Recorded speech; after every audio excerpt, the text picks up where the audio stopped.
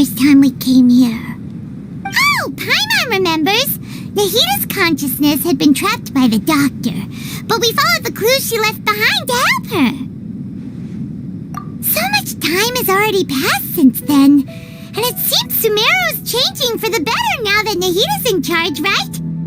Paimon just hopes this peace will last a long time, and then Nahita won't have any more new problems to deal with.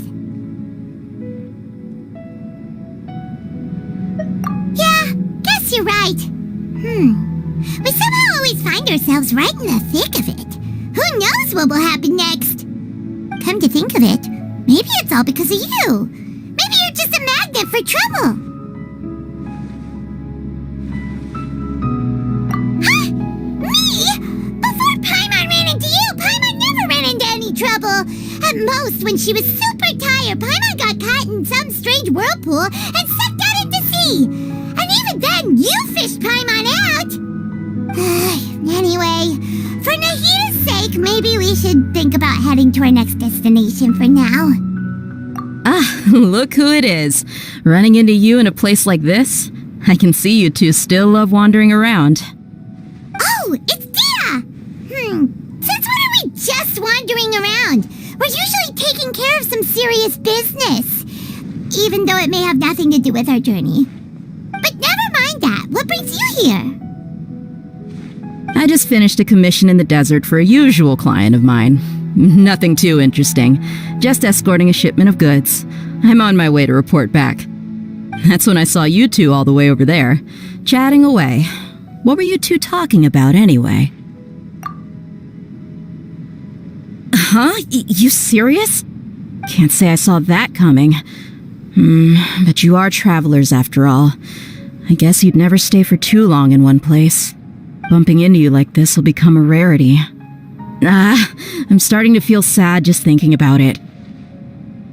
Hey, how about I gather a few mercs to escort you two? What do you say? Thanks, but no need. Oh, Paimon had no clue you'd miss us so much.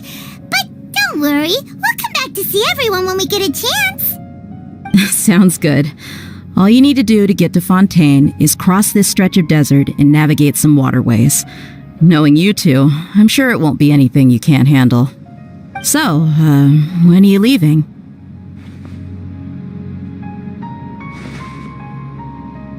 Oh, wait a sec. Paimon just remembered there are still a few dishes in Sumeru that Paimon hasn't tried yet. Now, where's that list Paimon made?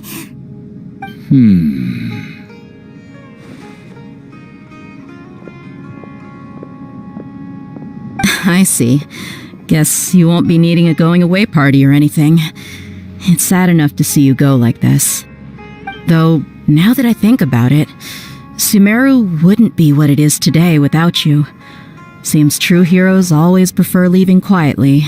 By the way, should we go say bye to Nahita? Oh, good point. Then there's no need to bother her in the real world. Then, I guess this is goodbye for now, Traveler and Paimon. Whether as a client or a friend, you're always welcome to come find me. Goodbye, Dia. Bye-bye, Sumeru.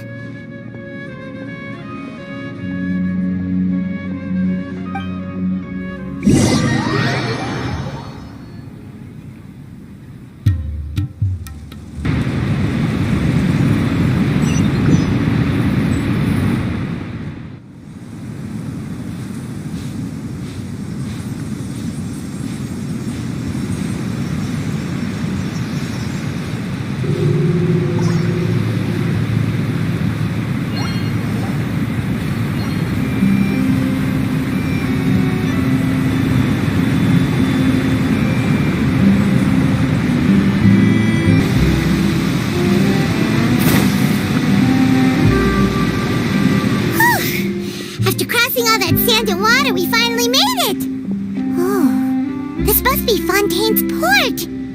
Wow! Everything looks so advanced in Fontaine! Paimon's heard that the industry here is extremely developed, and there are all kinds of unusual machines! Just seeing the sights as a tourist is nice, but maybe it would be better if we found something to do. What do you think? Good idea! Nahida gave us loads of useful information. Seeking out the Seven is probably still our best source for information at this point. Yeah, the more we can learn, the better. So, what do you think the Hydro Archon's like? Will we get along? Nahida said that she has a very unique personality, whatever that means. To learn about a nation's god, start with the nation's people. There seems to be some locals talking over there. Let's go see if we can join the party.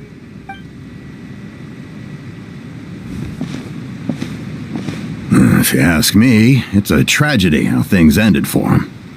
Clearly, he was a pretty decent person. Yeah, I didn't expect that kind of ending for him. I thought he would at least fight on a little longer for his family. I was expecting a sudden plot twist, but it's a pity that it never happened. Still, his story is quite the tearjerker.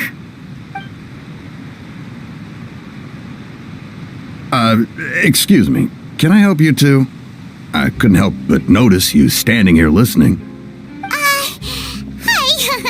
We're travelers new to Fontaine, and we had something we wanted to ask, but you seemed to be really busy talking about some kind of play, so we didn't want to interrupt. Play? Oh, no. We're talking about something that really happened. In fact, it's a case that was just heard a few days ago. Really? Like, a real trial? But the way you were talking about it and the words you used just now made it sound like some kind of story. Well, good tales are often based on true stories, aren't they? And what you see in reality may also be someone deliberately putting on an act while harboring ulterior motives. Whether something is true or not simply isn't that important. The main thing is whether the story being acted out on the stage is splendid enough. Oh, but it looks like you're not from around here. You probably don't know that the Fontaine Court of Justice is called the Opera Epiclese, or more commonly known as just the Opera House. But, shouldn't court cases be treated a little more seriously than that? Not to question Fontaine's way of doing things, it's just that putting someone on trial is usually a very serious thing. No worries. Other visitors to Fontaine have wondered the same thing. You could say that we just don't want to waste the moving stories behind those cases. And as for your worries about whether the cases are treated with due reverence, we have the absolutely just and honorable Chief Justice Neuvillette, as well as the Oratrice Mécanique d'Analyse Cardinal, a machine created by the Archon. Between the machine and the Chief Justice, false charges and injustice are a thing of the past now. Oratrice? Is it some kind of machine, too? Oh, Paimon's curious. We should check it out if we get the chance. Wait, Paimon almost forgot to ask you our question. Do you know what we should do if we want to meet the Hydro Archon? Oh, that's easy. Just go to the Opera House. Lady Farina practically lives there. You could definitely say it's her biggest passion. I think what they mean is that they wish to speak with the Archon personally. In that case, I'm afraid it's going to be a tad more difficult. You'll have to make an appointment well in advance, and it'll depend on whether or not she has any time slots available. Huh. Is the Hydro Archon super busy taking care of official stuff? Wait, didn't you say that she's always at the Opera House? No. Lady Farina seldom takes an interest with the nation's affairs. The reason it's difficult to make an appointment is simply because she's incredibly popular. That's right. After all, she is the Archon. Though she may tend to get a little dramatic from time to time, people can't get enough of her. Huh. First time Paimon's ever heard of an Archon being described that way before. Wait! Paimon gets now! The Hydro Archon is kinda like a big celebrity here, right? Yeah, I suppose you could say that. Perhaps you could even say our mascot. Hang on. This is still Fontaine's Archon you're talking about.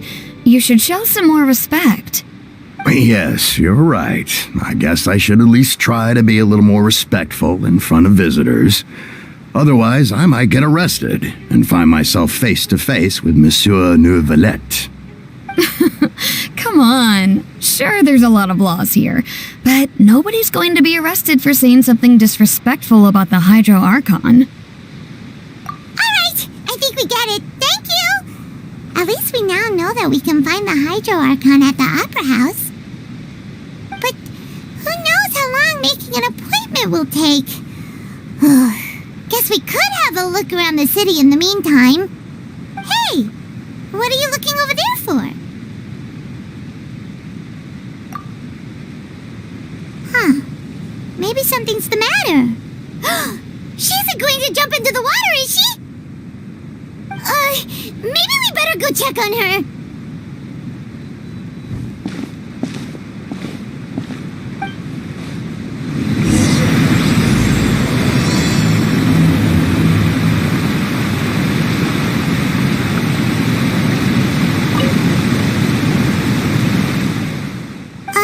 Hello there. Excuse me. Are you alright? Huh? I'm fine. Thanks. Oh, okay then. We just noticed that you seem to be worried about something. About many things, actually. But there's nothing I can do but just keep my troubles to myself. I was just reminiscing about a place my brother and I would play when we were kids. It was just atop that hill over there. See? You're pointing at the sea. Wait, are you saying that you and your brother lived in the water?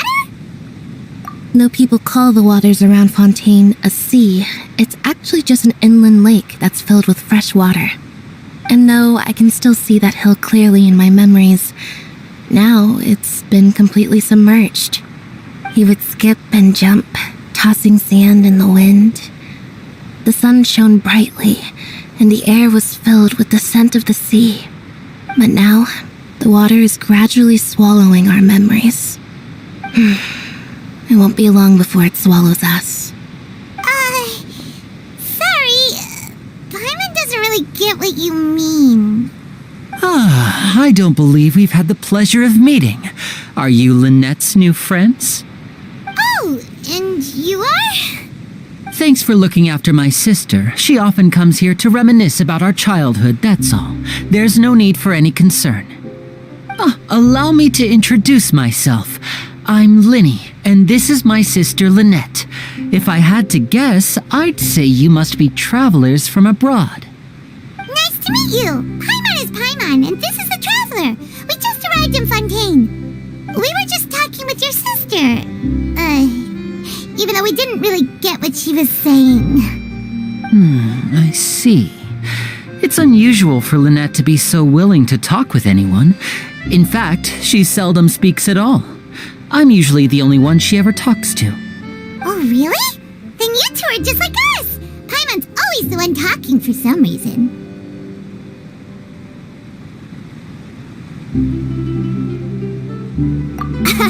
So that's how you think it is? I also think my brother can be too talkative at times. Seems you were right, Paimon. We are quite similar.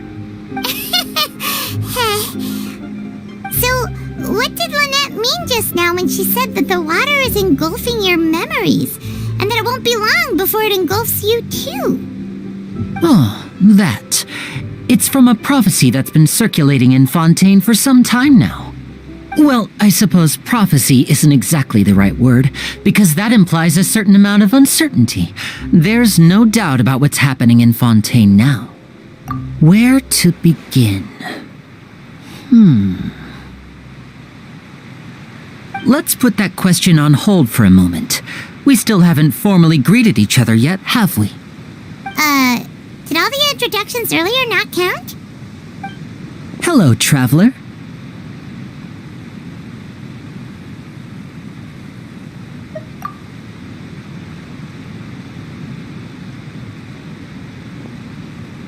And hello, Paimon. Hey!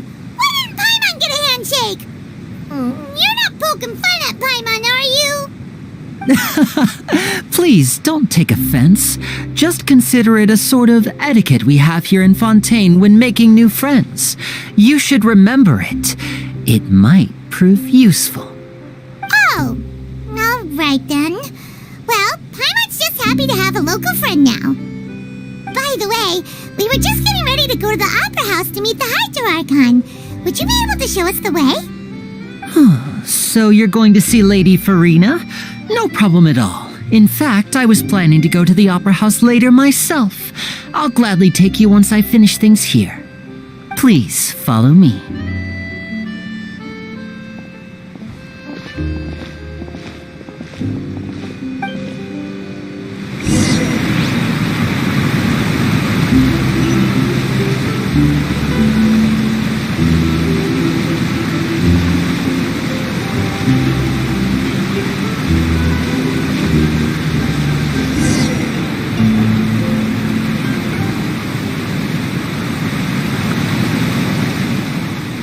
You said you were going to see Lady Farina?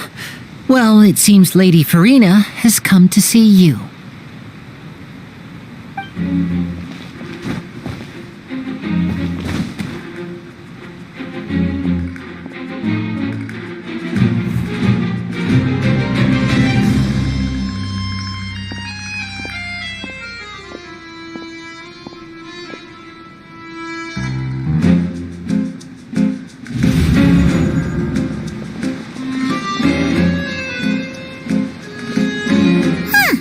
So, she's the Hydro Archon? But how did she know we were looking for her?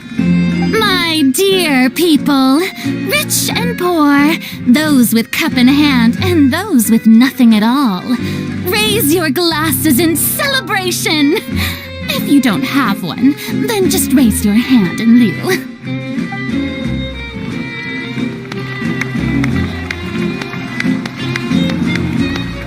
As you can all see, two unfamiliar travelers have arrived in our nation. Come, let us make a toast in honor of this traveler and her companion who have journeyed here from distant lands.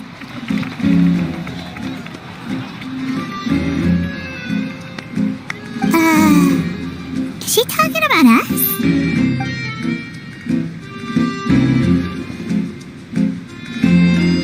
I've long heard of the turmoil and chaos you've left in your wake as you visited other nations, but I welcome you nevertheless.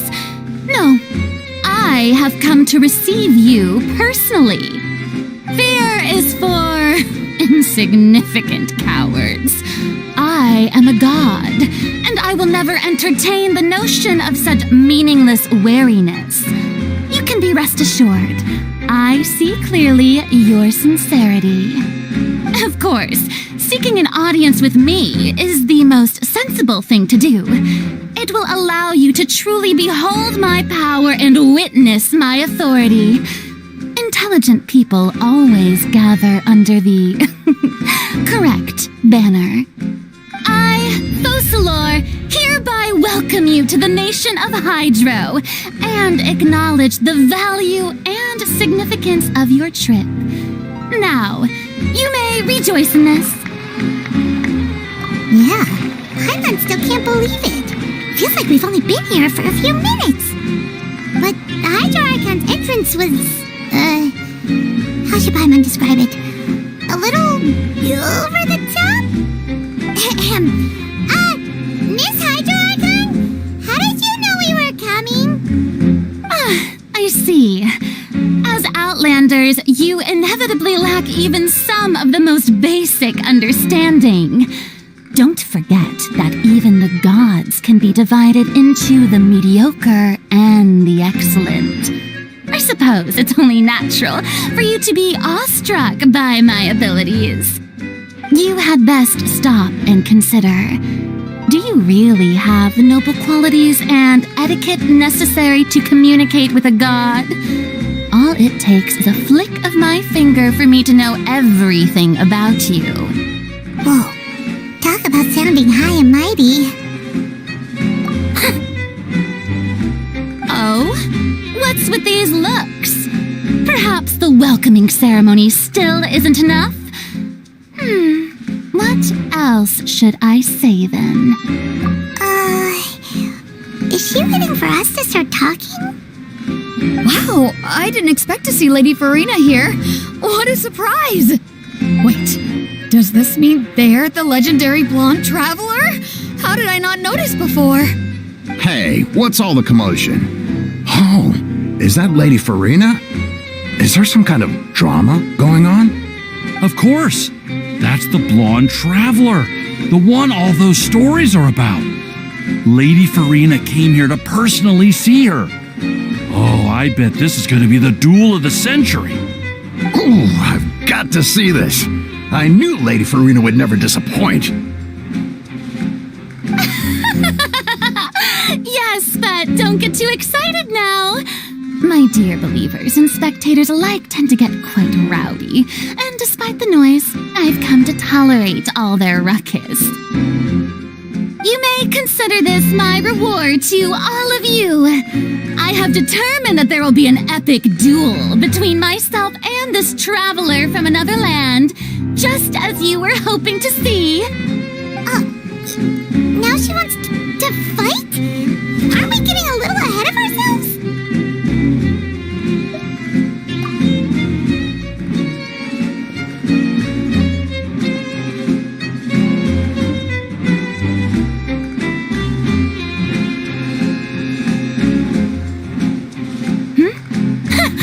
Are you not afraid?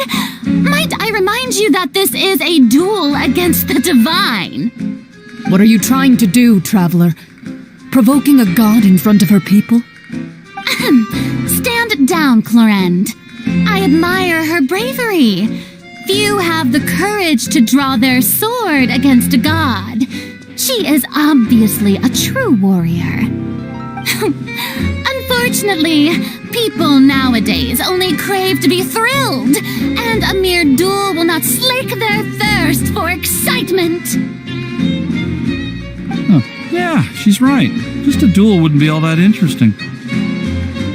On Araneus, criminals are always requesting duels to defend their honor. They're getting a bit old, to tell the truth. You see. Then, as the god of justice, I shall face this traveler in another kind of duel. A duel in court! Whoa, all right! Now that'll be worth seeing! Right. This is Fontaine, after all. It's such a grand opera house, it would be a pity not to use it. Why do you care so much about the crowd's reactions? Seems you've spent a little too much time in the opera house. Besides, how exactly do you plan to have a duel in court? You mean you're going to put us on trial? Oh, we have reason to put you on trial. It's obvious, isn't it? According to Fontaine law, no one is permitted to release any flying objects within Fontaine city limits during the first 3 days of each month. You are clearly guilty of violating this law, no? Oh, so that's what they've done wrong. That's our Lady Farina. No one knows the laws of Fontaine like she does. You call that obvious?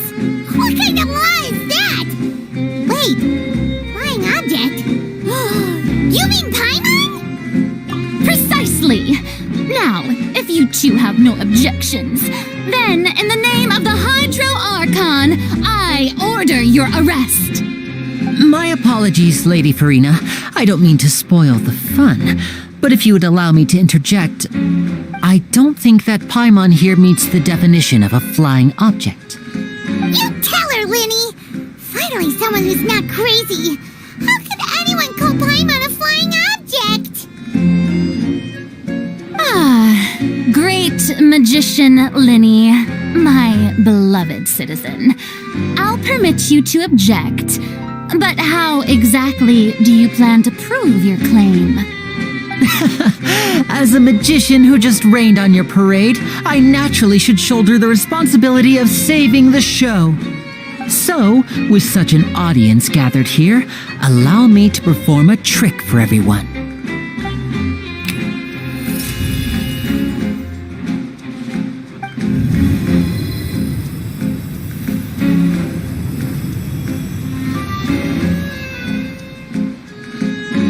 Ta-da!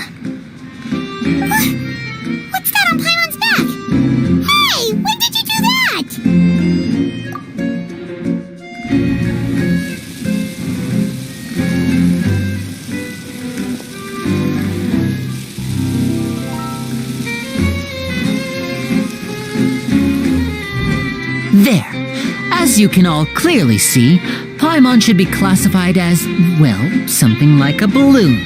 This rope has been in the traveler's hand all along. It was just that no one could see it before. Huh? You call that magic? You've got to be joking.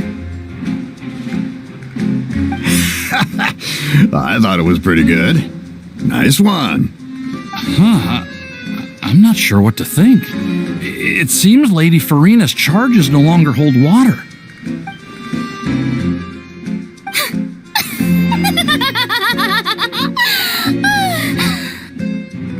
Amusing. Very amusing, Linny. Just the sort of unexpected twist that I enjoy. With you here, today's performance can finally be called complete. Performance? You see all this as a performance?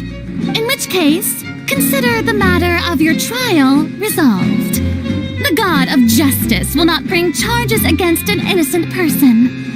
But when there are valid grounds, I will not only judge travelers from abroad, but even the gods of other lands.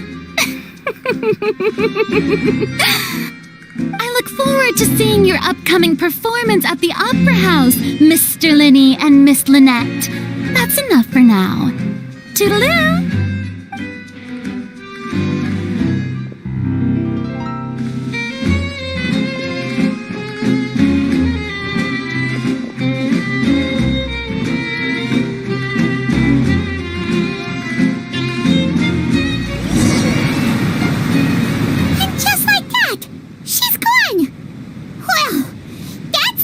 Unpredictable Archon Paimon's ever seen. We never even had a chance to ask her anything.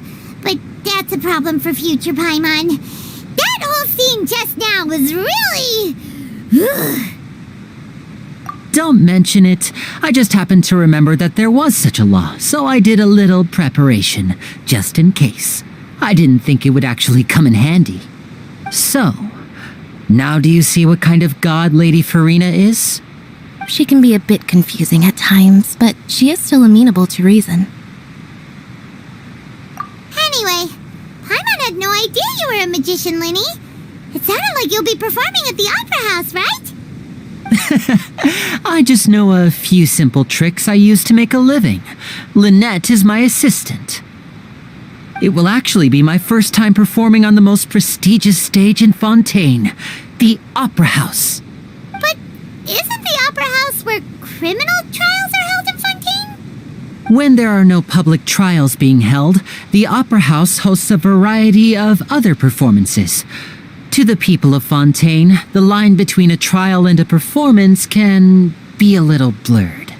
And speaking of performances, I would be remiss to forego this opportunity gifted by fate. Might I invite the two of you to see my performance? My brother's always excited to make new friends. Oh, sure. We don't really have anything to do now, and we wanted to go to the Opera House anyway. Splendid. In that case, why don't we go together? I'll show you the way. I just have something to take care of first. You really mean it? Then I'll take you up on your offer. This is a magical item known as a magic pocket. Perhaps you can help me distribute them to the people here. Huh? What are they going to use it for? About that... You asked me before about the prophecy, right? Let me start by telling you a little more about what it entails. I'm not sure exactly when it began, but a prophecy has been circulating around Fontaine. It says that every person in Fontaine is born with sin. No matter how the nation of justice holds trial after trial, this sin cannot be absolved. Until one day, the water levels in Fontaine will rise, and the sinful people will slowly be drowned. In the end, the people will all be dissolved into the waters, and only the Hydro Archon will remain, weeping on her throne. Only then will the sins of the people of Fontaine be washed away. That sounds pretty gloomy. Why are people in Fontaine born with sin? What is that supposed to mean? There are lots of guesses. Some say that the ancestors of Fontaine stole the power of the seas and stirred its wrath. Others say that the people of Fontaine never heeded the first Hydro Archon's warnings and offended Celestia. But here in Fontaine, evidence is what matters. There hasn't been concrete evidence for any of these claims, so they can only be regarded as conjecture. If even the people in Fontaine don't know what sin they committed, wouldn't it be better just to ignore the prophecy completely? Why bother feeling guilty all the time? That's exactly what the people did at first. But in the last few years, the water levels in Fontaine have actually started rising. Many places have already been completely submerged, and now lie beneath the sea. Many people carry on with their lives as before and shrug it off as a natural phenomenon. But my family and I think that the people of Fontaine shouldn't ignore the possibility, which would end up sentencing them to death. We hope that at least the people who reside near the waterfront can move away before it's too late, so we've started distributing magic pockets to them. As a magical item, these magic pockets have astonishing capacity. I'm sure they will come in handy when people are moving their belongings. Oh, Paimon gets it! It's like preparing for a rainy day! But Perhaps only absolute power could ever contend with such a catastrophe. But who knows? We're just tiny specks in the grand scheme of things. Now, if you'd like to help, then please give these magic pockets to anyone nearby. Be sure to convince them to take it, regardless of what they say.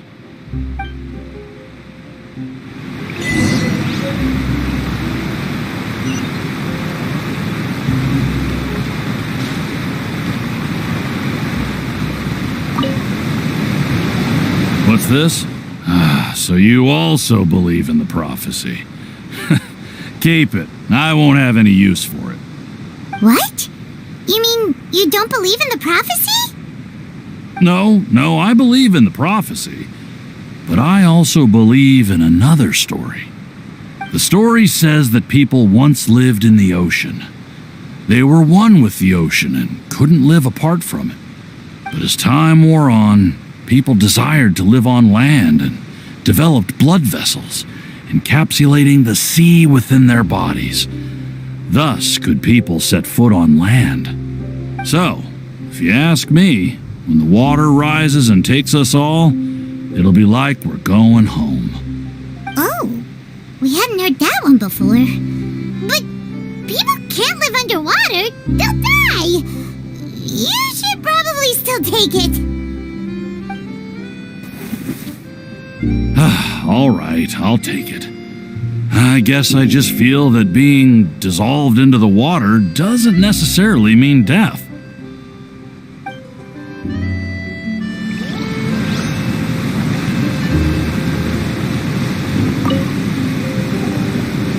So you're the blonde traveler that everyone's been talking about. My apologies for not recognizing you earlier. Oh, a magic pocket? Seems you really thought of everything. I guess it's better to prepare for the worst and hope for the best. Thanks. Please, also thank the magician on my behalf when you get the chance.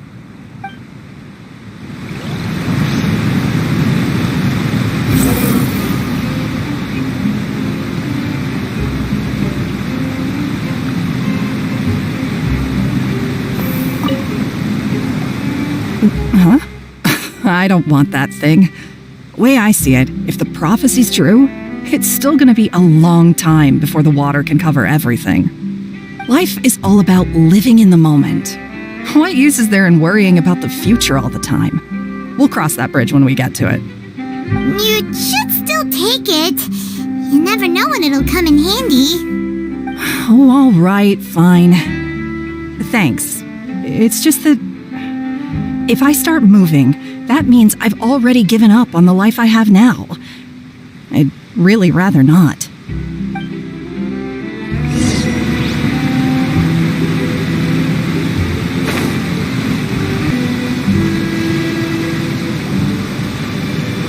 Oh, you already handed out all of the magic pockets? That was fast. So, what did people have to say? I bet you heard some, interesting opinions. Yes, but that will change once disaster strikes. I know they'll change their minds, so it's only right to help them prepare. Is there anything else you need to do before we leave? Yes, one last thing. I have the magic pockets made by a workshop in the court of Fontaine. Since we're out and about, I was thinking about bringing him some more materials. So, you want to collect materials? Just tell us what the materials look like and we'll help. Many hands make light work. Oh, that would be much appreciated. We'll need some romaritime flowers. I remember seeing them near the waterfront on the east side of the harbor.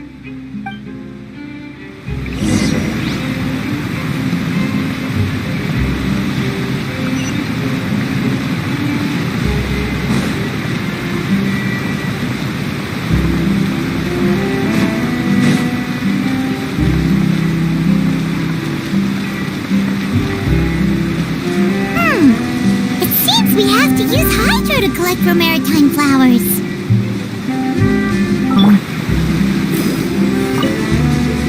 Go, Barbara, go!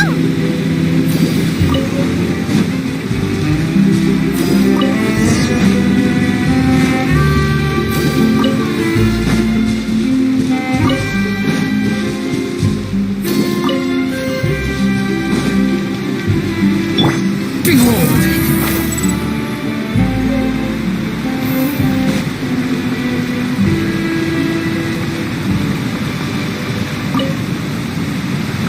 You made quick work of that. I can tell you're an experienced traveler.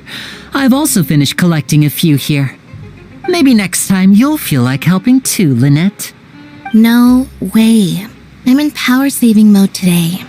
Otherwise, I fear I may not have any energy left for the performance at the Opera House. Fine. Though the performance is still a long way off.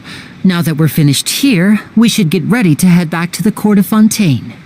So, we're going to the court of Fontaine before we head to the Opera House? Good. Paimon wants a tour of Fontaine's largest city and try...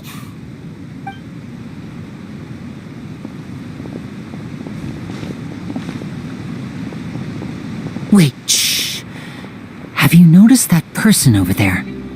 The young girl. Huh? What's wrong with her? Paimon didn't notice anything. She's obviously a thief. Magicians and thieves practice similar methods. We divert attention, and a distracted audience is one that won't discover what you're really doing. Watch her movements carefully.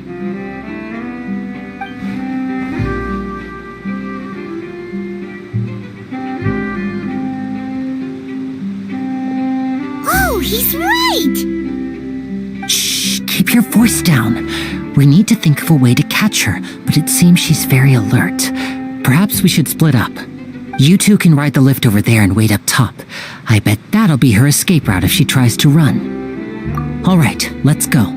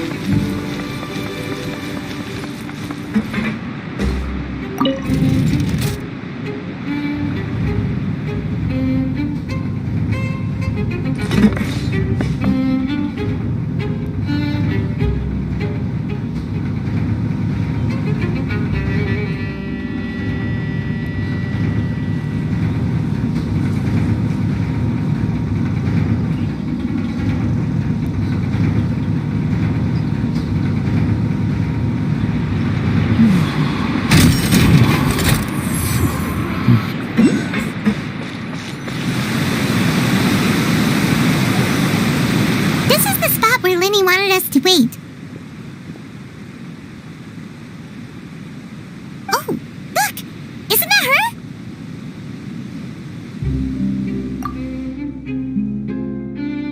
Oh no! Did she notice us?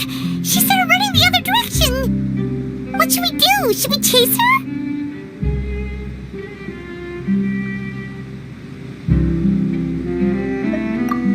You're right. She might also be trying to lure us away.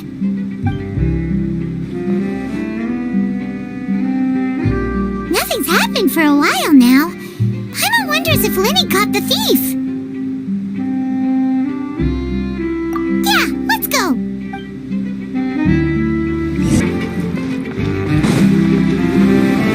Are you sure that's all she took? You should check to make sure you're not missing anything else. No, that was all. Oh, I can't thank you enough. I didn't notice a thing earlier. Anyway, I should be going now. Thanks again. Oh, were you returning what the thief had stolen? That's right. Pity I wasn't able to catch her. She distracted me by dropping the thing she stole on the ground.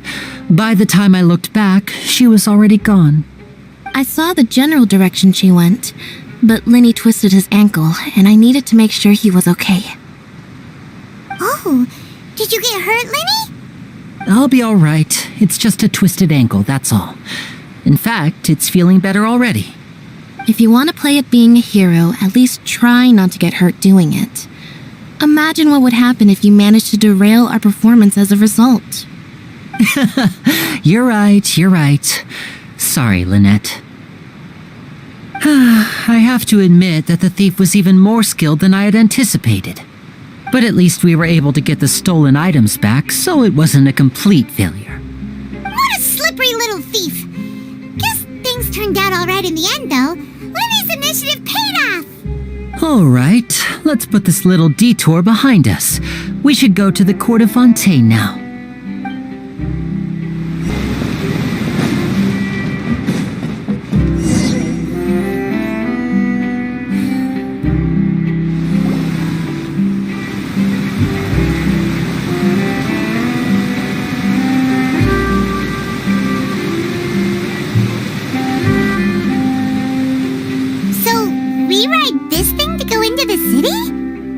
Ingenious way to get around!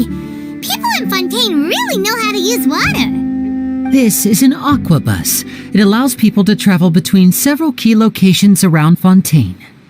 It's pretty convenient, but the ride can become a little dull after a while. The scenery is always the same. That's why it's better to travel with friends.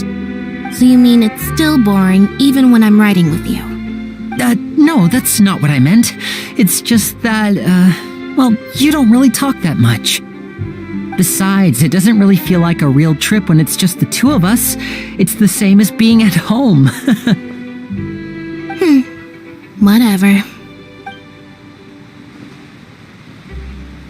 Guess that's what it's like to be an older brother.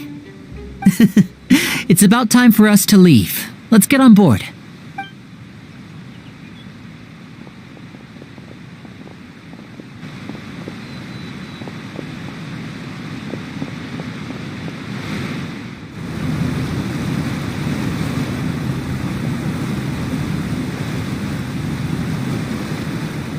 Oh, excuse me! Aren't you the great magician Linny and his assistant Lynette? Hello. I don't believe we've...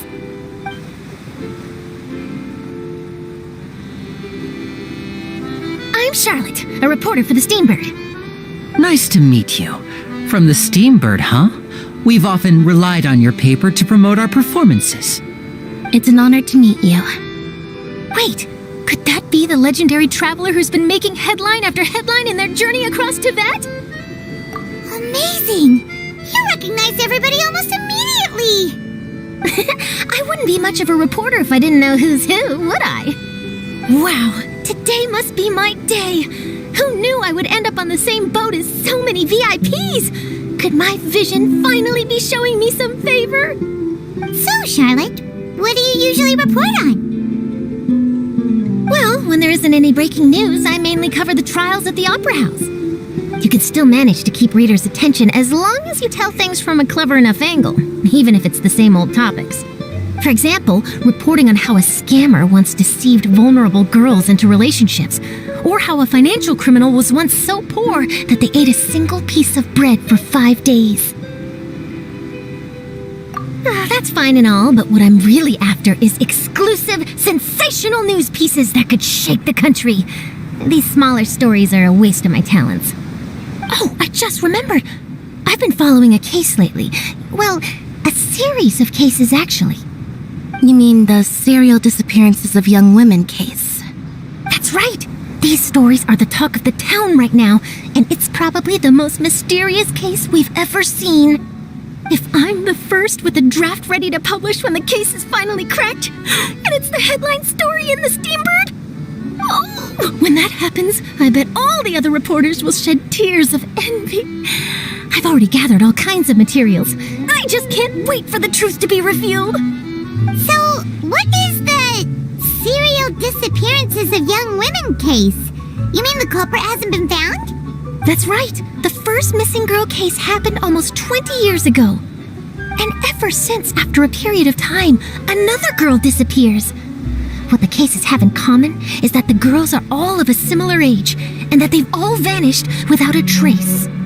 But the scariest part is that to this day, none of the girls have ever been found. Many suspects have been arrested over the years in connection with this case, but shortly after each arrest, another disappearance would always happen. Yes, it's possible. But either way, I believe that every case has some precise truth behind it, waiting to be exposed. Yes, I agree. And at the very least, the family of those missing girls deserves some sort of explanation. I just imagined for a second what I would do if Lynette were to suddenly disappear. I'd pay any price to get her back, and then find a way to track down the culprit. Please don't imagine that, Linny.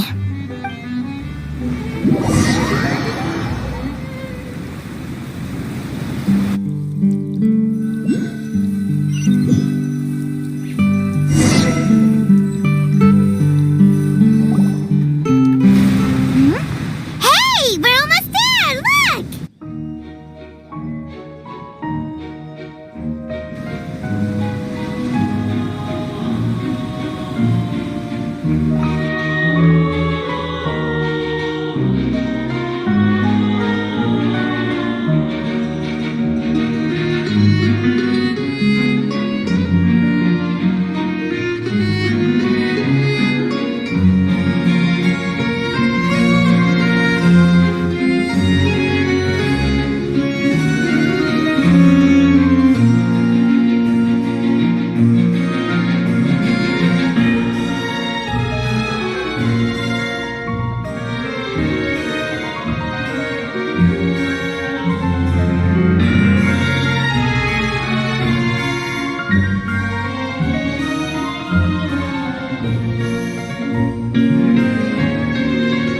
Look!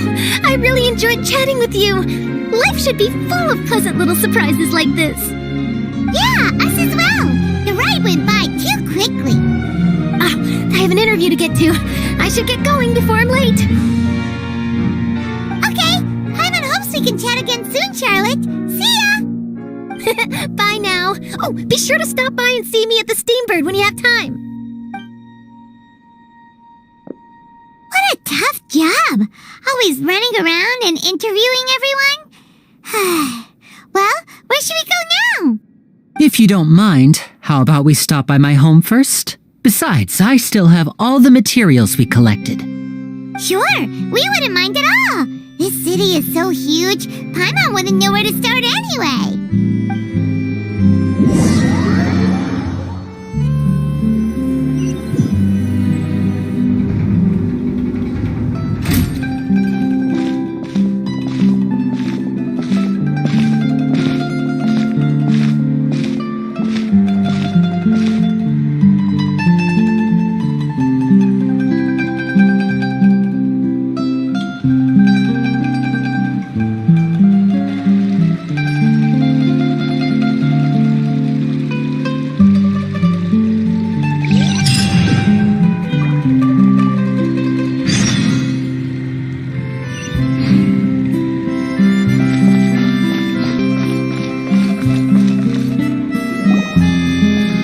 This is our current abode.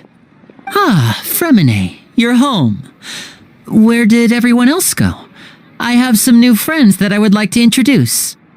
Oh, they all just went out a moment ago. I see.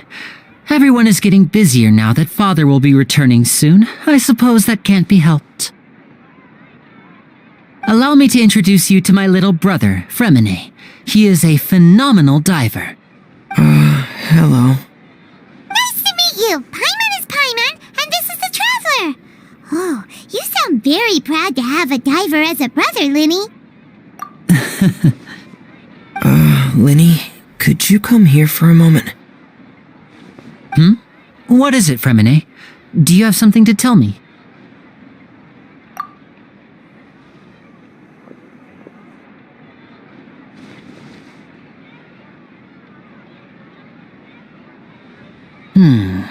Okay, I see.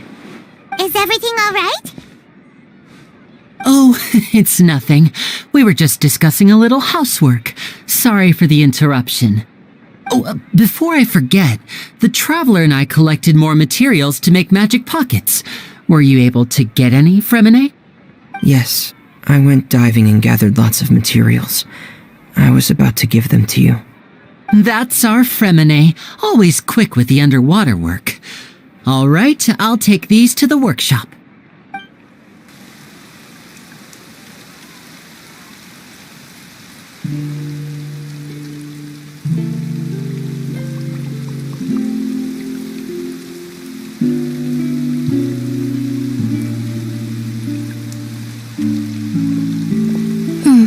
Looks like rain. Oh, you're right. But wasn't it clear and sunny just a moment ago? Fontaine's weather sure is weird. I'm afraid that's just how it is here. It often rains on days where there are trials being held in the Opera House, but don't worry, it'll clear up soon enough.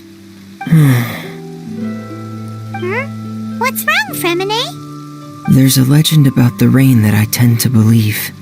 It's said that a dragon of water once resided in Fontaine. Though we don't know where the dragon went, every time it weeps, the skies will cloud up and pour out rain. When I was a child, my mother told me that if I wanted to go outside and play, I should yell toward the sky at the top of my lungs. Hydro Dragon! Hydro Dragon! Don't cry! If it's an elemental dragon, then having the power to make it rain wouldn't be very unusual. Let Paimon try something. Hydro Dragon, don't cry!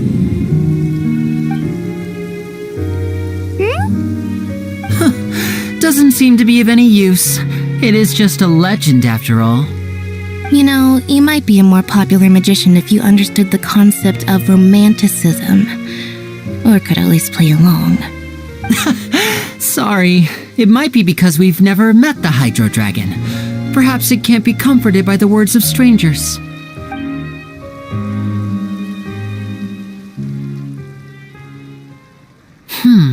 It rained for longer than I suspected. Oh, it's already getting late.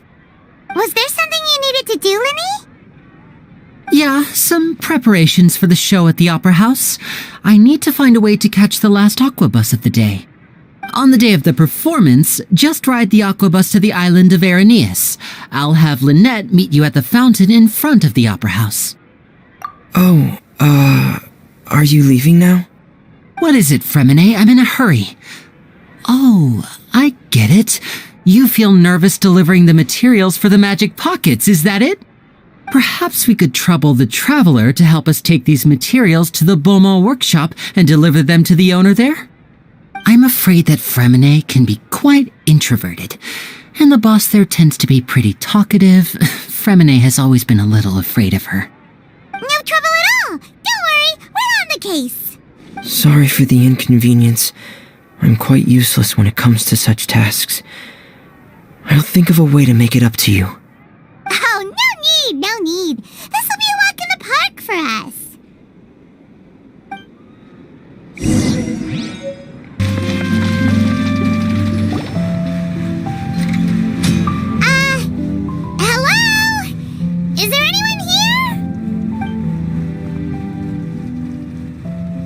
there. New customers? Looking to buy, or do you need something made? Or perhaps you're just looking for a chat with me. Oh no, we're just here to deliver some materials. Here they are. They're for making... what were they called again? Ah, these must be for magic pockets. I could tell right away. I've already made several orders worth now. No need. They've already prepaid several batches worth. When they told me what they'd be using them for, I even offered them a discount. But they insisted on paying the full amount, saying that I had a business to run. It seems both their hearts and their pockets are made of gold. Whoa! So, is Linny actually loaded? I can't say for sure, but who knows? Maybe there's good money to be made being a magician in Fontaine. Hey! Is this machine what you use to make stuff here? It looks really advanced. Why use your hands when a machine can do the work? It would be a waste not to use the latest technology, and wasting is a kind of crime. But where does a big machine like that get its power from? Well, it's a little complicated. I'm not sure I can put it in layman's terms for you. But basically, everything we usually use here in the city is powered by indemnitium. It's a type of energy that's produced from trials. Huh? How can trials produce energy? Well, I'm not completely sure of all the details myself, but basically, when a trial is in session, the Oratrice Mécanique d'Analyse Cardinale harvests people's belief in justice and converts it into energy to be used all around Fontaine. So that's what its other function is? Paimon heard that the Oratrice was created by the Archon to make judgments. But Paimon still doesn't get it. How could something unreliable like people's beliefs be turned into a stable power source for these machines? Oh, yeah! So that means the Hydro Archon relies on the machine to take the energy created by belief and turn it into power for all of Fontaine, right? Even though I've never heard anyone really put it that way before, it sounds like it makes sense. Besides indemnitium, we have another type of energy called pneumosia. It isn't produced by the power of the Archon, but it is unstable by nature. Even now, it still cannot be widely used by civilians. I thought I'd find you hard at work, but here you are chatting the day away. Since you're already talking, I'm sure you wouldn't mind a few words with me.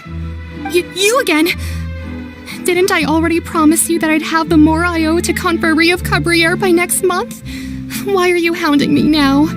Yeah, but how do we know that you won't go running off by the end of this month? I want 50% today. Wait, no, 70%.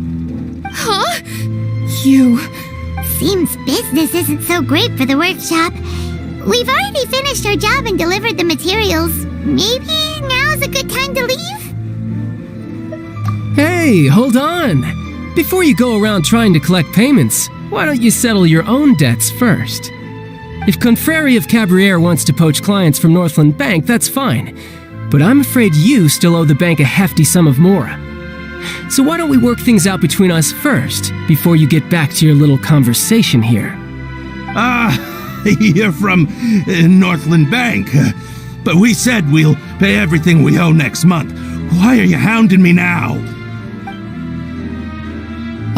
Traveler, Paimon! I didn't think I'd run into you here in Fontaine. What are the chances? We're surprised to see you too! What are you doing here in Fontaine? You didn't want to stay in Snezhnaya? Long story short, I've already been in Fontaine for some time now, and honestly, things have been pretty boring. But it seems that fate brought our paths together today. Not only will I have some good friends here now, but ones who always seem to find trouble. Either way you look at it, it seems things are going to get a lot more interesting now. Pretty sure we'd want to avoid anything that you'd find interesting. Besides, our trip here has gone pretty well so far, right, Traveler? Hey, you, Northland Bank boy. Aren't you forgetting something? Don't interrupt. It's not often I run into the Traveler like this. Why don't you wait for me over there for a while? You kidding? Aren't you the one looking for us? You really expect us to sit and twiddle our thumbs while you catch up with your friends? Listen to me, boy. If you want your Mora, fine. Why don't you come and take it? Hey, I just said not to interrupt. Oh, by the way, Traveler, the last time I took Tonya and Tusser ice fishing, Tusser said, "Hey, that's way over the line. All right, boys, let's see who has to pay up now." Can you at least let me finish one sentence? Fine. Though the bank told me not to get rough with our clients, you're the ones who started it. This is an act of self-defense. You two will have to be my witnesses, okay? I'm sure this won't take long.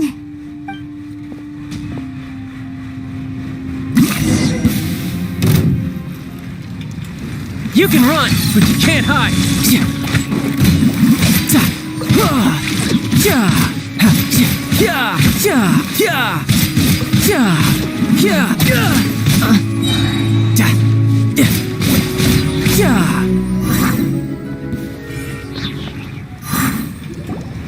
Oh, what's your deal, Brad? How are you so strong if you're just a staffer from Snezhnaya's Northland Bank?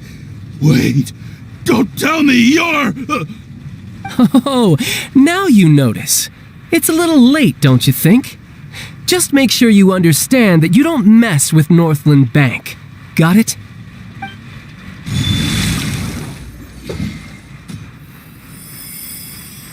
Huh? Now's my chance!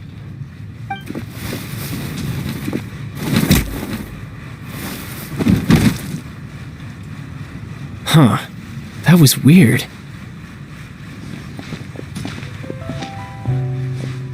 I'm not sure. It's as if I suddenly lost control of my hydro powers when I needed them. Maybe there's something wrong with my vision? Strange. How could that happen? First time Paimon's ever heard of someone losing control of their vision. Never mind. It doesn't matter. If I want to stay sharp, I shouldn't be relying too much on my vision anyway. Besides, I always have my delusion in case I need it. So what are you doing in Fontaine, child? I don't see its work for Northland Bank. Well, I guess it's because I've been in a bad mood lately. Huh? What kind of reason is that? Wait, since when do you feel down about anything? I don't know. Maybe I still have a lot to learn about myself. But recently, there seems to be some sort of restless power stirring inside of me. And I don't know why, but every now and then I feel like I'm in a terrible mood. Maybe you losing control of your vision just now is connected with that power you're feeling inside. That is a possibility. I can't remember if I ever mentioned it before, but when I was 14, I fell into some unknown abyss. It was during that time I learned nearly all of my abilities.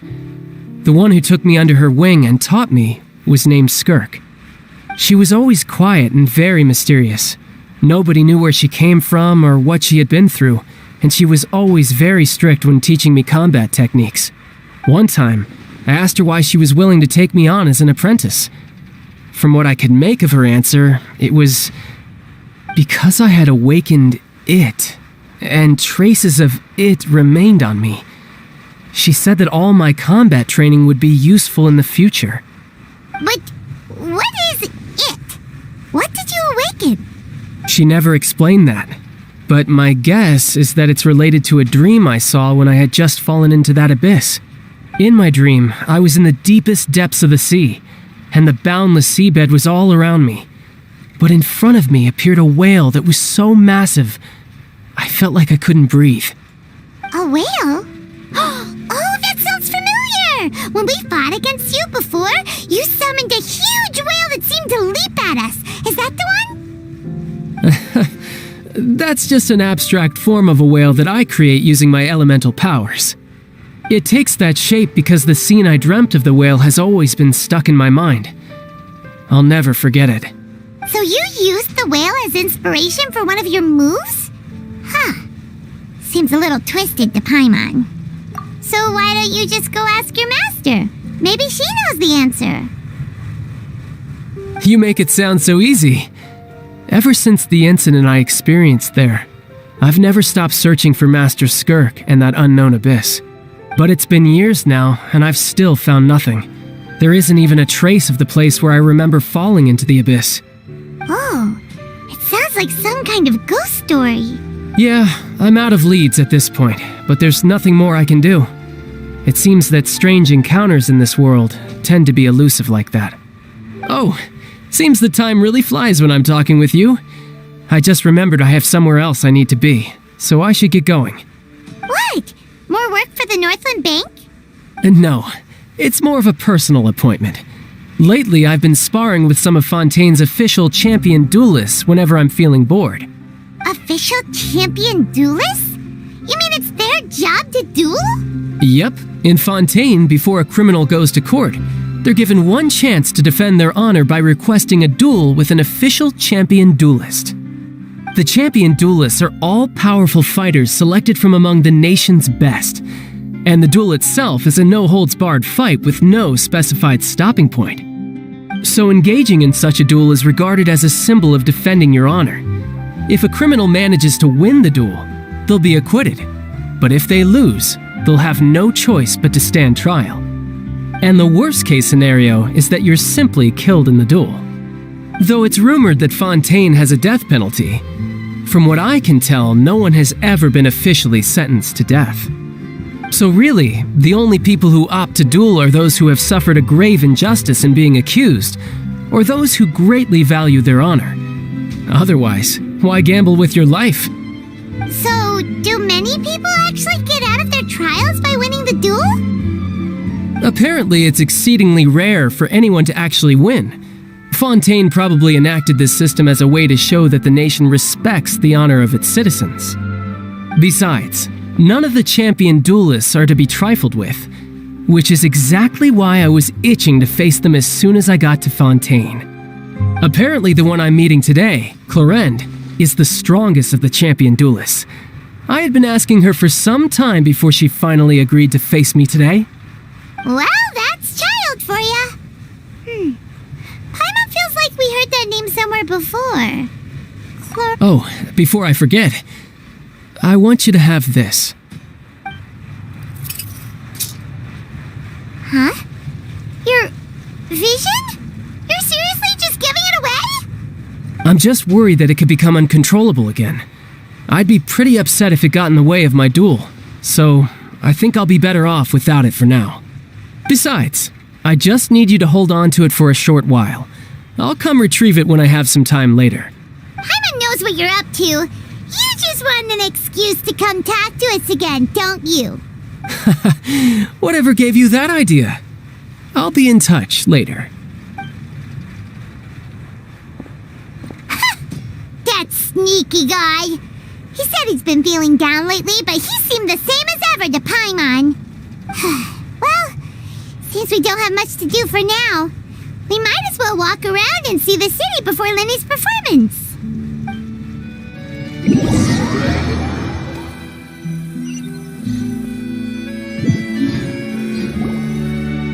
Wow! Who could have seen that coming? The reporter who was barely around for most of the story was the murderer all along! Sorry. Paimon was just surprised, that's all. Paimon never saw that twist coming. The murder mystery novels here are amazing. The whodunits here in Fontaine are a lot different than the light novels you see from Yai Publishing House. Both have their merits, but Paimon thinks this style of novels are more, well, novel. It's so exciting to reach the moment when the mystery is uncovered, especially in the one Paimon was just reading. You should buy a copy and read it too. Oh, sorry about that.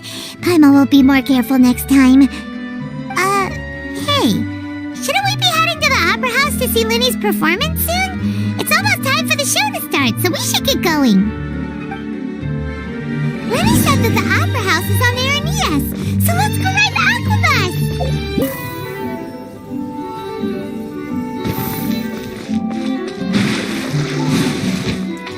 Quit following me.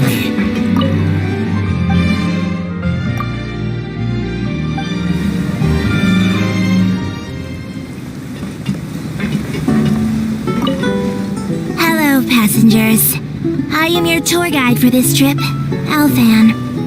We are now heading to Erinias. Many people are tried there and sent to the fortress of Meripede.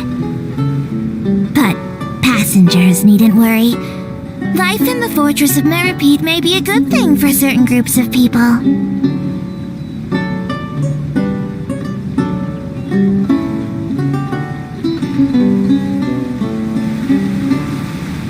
The construction of Clockwork Mecha has no restrictions outside of patent law. Other than the Fontaine Research Institute, many private workshops are engaged in researching and building all kinds of Clockwork Mecha. Some people will modify existing models, and other criminals will use Clockwork Mecha for theft, robbery, surveillance, and illegal exploration, among other activities. If you encounter such a situation, please report it to the nearest Maréchaussée personnel immediately.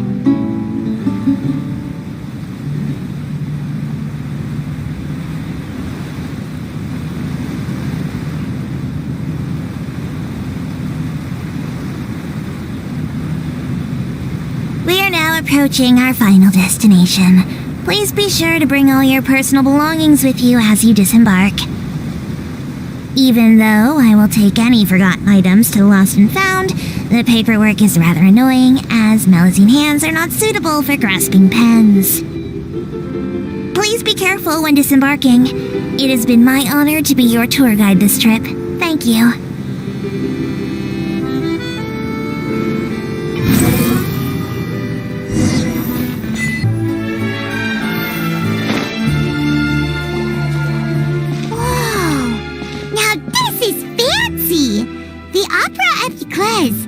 What a place to hold a performance! No wonder Linny and Lynette were looking forward to it. Huh. Looks like there's a lot of people standing around the fountain up ahead. Oh, Archon, please bless us with a bright and healthy child. We pray. I don't know why you always feel the need to ask so much. I'll be happy as long as our child is healthy and lives a peaceful life. I guess if they're our kid, then there's no doubt they'll turn out smart. Maybe this is one of the customs in Fontaine. There sure are a lot of couples here. Vache. What's wrong? Vache. Vache. No, Paimon didn't say anything. Are you hearing things?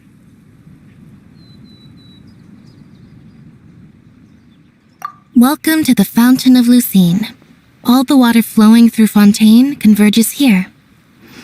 It's customary for newlyweds to come here and wish for children. Lynette!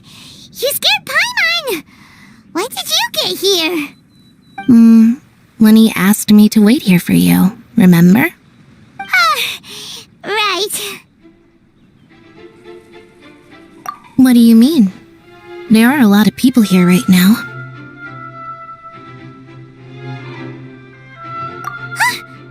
Hey, you're not trying to scare Paimon, are you?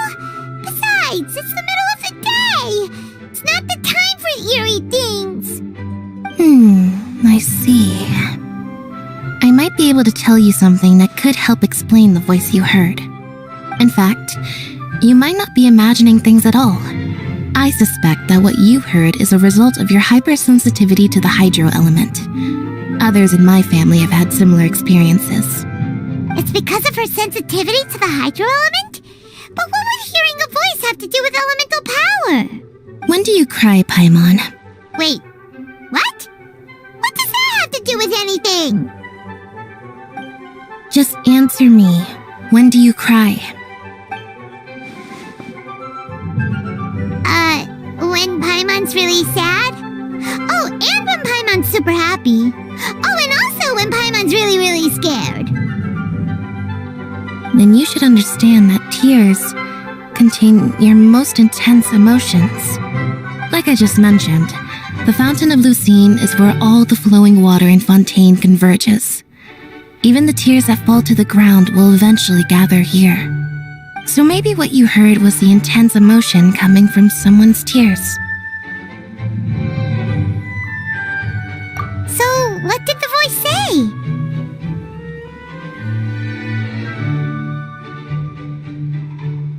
Huh. If you are hearing their emotions, then Paimon wonders what happened to them.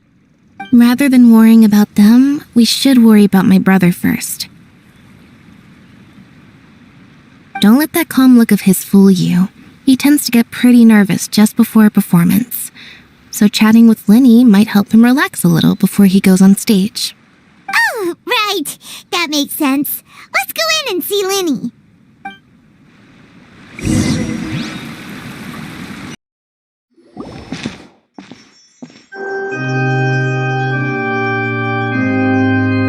Traveler and Paimon, good to see you. I knew you two would come. Are you kidding? We wouldn't miss it for the world. We've been looking forward to it.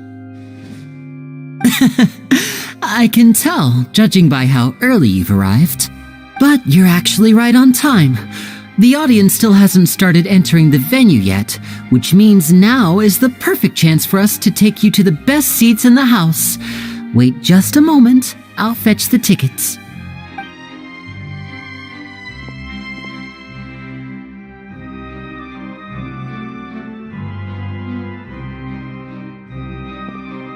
The Opera House has assigned seating, so you always have to make reservations. I've already reserved your seats, and here are your tickets. Ooh, front row seats! Thanks, Linny! Don't mention it. There's no need to keep thanking me. Hey, Linny! Could you come over here and take a look at this? Oh, I'll be right there.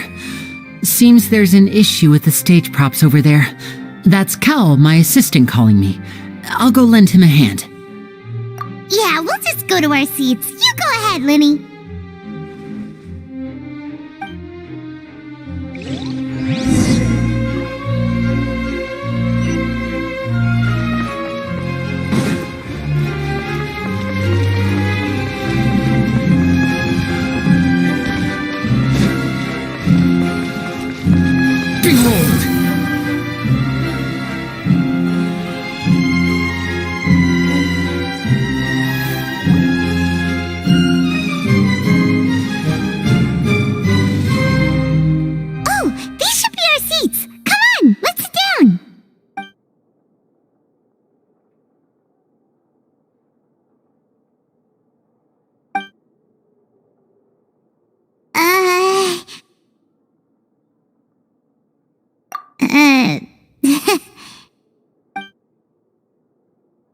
Hey, Traveler. Maybe we should strike up a conversation with the person next to us. Since we're sitting together and the rest of the place is practically empty still, it's kinda awkward if we don't say anything. You little... Of course you put this on Paimon. Excuse me, I did not realize you felt awkward. I am terribly sorry. I would be perfectly happy to chat with you if that is what you would like. Oh, so you heard all of that, did ya? Boy, you sure have good ears. Paimon thought she was keeping her voice down. Wait, that's not it. Paimon's sorry. Paimon's the one who was being rude, talking under her breath like that. So let's talk, but, what should we talk about? Oh, Paimon's got it. You're also here early and sitting in the front. Are you a friend of Linny's too? A friend, you say? Well, if Mr. Linny would like to be my friend, I would be more than happy to reciprocate. Oh, so you're not friends with Linny then? Oh, this is getting more awkward by the second. Paimon nearly forgot to make her introduction. Nice to meet you. Paimon is Paimon, and this is the Traveler. We just arrived in Fontaine. It is an honor to meet you two. I have heard of your deeds across Teyvat, and as required by proper etiquette, I will also introduce myself. I am... Oh, Monsieur Nervillet! What an honor it is to have you here to see my show! Ah, Mr. Linney. I should say it is in fact an honor for me to see your performance in person. Wait, Nervilette? Could he be... I saw you all chatting just now, but it seems you still don't know who Monsieur Nervilette is. Allow me to introduce you to Fontaine's Chief Justice. That seat is always reserved for him. It wouldn't be too much to say that he's the symbol of justice and honesty here in Fontaine. Ooh, sorry for being so rude just now. Paimon had no idea you were such an important person. No offense taken. Being Chief Justice is merely what I do for work. Nearly every person has their usual reserved seat, so I'm not so special, really. And by the way, I should probably let you know, even though I would prefer not to, there's someone sitting up there in the VIP seats that has been striking a pose for quite a while now. I believe she is trying to give you a most elegant and impressive first impression. So I think you should take notice of her sooner rather than later, otherwise she may become flustered.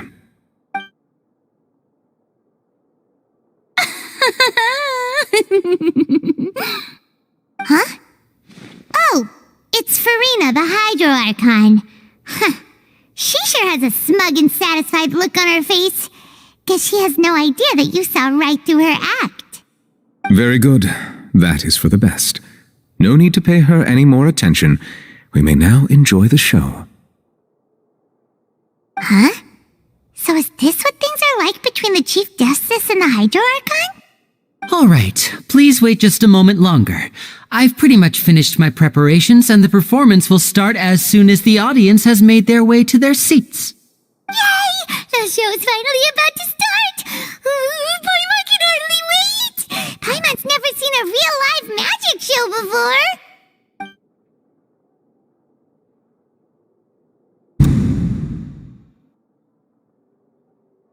Oh! They're dimming the lights! The show must be starting!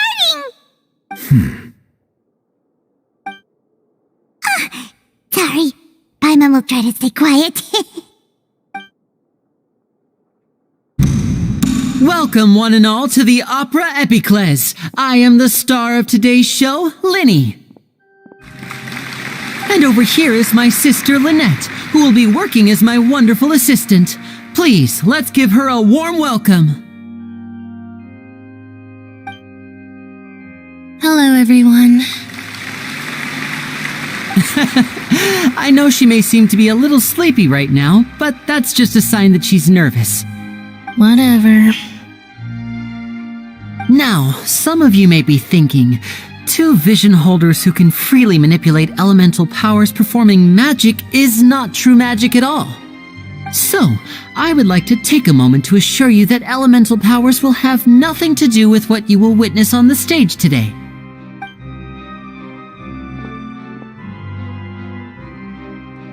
Both Lynette and myself have removed our visions for the show.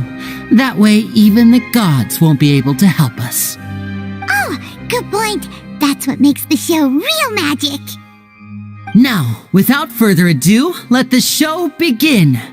Lynette will now exit the stage to make some preparations. I know you might miss her, but don't worry. She'll be coming right back on stage momentarily. Perhaps in an unexpected way. I'm sure she'll be stealing the spotlight soon enough. Oh, and before I forget, there's one more thing I should say. You never know what can happen in the blink of an eye. A magician's greatest skill is making things disappear or appear. The possibilities are endless.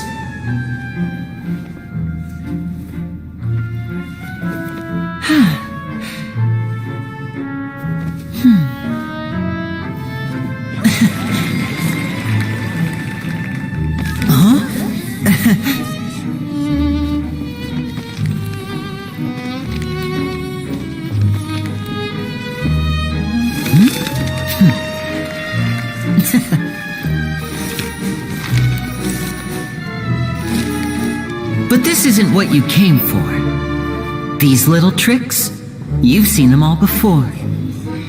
So it's time for something truly extraordinary, don't you think? This one's a little tricky.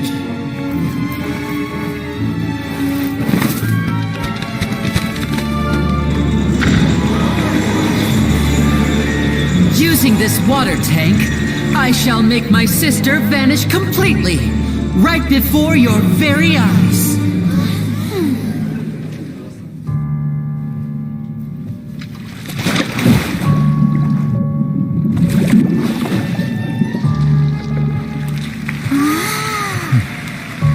It's actually quite simple. She'll just turn into air bubbles and float right out of the top.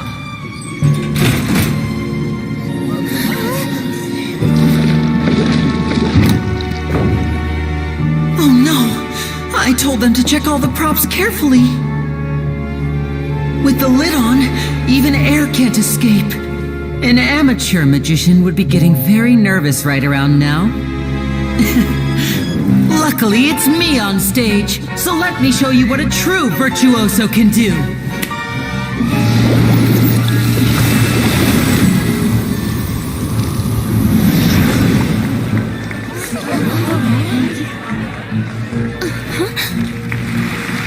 Lynette, are you still there?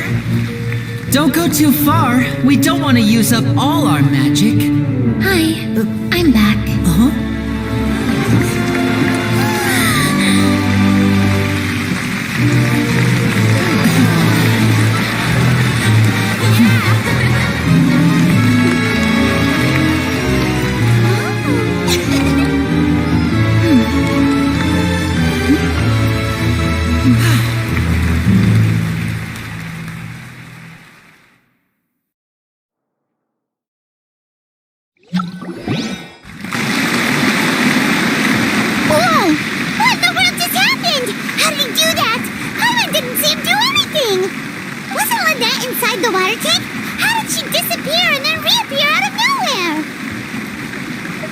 If we could see easily through his tricks, then that would mean that his skills are still lacking. To appreciate magic, you should focus on the show happening on stage, rather than getting caught up in trying to see that which has been intentionally hidden. Guess you're right. Paimon couldn't believe her eyes when Lynette reappeared. Amazing! Thank you everyone. I'm glad you enjoyed that performance. But our magical journey has only just begun. I've prepared even more astonishing surprises for everyone here. The magic of transformation and disappearance can go far beyond what you've just seen. I'm sure many of you are thinking that escaping the water tank was impressive enough, but Lynette is still my assistant after all. In which case, I have ample time to make all necessary preparations. So, for my next trick, I will require the participation of one lucky audience member. Please, if my assistants could bring out the magical boxes now. There are 2 boxes and only 2 boxes. One is here and one is there in the aisle among the audience. I'm sure many of our clever audience members have already guessed our next magic trick. A swap! Our lucky audience member and I will each enter a magic box. After 1 minute, we will each emerge from the opposite box. Now please, everyone pay very close attention to the box you see here. Don't give me any chance to make a move. Wow! How's he gonna do this? Hey, do you think this is all magic tricks, or does Lenny have actual superpowers? The lucky audience member will be generated by this random number selector. It selects numbers entirely at random. Even I don't know who will be chosen to participate. Now then, let's begin. Let me see. Oh, row 7, seat 3. Congratulations! You now have the chance to experience magic firsthand for an entire minute. Please, come forward. My assistant will take you beside the magic box. I'm sorry, it might be a little cramped inside, but no need to feel nervous. We've carefully arranged everything for you to be as comfortable as possible. You don't need to do anything, but no matter what strange things may happen, don't come out of the box. If the magic is interrupted, who knows where you might end up? You might even find yourself in the Fortress of Meripede. Oh, okay. All right. Before I enter the magic box, there is one more thing I need to ask the audience to do. Could you all give me a countdown? Like this. 60, 59, 58. Just keep counting down. You can go a little faster or slower if you like. I won't be able to see anything in the pitch black box, so I'll be relying on your voices to know when time is up. Oh, and no tricks now. If you quickly count from 60 in just 30 seconds, then I'll be in a tough spot.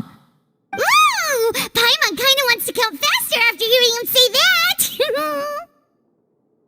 No, that won't do. I can see it in your eyes. You still can't be trusted. Let's practice together. Come on, repeat after me. 60, 59, 58. 60, 59, 58! That's right, perfect. Keep it going. All right, I'll see you all on the other side once you've finished counting. 54, 53, 52? Why aren't you counting, Nervalette? I am counting in my head. I think things are exciting enough in here as it is. Merely a consequence of my identity and personality. Do not worry about me. Just enjoy the show. Oh, all right. You look so serious that Paimon thought you might be feeling uncomfortable or something. 40, 39, 38! Mr. Linney, are you all right in there? Is everything ready? Yes, I'm fine. I'm just double-checking the direction of the magic. It would be a disaster if we get sent to the wrong places. For example, midair right above the audience. Even though he's saying that, Lenny doesn't seem nervous at all. What was that noise? Did you hear it too? Not sure. Anyway, it doesn't seem like anyone's worried about it. 25, 24, 23! What's wrong, Mr. Linney? I can still hear you moving in there. I seem to have accidentally knocked over a decoration. I'm trying to fix it, but it's pitch black in here. I can't tell left from right. Never mind the decorations. There's no time for that. The show is what's important. No, that's unacceptable. I want my show to be perfect. Don't worry, we still have 20 seconds. Hear them counting? 19, 18, 17! It seems things aren't quite going as planned. I apologize, everyone. It feels like you're all starting to count faster, but that's alright. I know it can be tiring to do such a long countdown. 10 seconds and change is still plenty of time. 10! Almost there now. Whew. Swapping two people is harder work than you might think. Even a master magician like me can't guarantee I'll get it right the first time. Hey, wait! Is this the back one? I can't tell. They both look the same inside. Huh? Nope, that's not it. I'll try again. 7! Hey, slow down! Honestly! 5! 4! 3! Whoops! That doesn't count! 0!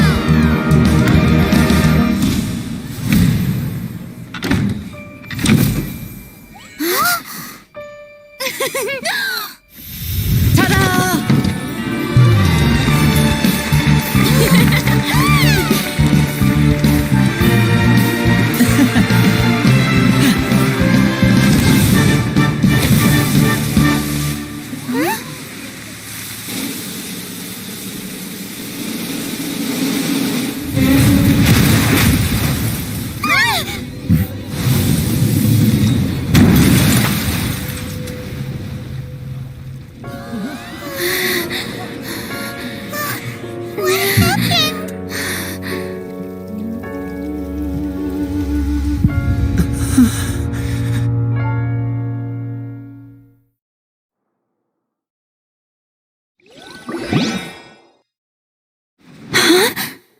Is this part of the show?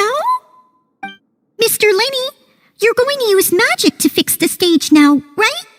What happened? Oh no. Maybe this isn't part of the show.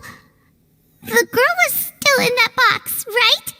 This performance is over. Medical staff with me. Guards, secure the scene and detain all the performers. Seal the exits. No one is allowed in or out at this time. Yes, that's right. If this was just an accident, then we must investigate the cause.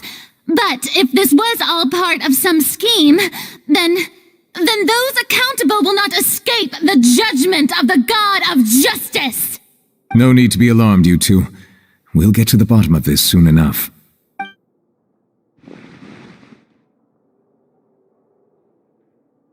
Unfortunately, the person who is in the magic box has been pronounced dead.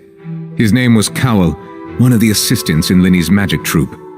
Apparently, the fireworks on stage ignited the ropes that were suspending the water tank, which then caused the tank to fall onto the stage. As of now, we are still not sure why we found Cowell in the box, rather than the guest from the audience. And after an initial search of the area, the guards have confirmed that the girl is nowhere to be found. It appears that this incident was not merely some mishap with the performance, and there are many indications that it is connected with the case of the serial disappearances of young women. The serial disappearances case? That's the case that Charlotte mentioned before. I know the truth. I can see through the whole thing. Really, using such a shallow and obvious mystery as his finale. Did he really underestimate us that badly? I say that our powerful magician, Mr. Linny, is now the prime suspect for the serial disappearances case. Huh? Why me? This whole thing was an accident. Oh, this all occurred during your magic show, did it not? The missing girl disappeared after being chosen, did she not? The deceased is one of your assistants, is he not? Now that I think about it, that whole speech about magicians making things disappear was nothing more than a provocation, a bald-faced challenge. That can't be right! How can Linny do this? He was in the box on the stage the entire time! We can even hear his voice!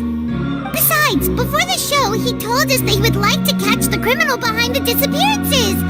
He couldn't possibly mean catching himself! Save discussion for a later time, please. Lady Farina, may I assume that your comments just now constitute an accusation against Mr. Linny and his associates, and that you are pressing charges? Huh? I just think that he... Well, I think it might be a little early to talk about formally pressing charges. But what Lady Farina said just now makes perfect sense. Looks like she's gonna personally deliver justice. A kidnapping and murder carried out under the cover of a magic show. Lady Farina said it all. I mean, of course, my dear people. But what excites me even more than the obvious truth before our eyes is the opponent I'll be facing. That's right. I mean you, Traveler. You'll support Linny, won't you? After all, he was the one who helped you the first time we met. Then there's no problem at all. You know, the Traveler and I already had a duel the first time we met. But with Linny's help, our little duel ended in a draw. But draws really are the most boring possible outcome. So, no more draws. Between the two of us, there must be a clear winner and loser. And what better place to hold such a riveting showdown and decide the true victor than here, on the grandest of stages, the Opera Epiclese? It wasn't a draw.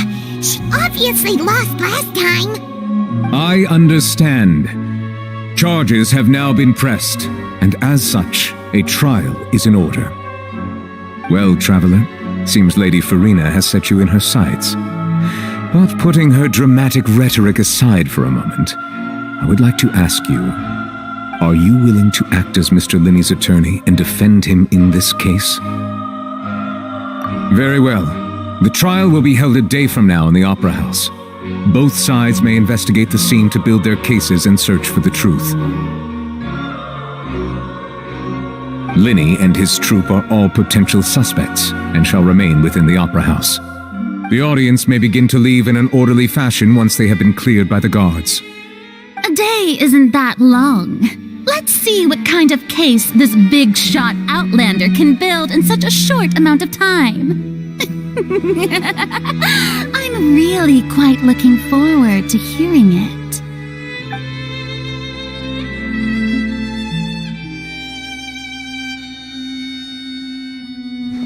Lenny! Sorry about everything that happened just now. Were you frightened? Of course! Who wouldn't be scared after witnessing an accident like that? Yeah, I'm a little shaken up myself. How could this happen? And poor Cal. I know you already claimed that you would defend me, but now it's just us talking. Tell me, do you think I could possibly be the murderer? Good to hear. Thank you so much for trusting me. I'm sure everyone sees me as the biggest suspect at this point. But if you ask me, the whole thing is mysteries layered upon mysteries, such that all that's left is confusion. I don't know whether what happened there on the stage was purely an accident or not, and I don't know why poor Cal was in the box. As for how that girl chosen from the audience could suddenly disappear, I'm afraid I don't have any answers either. If someone tampered with my performance, then we need to figure out what they did. Even a skilled and knowledgeable magician like myself couldn't pull all that off in just 1 minute. Which is precisely why we need to investigate! As this book says, the impossible could not have happened. Whatever happened must have been that which is possible. Paimon bought them when we were reading at the bookshop in the city earlier. Pretty cool, huh? Don't worry, Paimon used her own savings to buy them. It wasn't from our travel funds. I think they look cute on you, Paimon. You have good taste, Lynette! That's the right attitude. Feeling depressed isn't going to help me now. I need to get back to my normal self. But with the guards watching our every move, it's going to be especially difficult for Lynette and I to prove our own innocence. Good thing you agreed to be our attorneys. Thanks for that. We'll be counting on you. Yes, thank you so much. Yeah, just leave it to us. Oh, since we're going to start investigating, Paimon has a question first. Where did Lynette go during the performance? Oh, well, I'm afraid that would involve some of our essential trade secrets as magicians. The secrets behind our magic are past saving, Linny. I suppose you're right. The truth behind our tricks is going to be important evidence that will be weighted during the trial. 'Tis truly a pity. As a magician, our magic show is a work of art. We've poured countless hours and spared no effort in perfecting it. But if revealing our secrets will help you uncover the truth behind what happened, then it will be well worth it. We should go somewhere else if we're going to discuss our magic tricks. We'll go speak with the guards, and in the meantime, you can go investigate the stage and the seating areas. Alright, let's go have a look while the investigation teams are still here. Detective Paimon is on the case!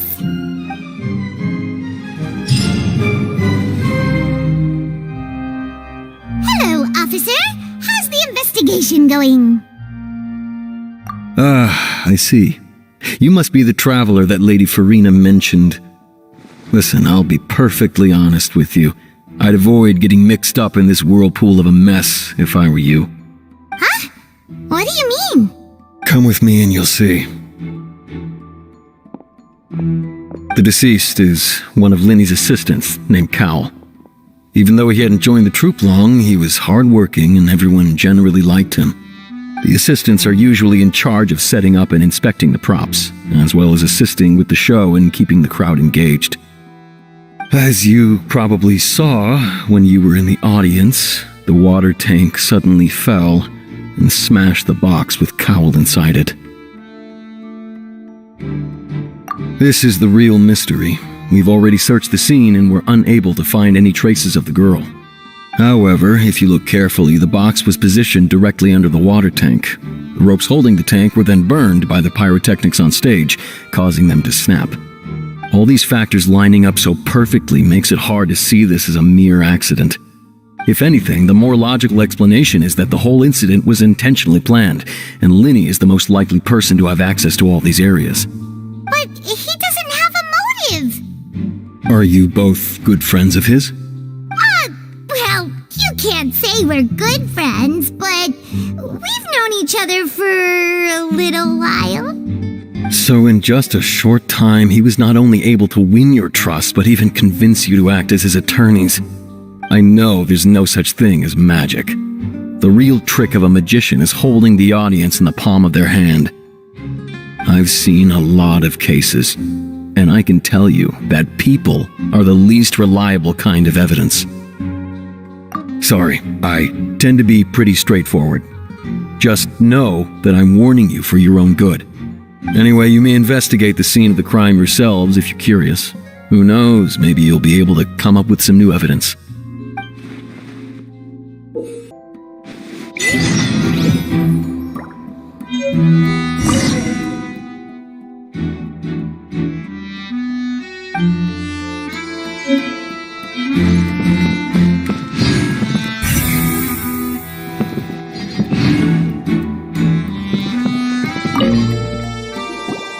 So this is the rope that broke and caused the water tank to fall.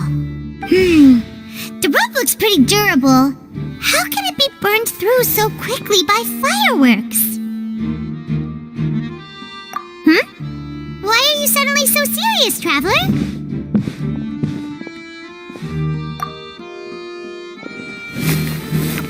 Whoa! Look! This bit is made from different material! Most of it was burned away, but there's still a little bit of it left. So if a rope meant to hold something was made with that kind of material in it, then that means... Wait! Paimon should write all this down! Let's take notes!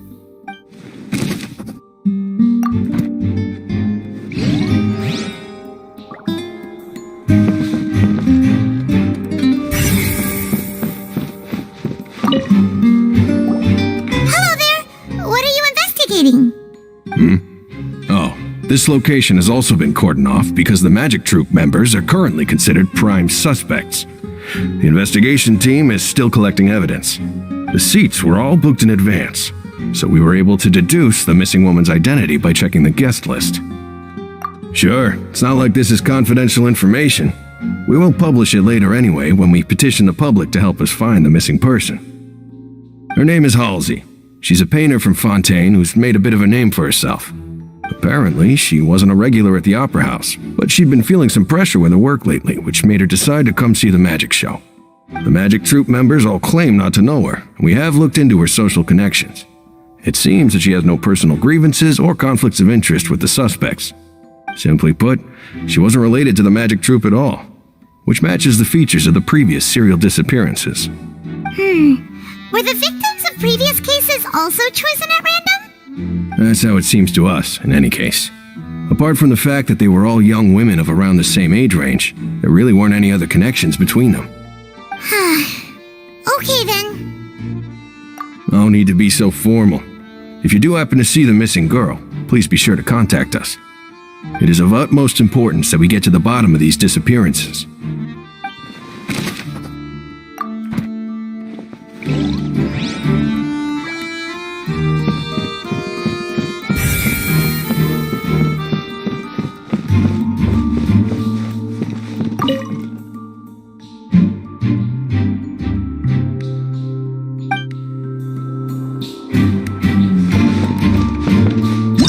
Whoever the murderer was, they must have made this rope was obvious. Why would it be him? Gosh, no wonder the serial disappearances never got solved.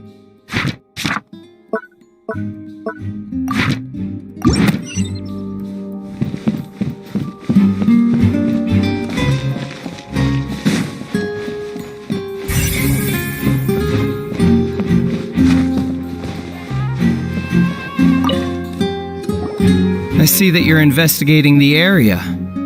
Well, it just so happens that I'm interested too. If you find any new and interesting leads, be sure to share them with me, alright? We don't have too many thoughts yet. Then why don't I tell you my hypothesis first? The way I see it. And I'll start it with that loud thud. The thud?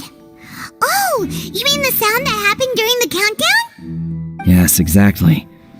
It wasn't terribly loud, but I suspect that most people heard it. It's just that everyone was awaiting the results of Lenny's trick with bated breath, so no one paid it much mind. But now that the incident has happened, the thud has become an important clue. That makes sense. So, what do you make of it? I'm of the opinion that it may have been the sound of Lenny's accomplice, Lynette perhaps, jumping atop the water tank or something like that. And when the pyrotechnics went off, she cut the rope, sending the water tank crashing down. Wait, wasn't the noise we heard too loud for that? Perhaps the balance wasn't right, leading to a particularly rough landing. Oh, that's true. I suppose I must reconsider. That does remind Paimon, though. What was with that sound?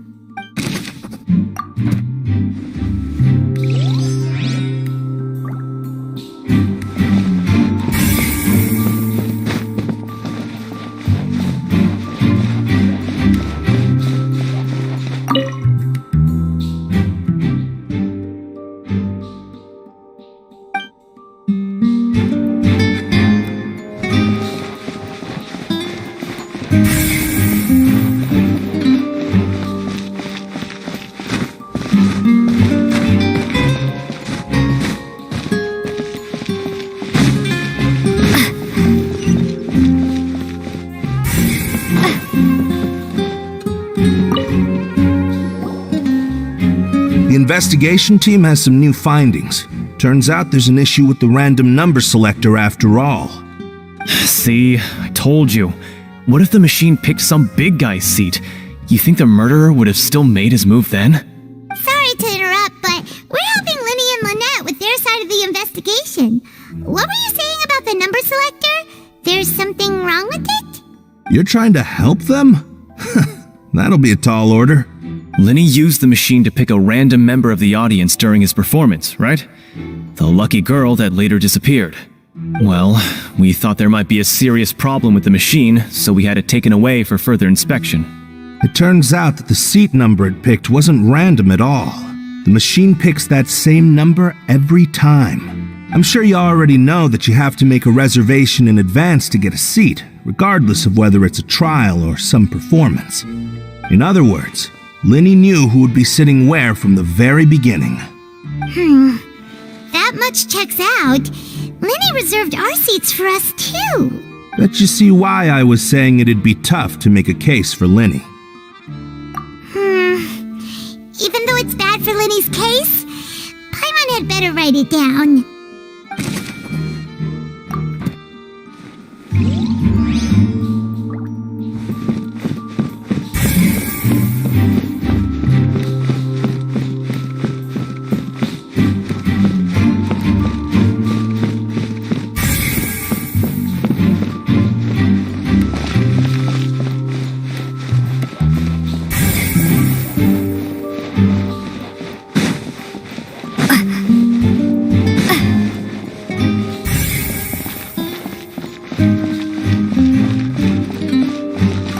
Lenny's still talking to the guards.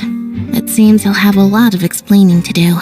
I think someone will be assigned to monitor us later, but that's alright.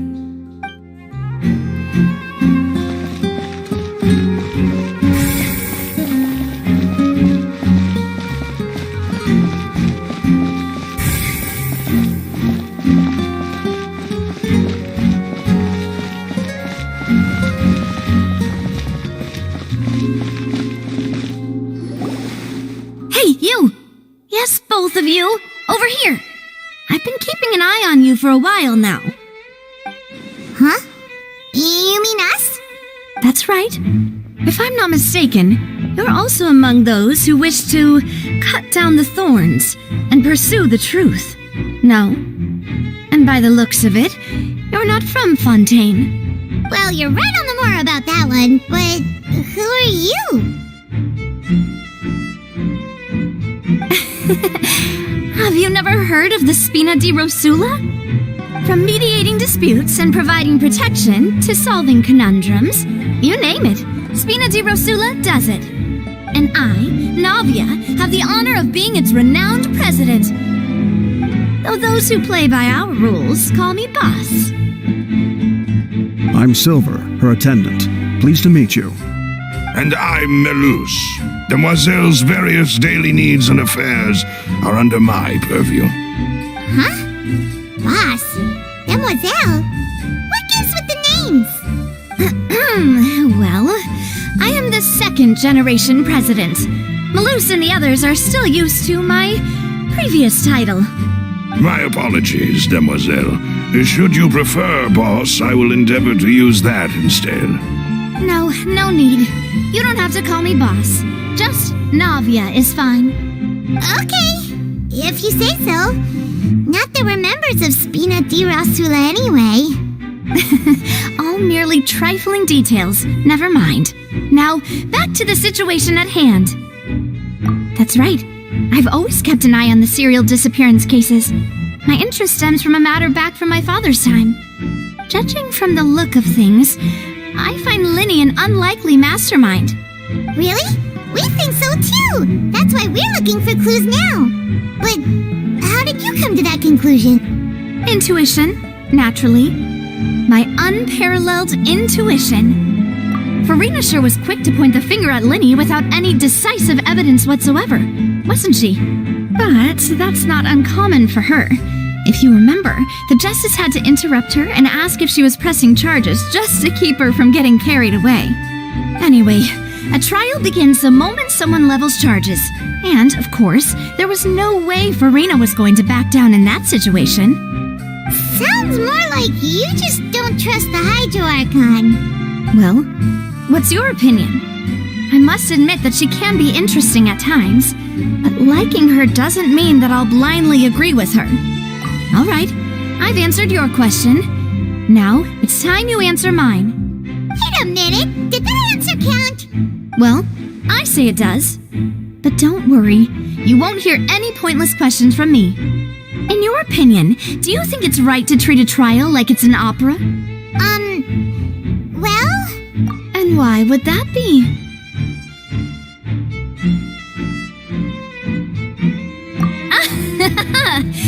See, Silver and Melus? I told you they'd be different. Most astute of you, Demoiselle. I too think that the Traveler's response was most excellent. No matter how wonderful the script or how fervent the audience's expectations may be, the trials that go on stage here must be based in fact. And if that can be done, boss, then... All right, that's quite enough, Melus. Anyway, I like your answer. You pass with flying colors. Now, I need to make some preparations, following which our joint investigation shall commence. You two shall be my assistants. Wait! Since when did we become assistants?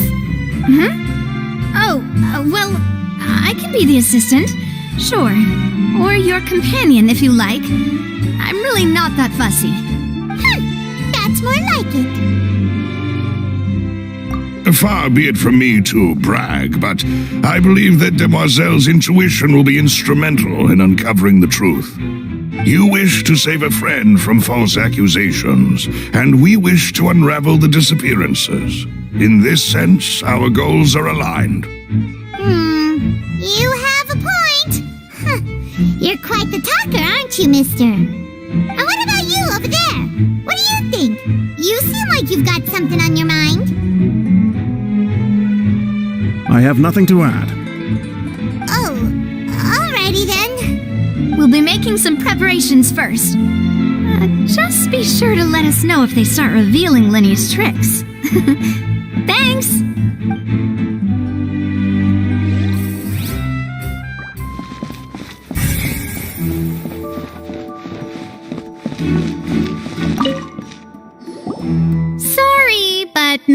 can freely enter or exit the Opera House at the moment. If you wish to leave, you must register your identity with us first. No, we're not leaving. We're representing Linny and Lynette as attorneys, so we're investigating the case. Were you always guarding this entrance? Yes. After the Chief Justice gave the order, everyone coming in or out must undergo a strict inspection. So, the missing girl couldn't have left from here. At least, not from that point on. I doubt there was much opportunity then, either. How can you be so sure, Well, because I was in charge of security near the entrance at that time. I couldn't see Linny's performance from here, which was quite a shame. Just my luck. But still, I did not abandon my post, and I stayed put no matter how loud the applause was. If someone had so much as even approached the door, I would have noticed it, let alone if they had tried to leave. We Melazines are good at that sort of thing, you know. So, it's safe to say the girl couldn't have left through here. Alright, thank you for your help. This will be useful info.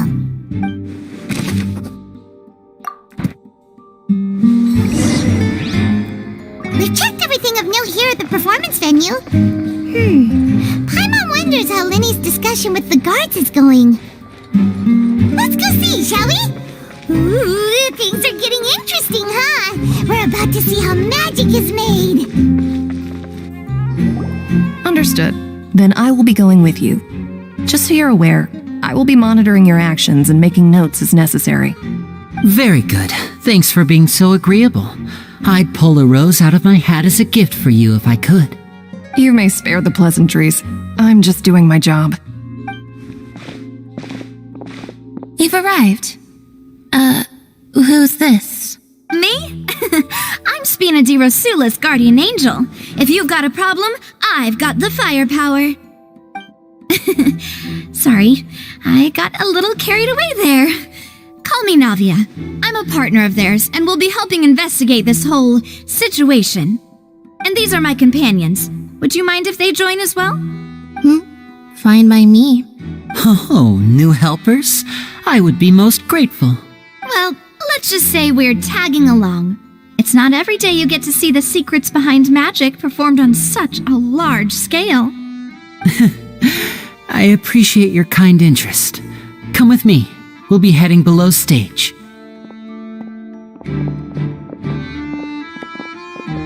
Huh? Below stage? Yes, a world of secrets is hidden beneath this magic box, prepared specifically for this switcheroo trick. But before I reveal everything, you should have a look first. Notice anything strange here?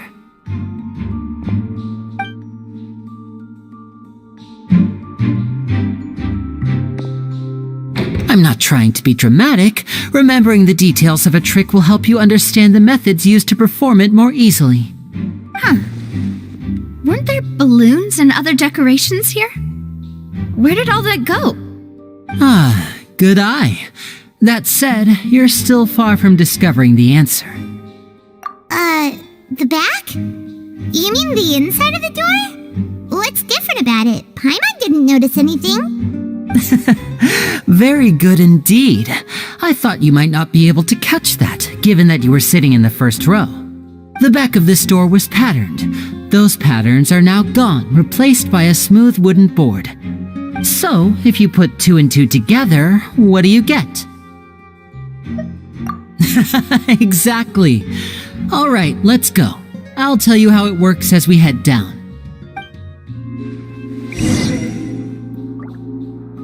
Oh, so there was a passageway under the magic box! I knew you'd figure out most of it as soon as you saw this place. The 2 magic boxes are positioned right above the 2 entrances of the tunnel. See this flatbed trolley? The box with the lucky audience member in it would be shuttled over to the other side using the trolley. This trolley can raise and lower and even rotate, ensuring that the box will face in the right direction. I see. So that's the purpose of the box inside another box. Precisely. The inner box would descend after the audience member was put inside and be moved along the trolley. all while the outer box would remain on stage as if nothing had ever changed. So that's how you did it! Once the box was lowered, the trolley would store some energy through this device here, with which it would complete the rest of the steps. The audience member would only be able to feel some slight movements in the dark, and by the time she walked out, she would already be back on stage. Right! You were talking that whole time, and you even came out for a moment near the end! Ah, yes.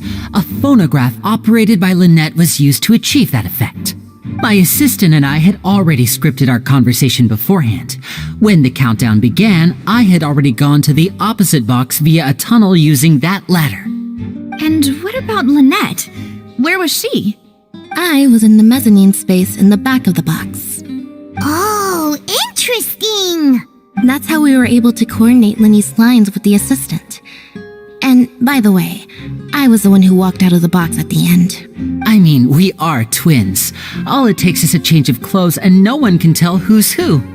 And that's my favorite part of this trick. Only Lynette and I can perform it. So that's how it all worked! Wow! Every detail you revealed was more amazing than the last! Lynette would briefly walk out of the box and then go back in, jumping into the tunnel and escaping before the box on the trolley could finish ascending. And then I walk out of the other box in the audience area, and the trick would be complete. The operative word here being would. But as you saw, Cal was in the box, not our audience member. She, on the other hand, mysteriously vanished. We really don't know how that happened. If not for that interlude, this would have been an astonishing trick. I probably never would have figured out how you pulled it off. And yet, to think that someone was able to use this magic trick to commit a crime. Could we have a look around? I think we can come up with some more leads. This is the scene of the crime, so Linny and Lynette are not permitted to stay here. I'll escort them back up. Yes, of course. No need to be so strict now. I won't disappear into thin air, you know. Thanks, everyone. We're counting on you.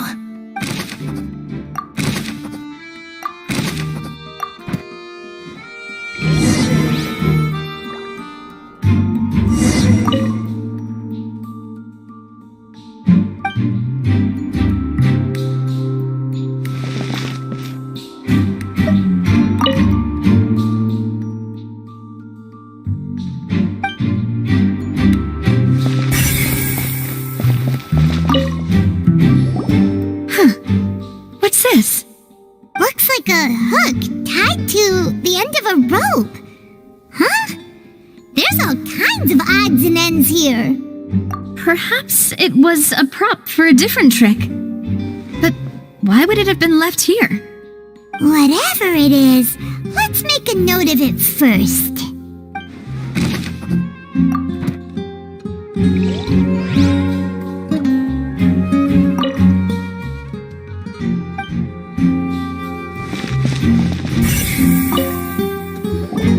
The floor is wet. Please be careful not to slip.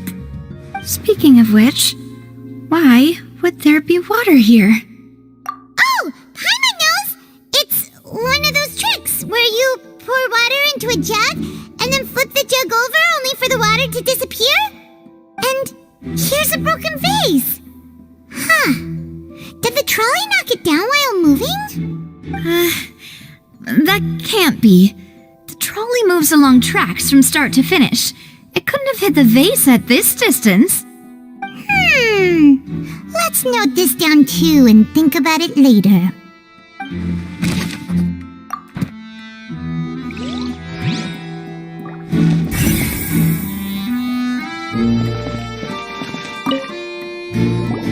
Oh, these are the clothes that the lady chosen from the audience was wearing, right?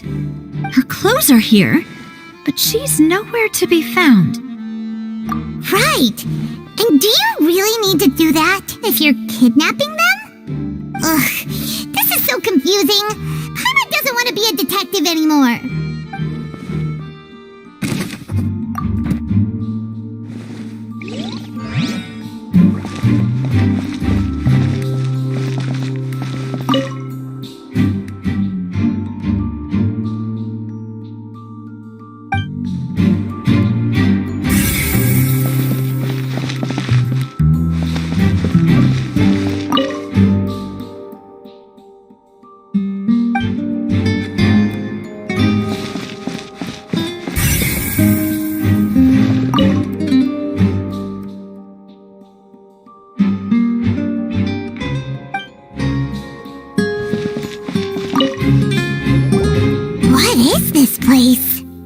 It seems someone could fit through here.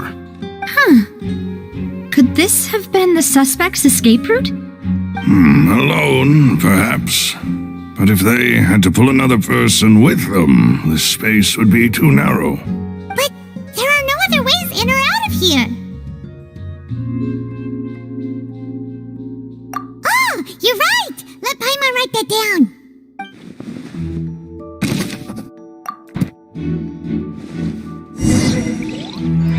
Seems we're just about done investigating down here. Yes, let's head back up.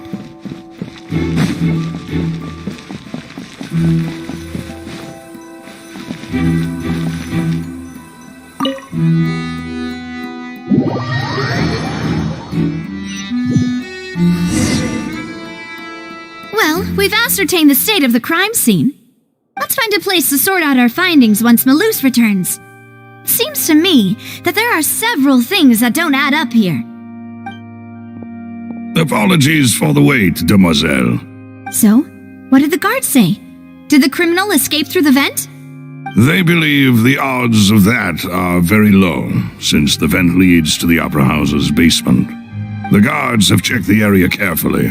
No one left through the basement during the performance or after the incident, and no one was found hiding there. So the tunnels become like a secret chamber then! You know, like the kind you usually see in novels. The plot thickens. Halsey's disappearance and Cowell's death are both quite inexplicable. No wonder Farina was so confident in her accusation. All the current evidence points toward Linny and Lynette. In other words, the charges are very likely to be upheld unless we make some considerable progress. Charges and then trial. So if the charges are upheld, they'll announce a sentence? That's right. This is how a trial goes in the Opera House. During the proceedings, the Chief Justice and the oratrice will hear statements from both sides. That's right. This is how indemnitium is produced. The statements from both sides, the defenses from attorneys, witness testimonies, and even the audience's emotions will all be projected on the oratrice. To put it simply, it's as if the oratrice has its own will, and is a judge in its own right. This also precludes any kind of favoritism on the part of the Chief Justice. And not that this has ever happened anyway. Once both sides have finished speaking, the Chief Justice will make his final decision. This, too, will be used by the oratrice as a reference. Then, finally, the oratrice will be consulted by officials. The result it returns is the will of justice itself. Huh? So that machine is the one that actually decides? Paimon thought Novelette called the shots. In practice, there is very little difference. Both have always come to the same judgment, which is why people have great faith in the Chief Justice. Yes, the guards also asked me to convey that none of us will be allowed to leave this place before the trial. Huh? Why? Because we've chosen to act as the twins' proxies. That makes us persons related to the case. They're concerned that we might be colluding with outside parties, or that we might find outside help to disrupt the case. And even if that were not so, it could prove problematic if we happen to spread key information about the case ahead of time. I'm ready to break out at any time. Whoa! There's no need for that! Paimon thinks they have a point. That said, are they providing food? Of course. I just hope you don't mind the lack of options. I'm afraid that catering to all tastes is not in the cards, nor is any guarantee of balanced nutrition. In that case, let's just sort out our findings together here. Pity. I was hoping to take you to try some of Fontaine's famous desserts, too. I mean, what better way to properly think through our findings than over some tea and sweets? Breaking out suddenly doesn't seem like such a bad idea after all. Just kidding! Paimon will still do her best, even if there are no snacks. What do you mean, no snacks? Of course we'll have snacks. If we cannot buy some, then we'll simply make some. Huh? Here? But how? Understood, mademoiselle. Everyone, please come with me.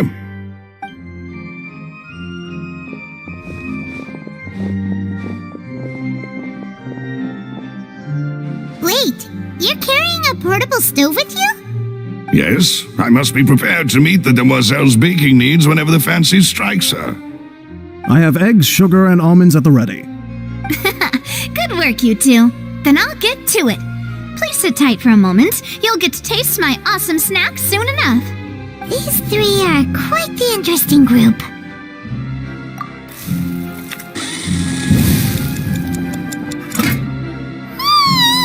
And Paimon thought it smelled good while it was still in the oven. Oh, it's even better now. Paimon can't stop drooling. From the way you had these two guys carrying all that stuff around, Paimon thought you'd have them do more during the baking process. But you ended up doing the entire thing by yourself. Beating the egg whites, grinding almonds, everything. I was applauding. And I was giving encouraging smiles.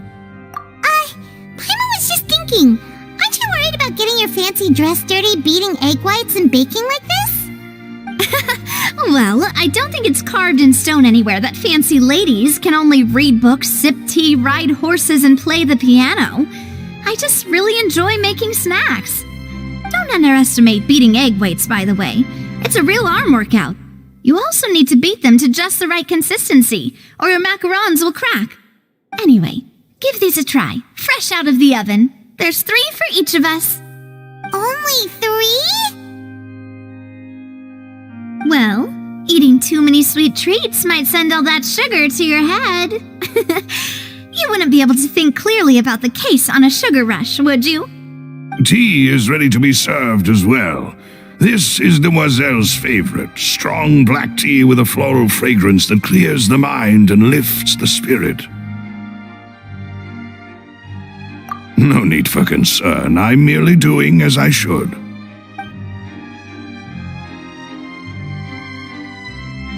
All right then, down to business.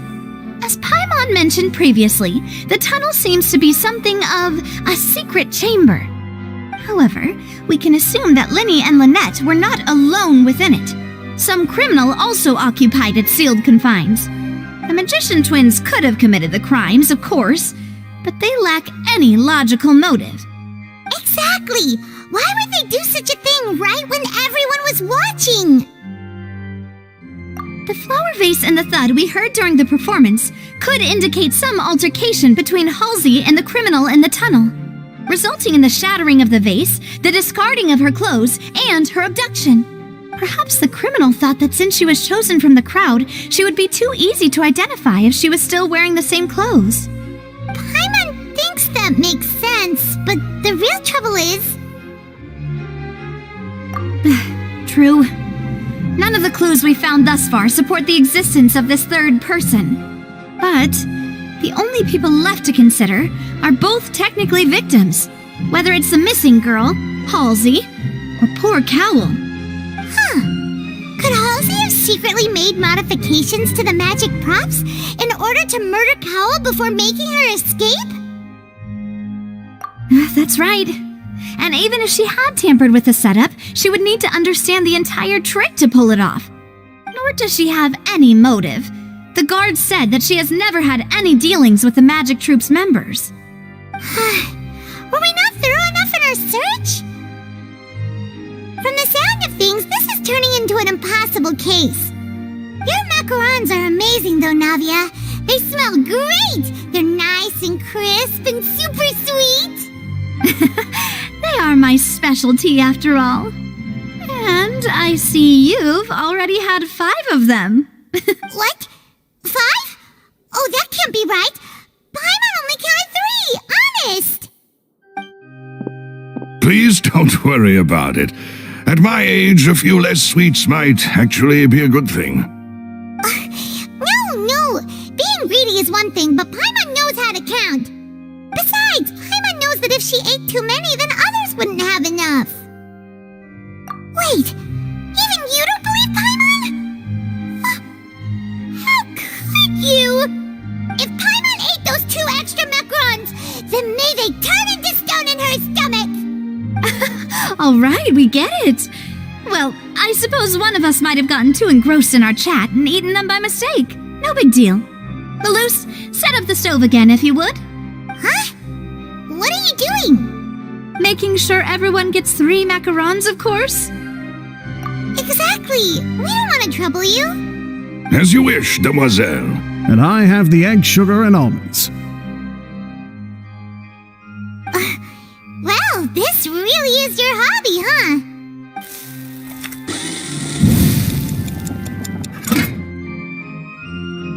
Well, that's it for snack time. I'm going to have another look around the area. I don't know what we're looking for yet, but we've still got some time. As attorneys, I suggest the 2 of you think the case over again. It would be awkward if you got all tongue-tied on stage during the trial. Alright, thanks for your help, and for the snacks. It was nothing. A small task for the Spina di Rosula. Silver, Malouse, it's time to go. I'll be back if I find anything new.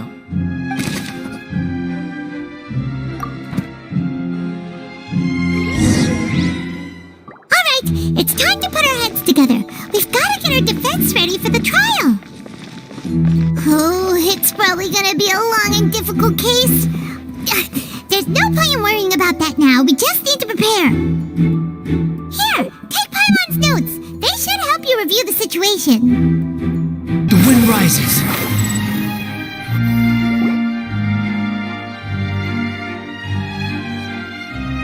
What do we do?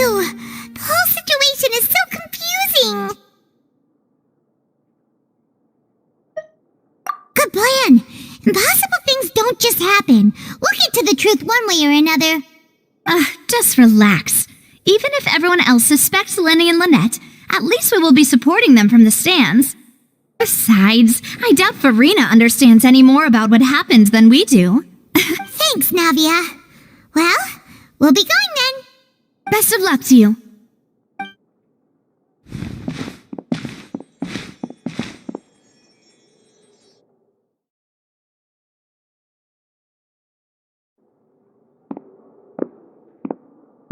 Finally, you're back.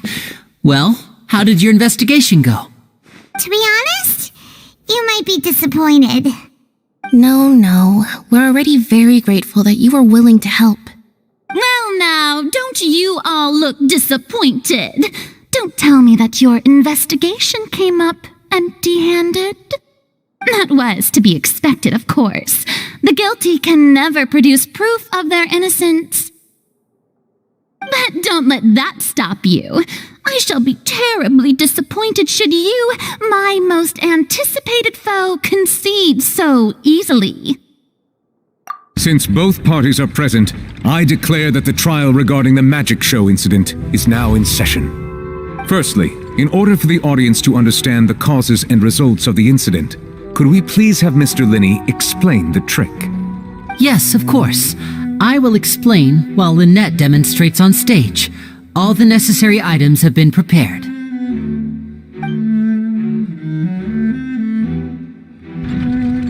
Thank you, Mr. Linney.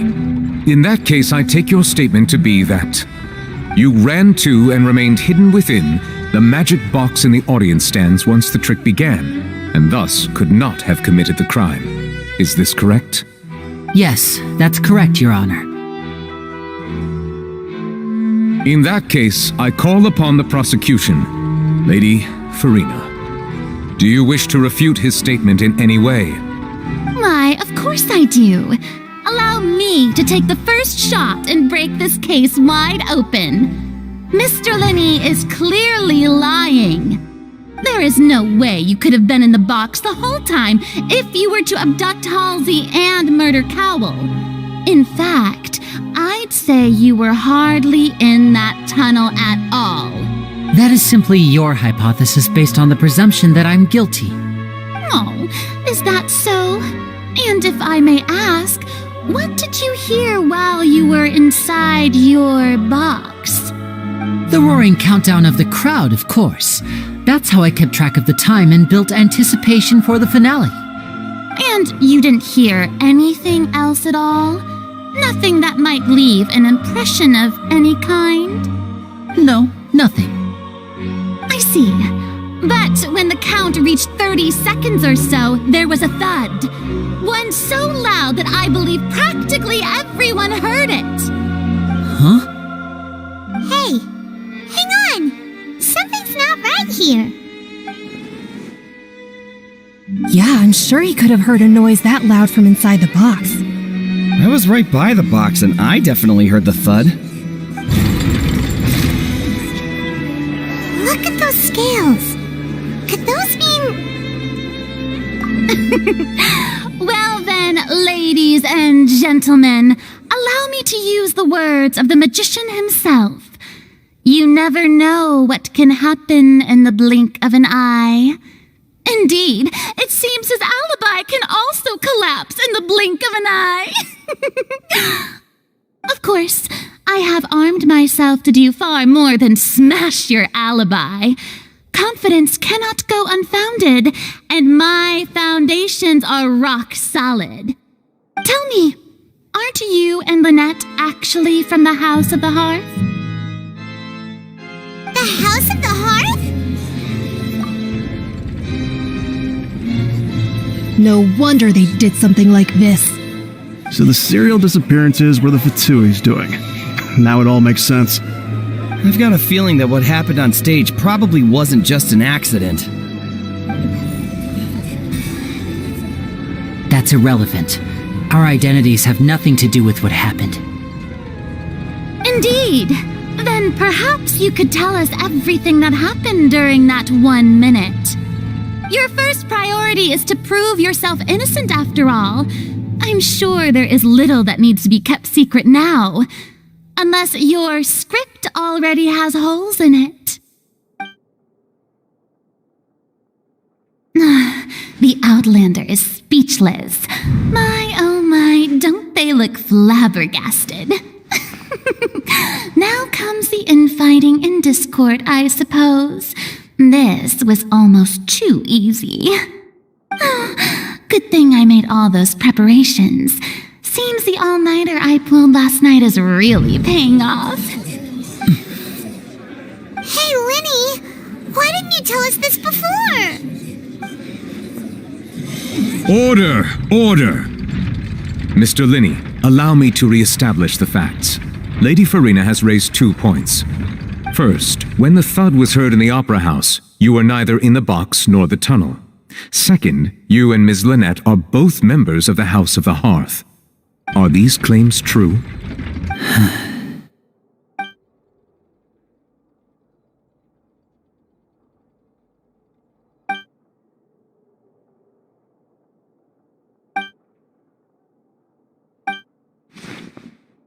Please answer my question, Mr. Linney. I'm sorry. Yes, they're true, Your Honor. I knew it! Well, that's it. We might as well move on to the sentencing already. What should we do now? Granted. In that case, what is your request? Is that really necessary? They're already as good as guilty. The defendant deceived their own attorneys. What is there left to discuss? Order! Order, I say!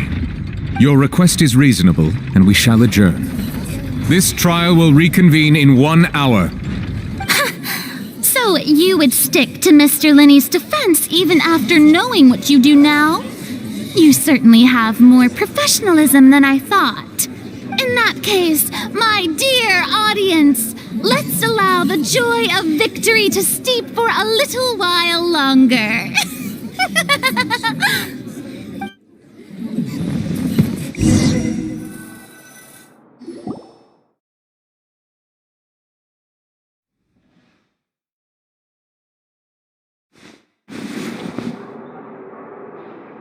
Well, this is awkward. I didn't think the Hydro Archon would dig all that up. I'm sorry, Traveler and Paimon. Yeah, sorry. Paimon doesn't know where to start. We based our entire reasoning on the assumption that you weren't bad guys. Not to set the wrong tone or anything, but Paimon's really mad! I'm very sorry. I know you're angry, and reasonably so, but please, let me explain. I know you've clashed with the Fatui several times before. I wouldn't be surprised if just hearing the word is enough to make you upset. But our organization is very, very large, and the Harbingers have very different personalities and goals. Right now, we want to save people. As many as we can. That's right. I'm sure we're on the same page when it comes to this nation and the disaster that its people might face. I knew if it weren't for our respective identities, we could become good friends. That's why I didn't wish to flat out lie to you, but chose to hide some details instead. The truth is very important, but being completely transparent about everything would see us spending more effort than we need to. Right. So, you be the judge. Heck, if I were you, I fear that I'd even struggle to trust me at this point. You met a Fatus who works as a magician, a trickster by trade. All by coincidence, too. But still, I'm asking you to trust me. I am no criminal. At least, not in this case. Sorry. Please forgive us. Well, you both say that, but... Right, let's hear your answer first, and no lies now! Of course. I'll answer any question you ask. We've been trying to find out how the Oratrice operates. We want to know why it has a consciousness. Why can it deliver sentences accurately? During our investigations, we learned that the machine's core is beneath it. From that moment on, Lynette and I have been designing this box swap trick with the objective of getting close to the core. Is that why you needed a whole minute? That's right.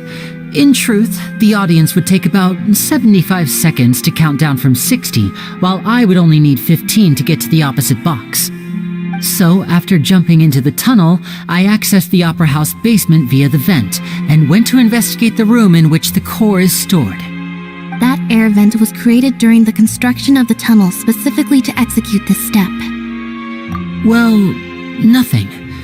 As soon as I reached that room and was about to investigate, I heard someone's voice. Which should have been impossible, of course.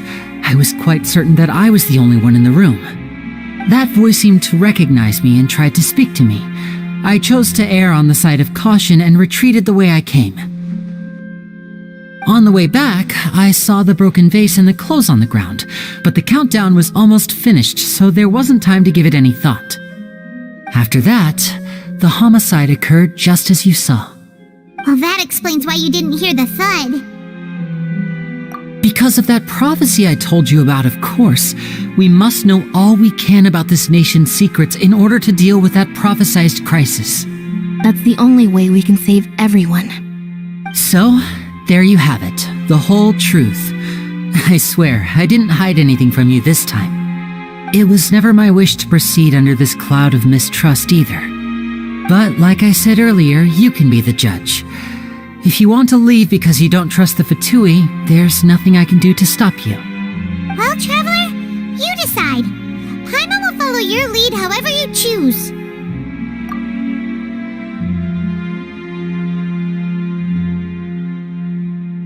Okay, thank you. Thanks for giving us a chance. The current problem is that the scales are tipped pretty badly against you two. If we want to refute the Hydro Archon's accusations, we're gonna need a seriously watertight defense. Huh? Oh, Paimon thinks she gets what you mean.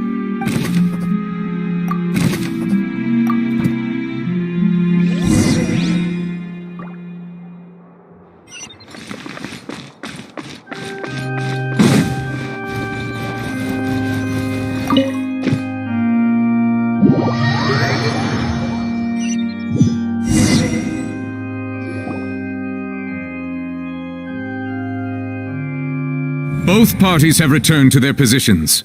Let us continue the trial. When last we left off, Mr. Linney acknowledged the new evidence presented by Lady Farina as fact. Therefore, Lady Farina may continue stating her reconstruction of the events. That took long enough. Now then, if everyone would lend me their attention. At this stage, let's revisit that scene from Linney's perspective.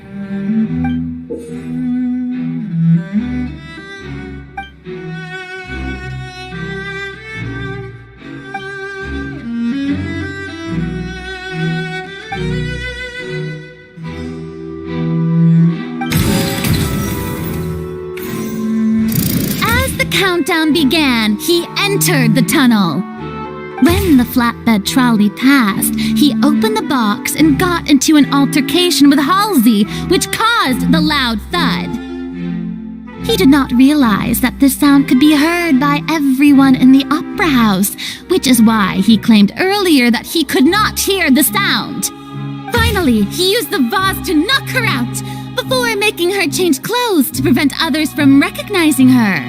At this time, Cowell arrived in the tunnel, having heard that strange noise, and caught Linny red-handed.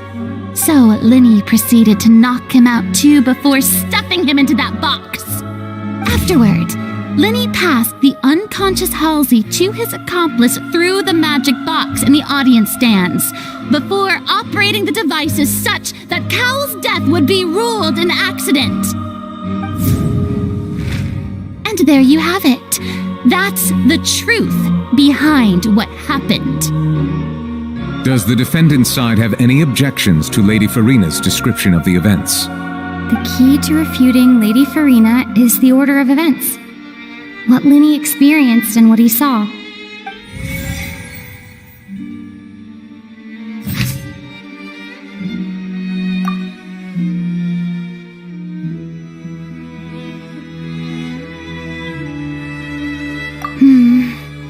Seems this won't produce a particularly effective rebuttal.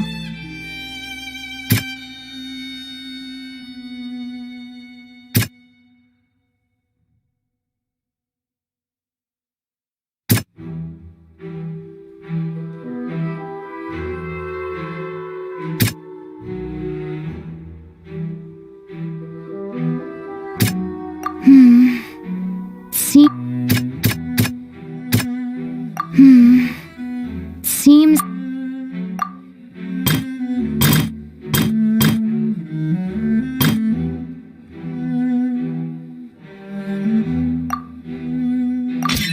According to Linny, he left via the vent after entering the tunnel. He couldn't have had that altercation with Halsey.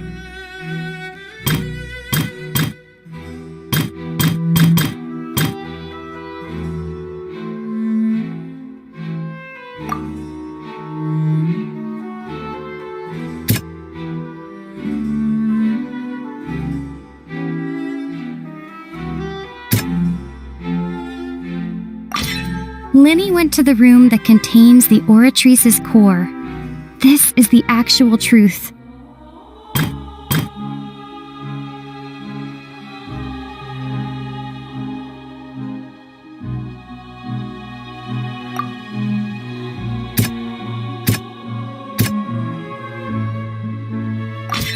Linny did not take part in the underground altercation. He only witnessed traces of the aftermath. Attention! Ace Detective Paimon has something to say! When the countdown started, Linny did indeed go into the tunnel. But he immediately used a vent to access the Opera House basement, which is where the underground core of the Oratrice is stored. Once he reached that area, he heard a voice in what should have been an empty room. Since he felt something was amiss, he returned immediately. The crime scene had already developed by the time he reached the tunnel again, and in order to complete the magic trick, he did not remain there for any length of time. Finally, he reached the surface, and that was when the accident happened from his point of view. Therefore, he's innocent!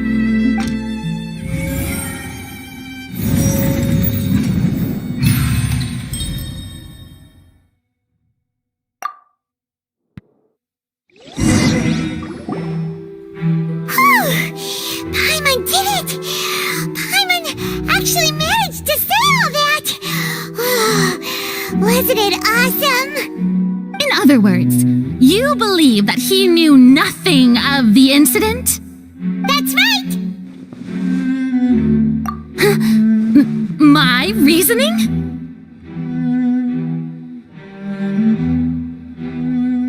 If that's the case, then if Cowell hadn't entered the tunnel, whom was the entire setup meant to kill?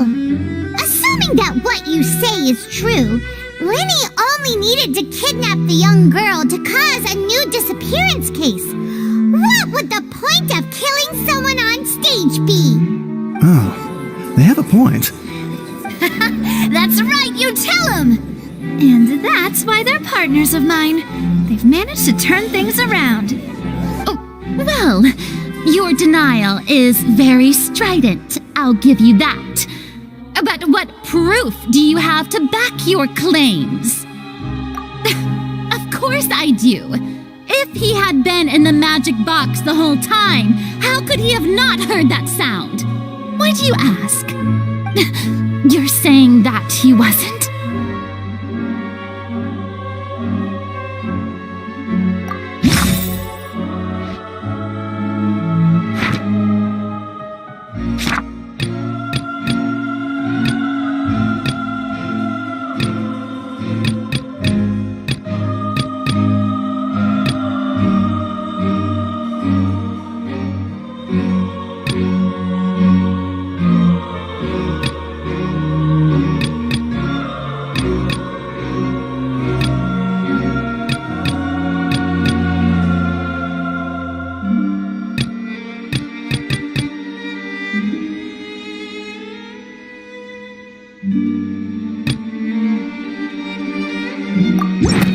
That's right!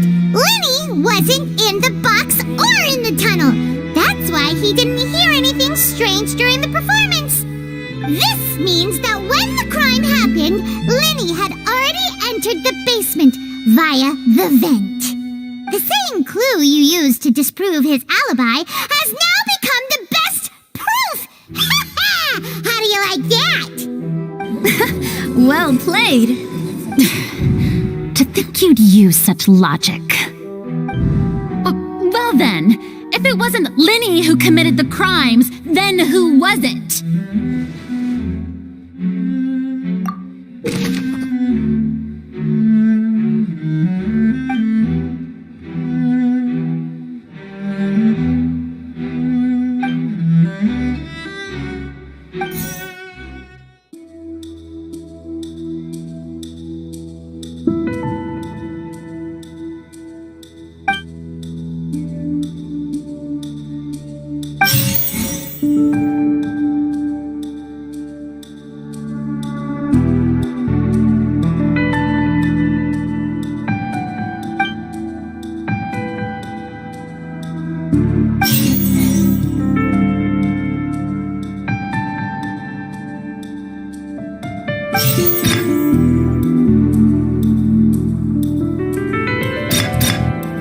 Could there have been a third person involved?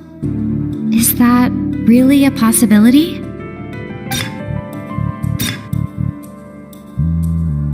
Halsey is the missing person and an ordinary audience member. Or did she have her own scheme all along? The deceased's name is Cowell, Lenny's assistant. He would have been able to tamper with the equipment.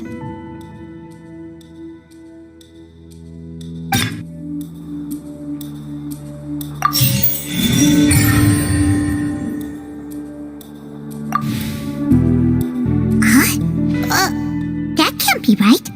Are you serious?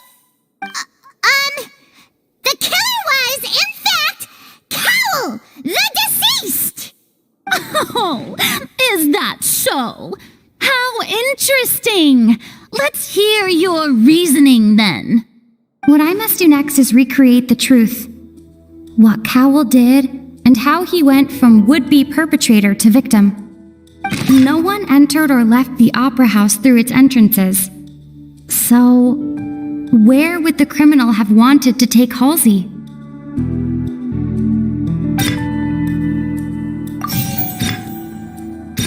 The deceased's name is Cowell, Lenny's assistant. He would have been able to tamper with the equipment.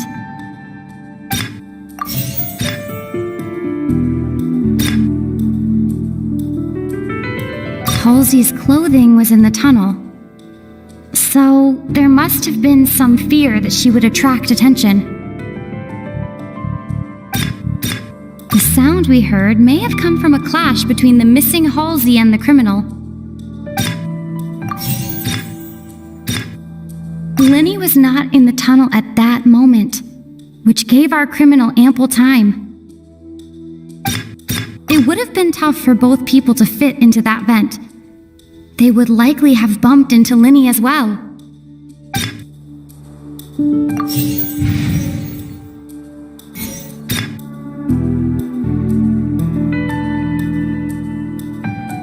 The deceased's name is Cowell. Halsey's clothing was in the tunnel.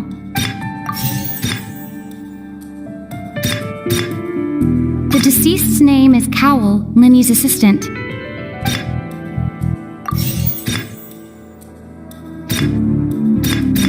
The sound we heard may have come from a clash between the missing... Lenny was not in the tunnel at that...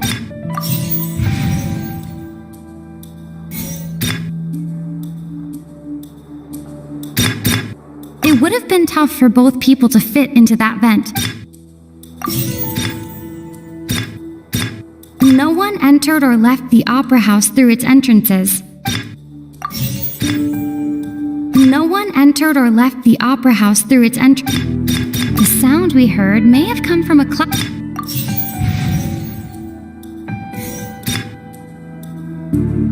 Halsey's clothing was in... Lenny was not in the tunnel at... No one entered or left the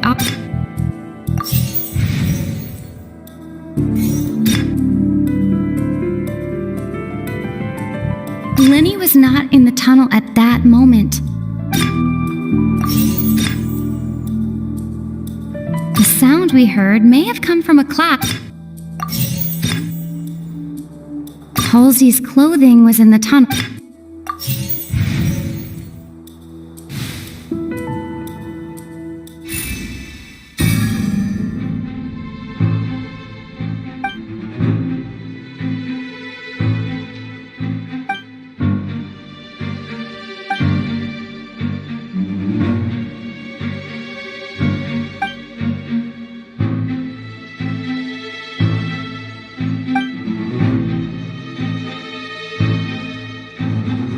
What's wrong, Traveler? Are you still having trouble figuring things out? I see how it is. So this was all just a bluff. And here I thought you had something to show for it. But it seems you're still far from the truth. Look, since we're at a dead end, why not consider a different track? Just like the trick as it transpired, the end result must have been utterly different from the magician's initial design. If only we knew how Halsey disappeared. Well, that would be nice, but the tunnel only has 3 exits, and none of them seem very likely. And it's not like this is a magic trick where you can just make a real live person disappear. You know, like you did from that water tank, Lynette. Excuse my interruption, dear opponents, but do you not see that the crowd is growing impatient? There is no greater sin in this opera house than an awkward delay in the performance.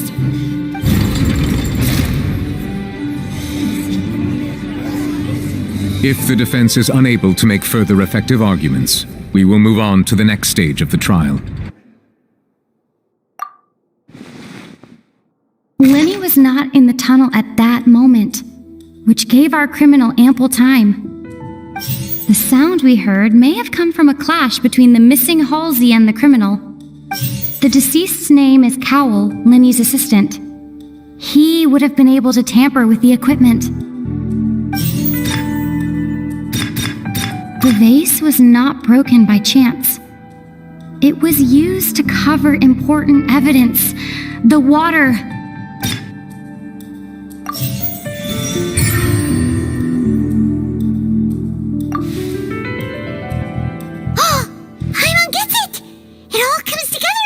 disappeared instead of being kidnapped.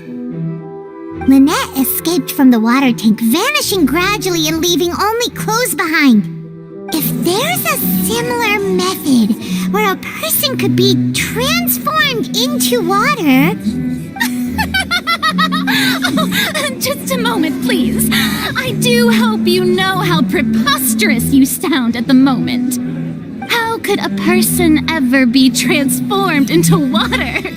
This is reality we're talking about here, not some magic trick.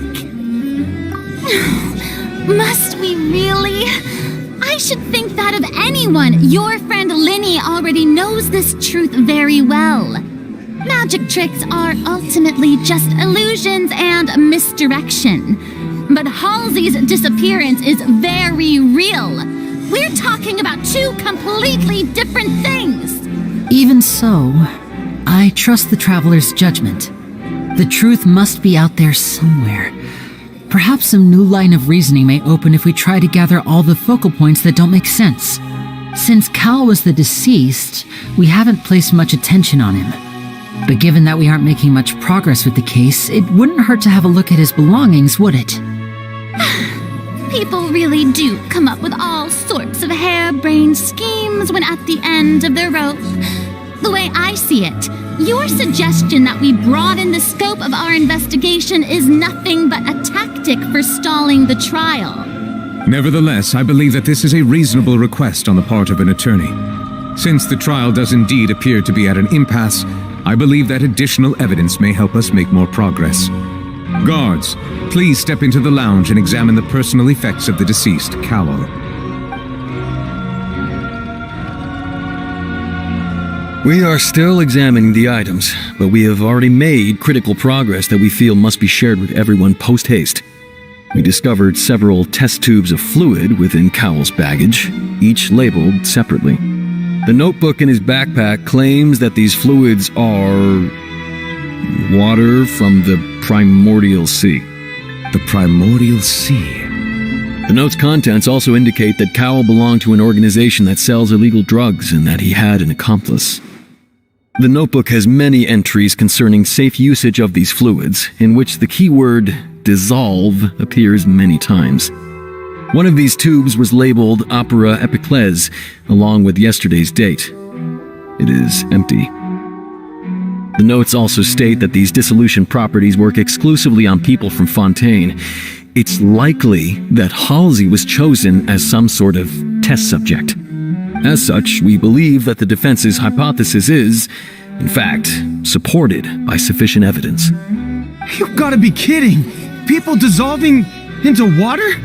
Could something so ridiculous actually be true? Wait a moment. This reminds me of a certain prophecy, but it's just a coincidence, isn't it? Huh.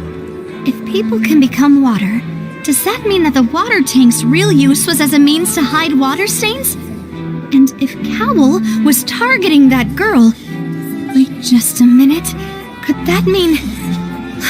You two, with me, quick! Demoiselle, wait! What about your partners? Let's go. Just trust me. Order! Order! It is undeniable that further examination of the deceased's personal effects has yielded some surprising results, but we cannot yet verify the veracity of these clues. Still, let us assume that these clues are indeed authentic, albeit with the understanding that Ms. Halsey has yet to be found. Guards, please continue examining the items along these lines. Mr. Linney, it appears your hypothesis is supported by the evidence, so please continue speaking. Of course. Thank you, Your Honor. If we uphold this hypothesis, I believe that many of this case's seemingly unrelated clues can be connected together. Right! Like the metal hook! That one didn't make sense at all. Let's think about this. Cowell's methods must have something to do with that water from the primordial sea.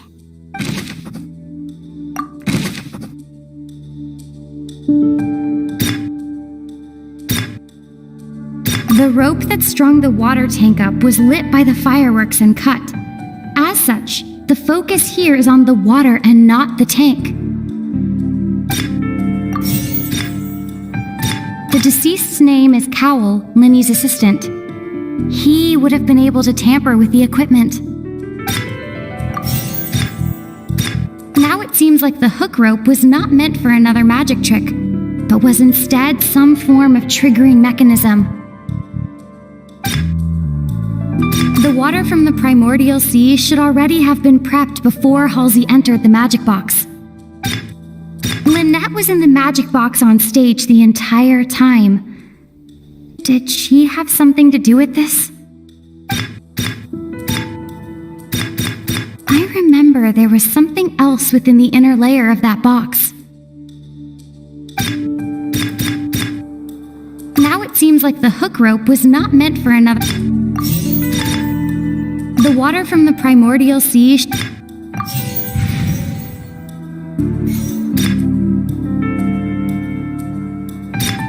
I remember there was something. The water from the primordial sea should already. The deceased's name is Cowell, Linny's assistant. The rope that strung the water tank up with.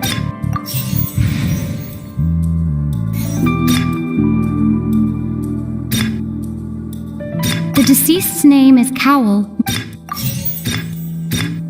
Now it seems like the hook rope. Lynette was in the magic box on. I remember there was something.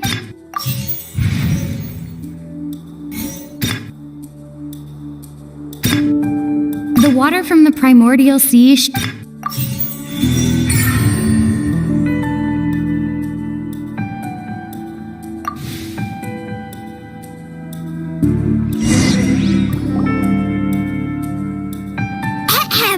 It's Ace Detective Paimon's time to shine again! In the original plan, Cowell would tamper with the water tank rope and the number selector securing his target.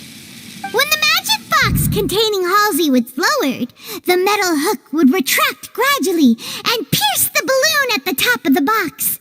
When the balloon attached to the box popped, the water from the primordial sea inside it would pour down and dissolve Halsey. Afterward, Cowell would enter the tunnel and break the flower vase to conceal the water inside the tunnel, with the remaining evidence being covered up by the water tank on stage. But he encountered something unexpected in the tunnel and wound up being fatally hit by the same water tank he meant to use to cover his tracks. Huh. That does make sense. That actually links together a lot of the more confusing pieces of evidence.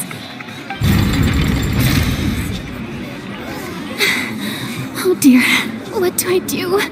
Even I think they sound convincing now. Have I falsely accused an innocent person? What a humiliation. Now, it seems like the only point of contention remaining is the exact circumstances that led to Cal's death. His notes mentioned he had an accomplice who could be related to the situation. On that note, the guards have just contacted me indicating that they uncovered new evidence. I shall now invite him on stage to share it with us. Thank you, Your Honor. We were just inspecting the luggage of the other people involved in this case. And we found an identical sample of the water from the primordial sea among Linny's personal effects. What? That can't be. Oh, I see. Well, how wonderfully comedic to have your own counterattack only to come back and wound you. Does this not clear all doubt? My dear citizens, my loyal audience, allow me to present my reasoning and bring this performance to a swift close. Linny did not need to take part in the dissolution of the young woman at all. Indeed, he did leave the scene via the vent. Having made modifications to the props beforehand, his accomplice Cowell then caused Halsey to vanish using the water from the primordial sea. But upon his return, in cruel avarice, Linny desired sole credit and prepared to do away with his partner in crime. Ultimately, he knocked Cowell out, and the tool meant to cover the crime up also became a murder weapon. Now, as much as I regret having come to such a viciously straightforward conclusion, it does seem that the famed Fatui is quite the cold-blooded and ruthless organization. Am I right, Mr. Linny? We've used up all the evidence we collected. There's no way for us to make a rebuttal here. Is this the end of the road?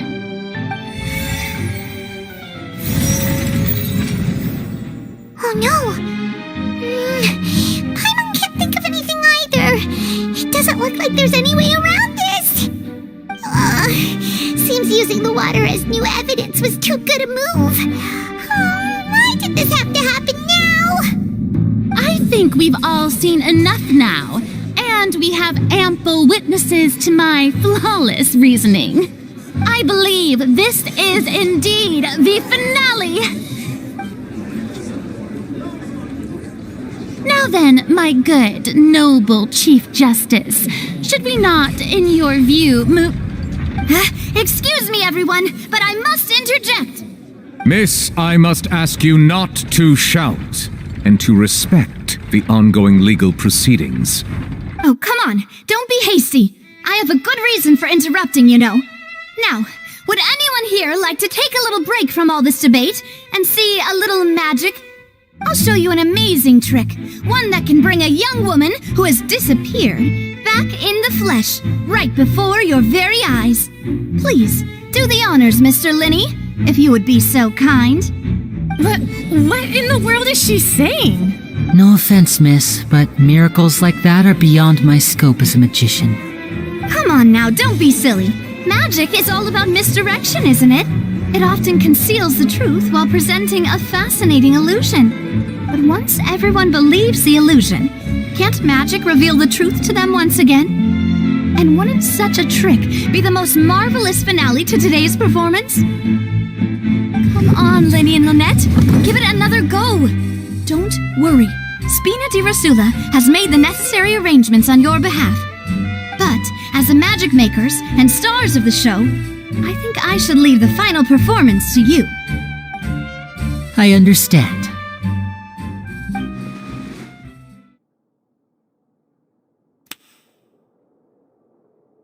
And voila!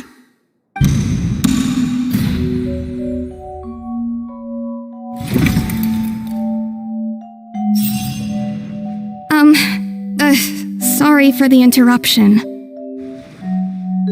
Wait, isn't that Halsey? So the whole thing about people dissolving wasn't true after all? To be clear, I'm only here because this person told me that if I testified, the merit of doing so would lessen my sentence. I was hiding outside this room listening to the proceedings because I was afraid that I would be the one put on trial. I was just feeling happy that no one had noticed me, and then before I knew it, she caught me. That'll teach you to underestimate us three. Where should I begin? I'm sorry. I'm the one who killed Cowell. I admit it. What? Why? Firstly, my name isn't Halsey. It's Lillian, and I'm originally from Mondstadt. I heard that Linny's show was going to be a real thriller, but I missed the chance to buy a ticket, so I stole one. That's how I make a living. I steal stuff here and there. And I'd never been caught before. But I was noticed at the harbor a few days ago, and I barely got away. Linny was the one who caught me in the act. Hey! No wonder you look familiar! So you were the thief! Liddy even mentioned that you were pretty skilled. Well, and I thought that would have been the end of it, but then the number selector chose me. He even mentioned the Fortress of Meripede. That's a prison, isn't it? So you can imagine how shocked I was. I thought he was on to me for sure. So I played along with the show while looking for an opening to flee, but then I got water poured on me for no reason, and then someone jumped into the tunnel to nab me.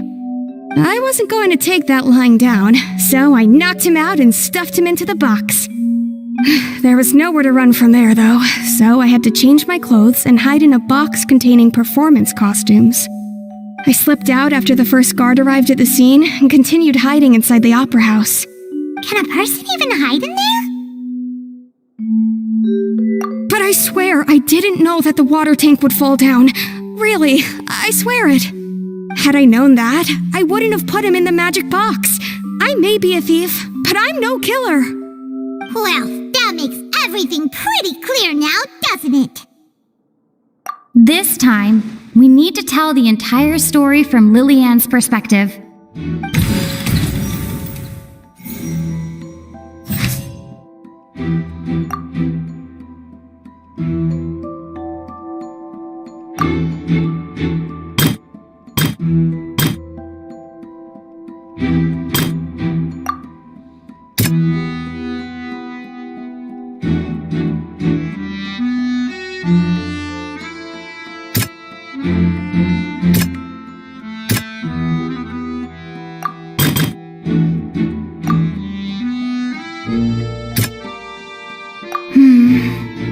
Seems this one...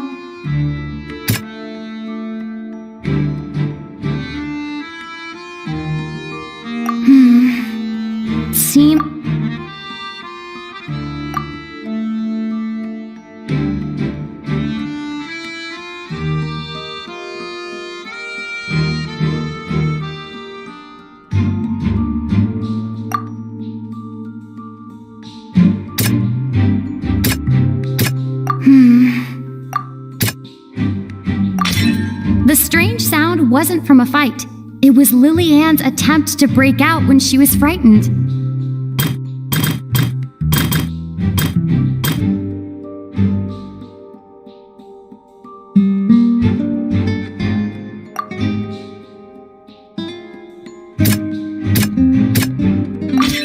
The flower vase was not broken to cover anything up, but was smashed during the struggle between Lillian and Cowell.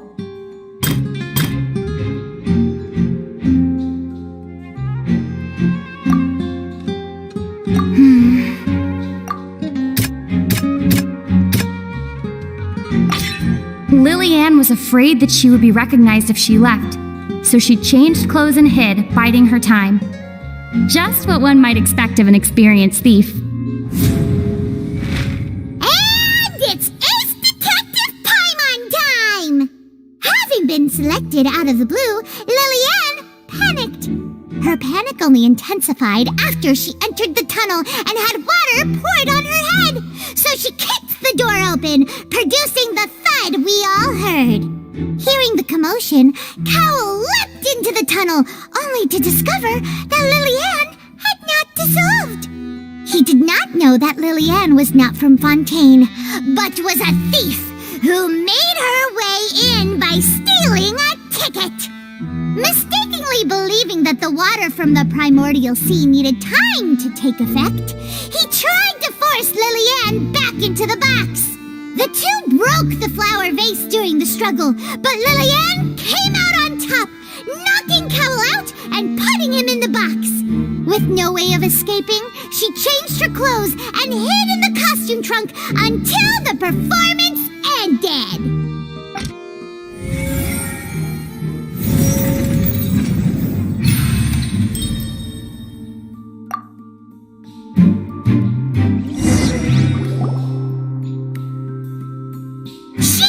That she would have to go through guard inspection if she tried to leave afterward.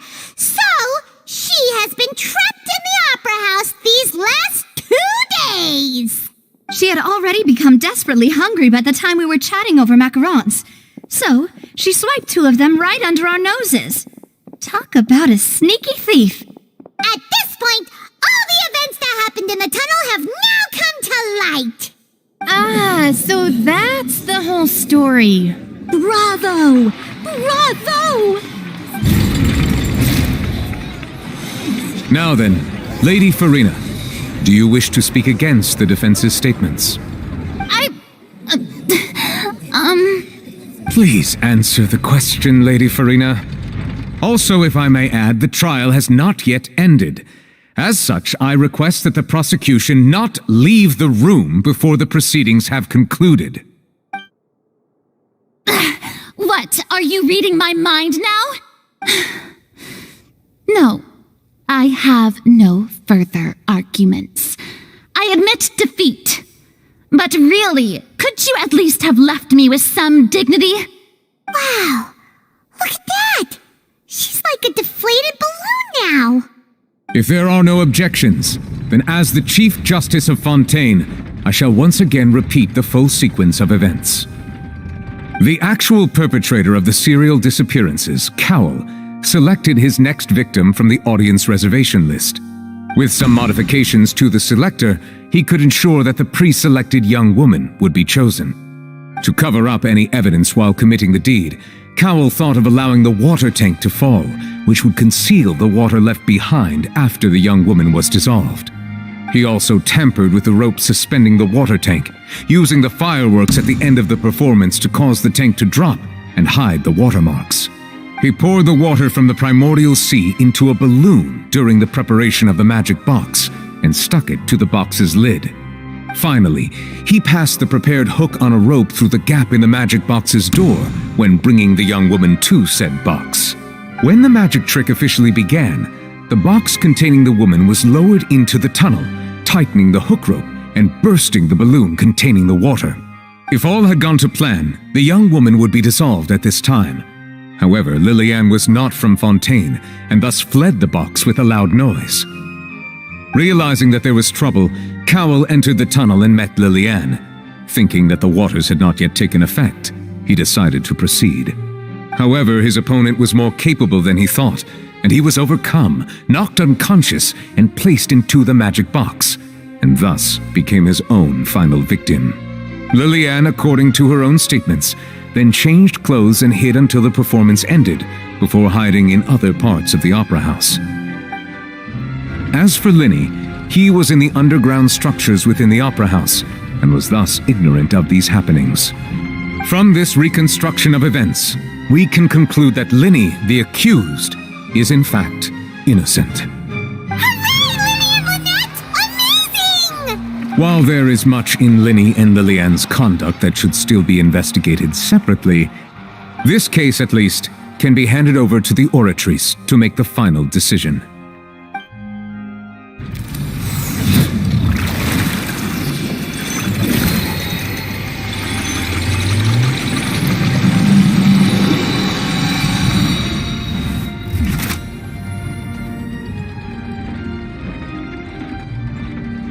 As such, Linny and Lynette are officially declared not guilty.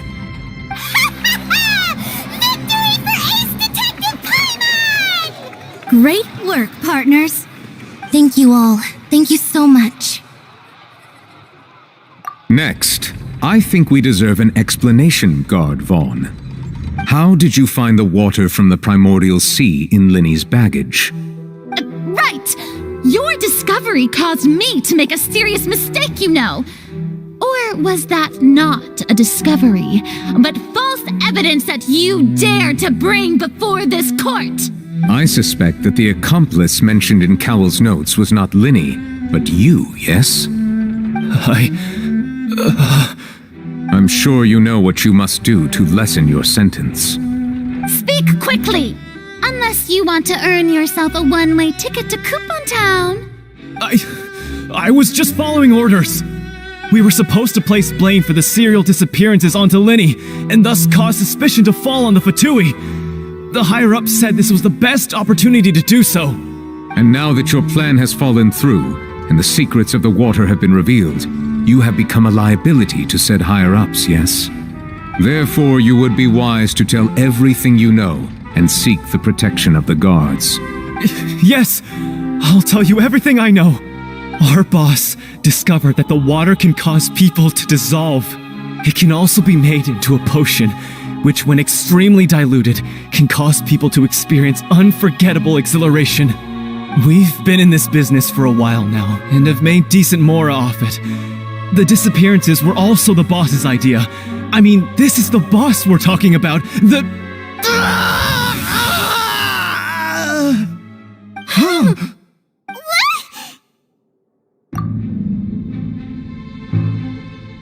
And now he can no longer talk. Such ruthlessness. I shouldn't have expected any less of them. An outrageous act. All present, Please submit to inspection immediately.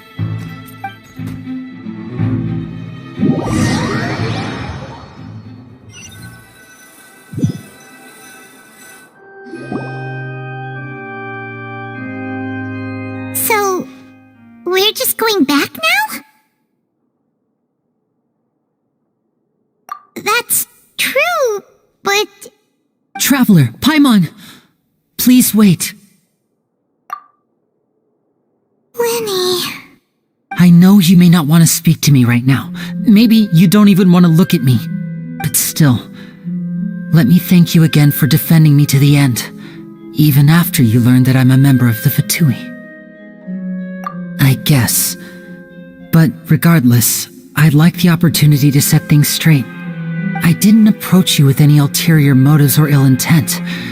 I've spoken to you as myself, just plain Linny this entire time. As for why I'm a Fatus, it's because the goals of the House of the Hearth align with those of an orphan like me. That's all. That was how Father, who you might know as the Knave, approached recruiting us back then too. The Knave? The one who controls the House of the Hearth? She's your father? That's right. And since we're here, I was wondering, would you mind hearing a story? It's about my past. Back when our parents first died, Lynette and I were left wandering the streets. To survive, I took to surreptitiously observing an older street performer who did magic. It took me several days to figure out how he pulled off his amazing tricks.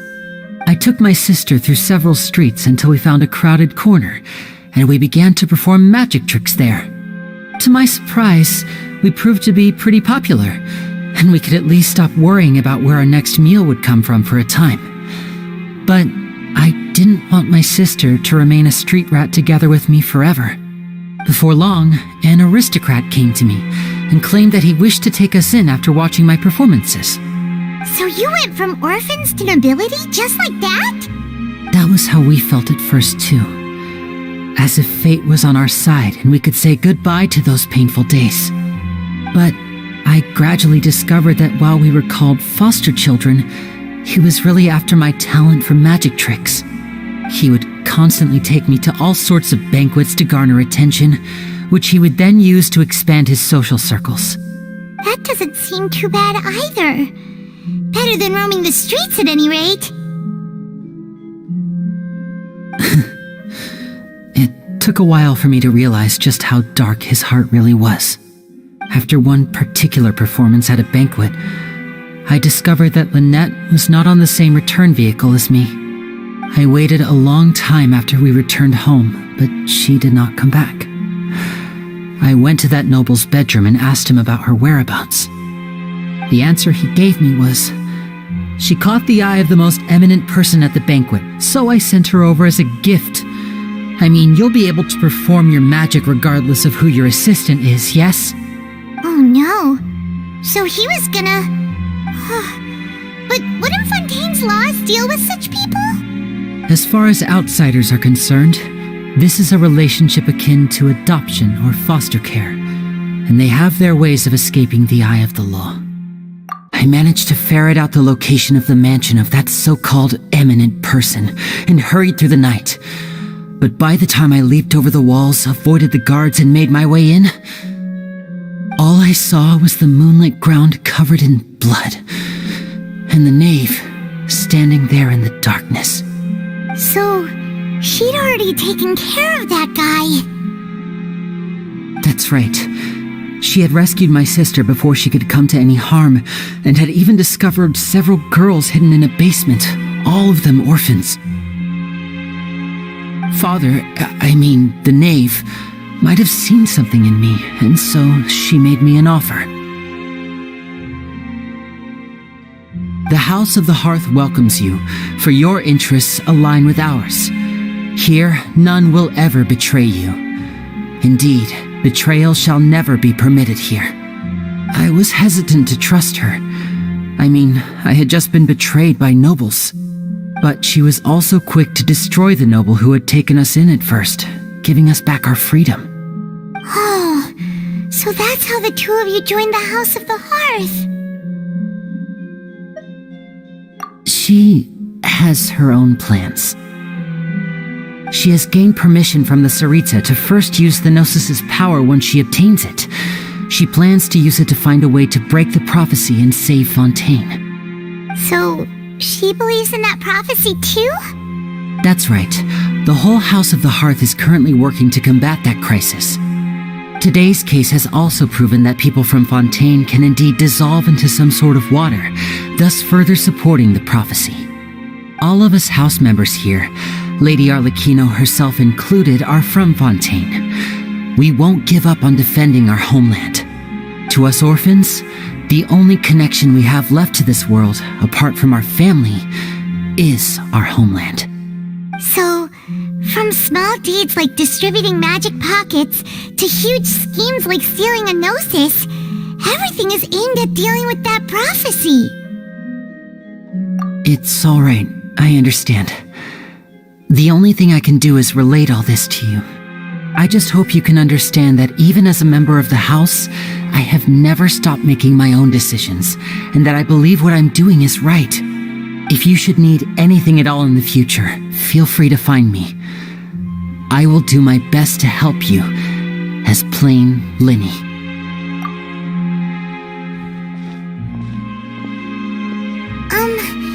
Bye, Linny!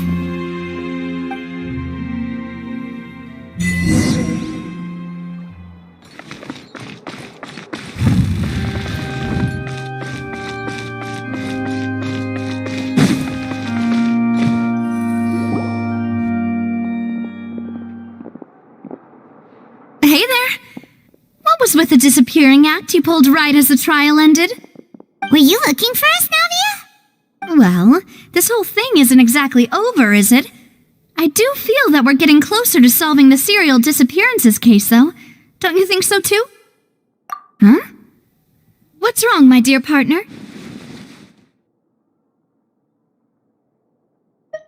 Besides, are you sure we're the ones who can crack a case that's been cold for decades now? And given that there's new evidence from the trial, there should be a trail of breadcrumbs for the Hydro Archon's people to follow now, right? Ah, I see. Well, I won't lie. I'm a little shocked to hear that from you. But I suppose you are just travelers who have only arrived in Fontaine after all. Sorry, I might have been too presumptuous. Don't say that, Navia. Ah, and we were having so much fun investigating with you, too. It was like having new waters flowing into a stagnant mire, causing new hope to spring forth, and the reflection in the murk to become clearer. Sorry about that. I'm a bit prone to nostalgia. Don't mind me. Wait, shall we have a farewell meal? You know, to commemorate our time as partners? Huh? Do we really need to get that formal? Well, guess you really did treat us as partners, huh? Well, I'd just like to have a proper ending to every important memory. That way there are no regrets later. Anyway, it would just be a meal, so it shouldn't take up too much of your time. You don't have to twist Paimon's arm. If Boss Navia's treating, count Paimon in. Oh, wonderful. In that case, why don't we return to the court of Fontaine and head to the Hotel de Boer? I believe we'll make it just in time for dinner. All right, then. Let's have our farewell meal.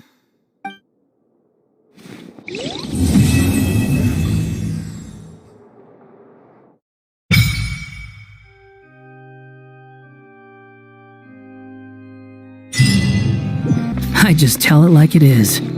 If someone can't handle it, maybe that's their problem.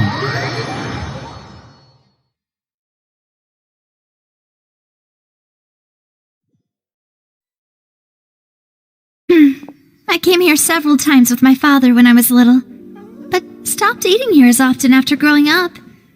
I hope the food here will be to your taste. Oh, don't worry. We haven't eaten at a hotel like this in a while.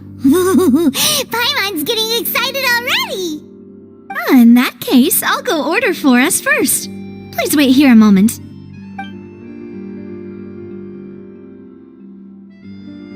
Ooh, everything looks so good. People in Fontaine sure know how to enjoy life. Why, of course. Go ahead, try whatever you like. If the food's good, I'll make a group reservation for the rest of Spina di Rosula next time. And if it's not? Well, then I'll still bring everyone. Albeit with only one dish per table. You, sure have your own way of doing things. Oh, we called this a farewell meal, but we could also treat it like a victory feast, right? We did just win that case after all. Oh, true. Very true. In that case, boss, we'll have another 2 dishes. Huh? Paimon didn't mean that you had to order even more food.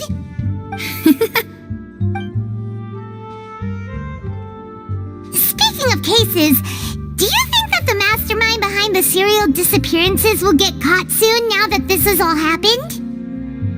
Well, we've certainly taken a big step forward, but I feel that's about it.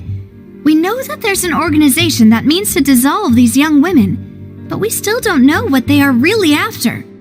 If it hadn't happened right in front of us, Paimon wouldn't have ever believed that a person could be dissolved like that.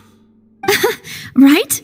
Yet it was because this was such a preposterous notion that the investigation could never really move forward before. Ugh. If only that guy could have finished speaking! We were so close to hearing who was behind it.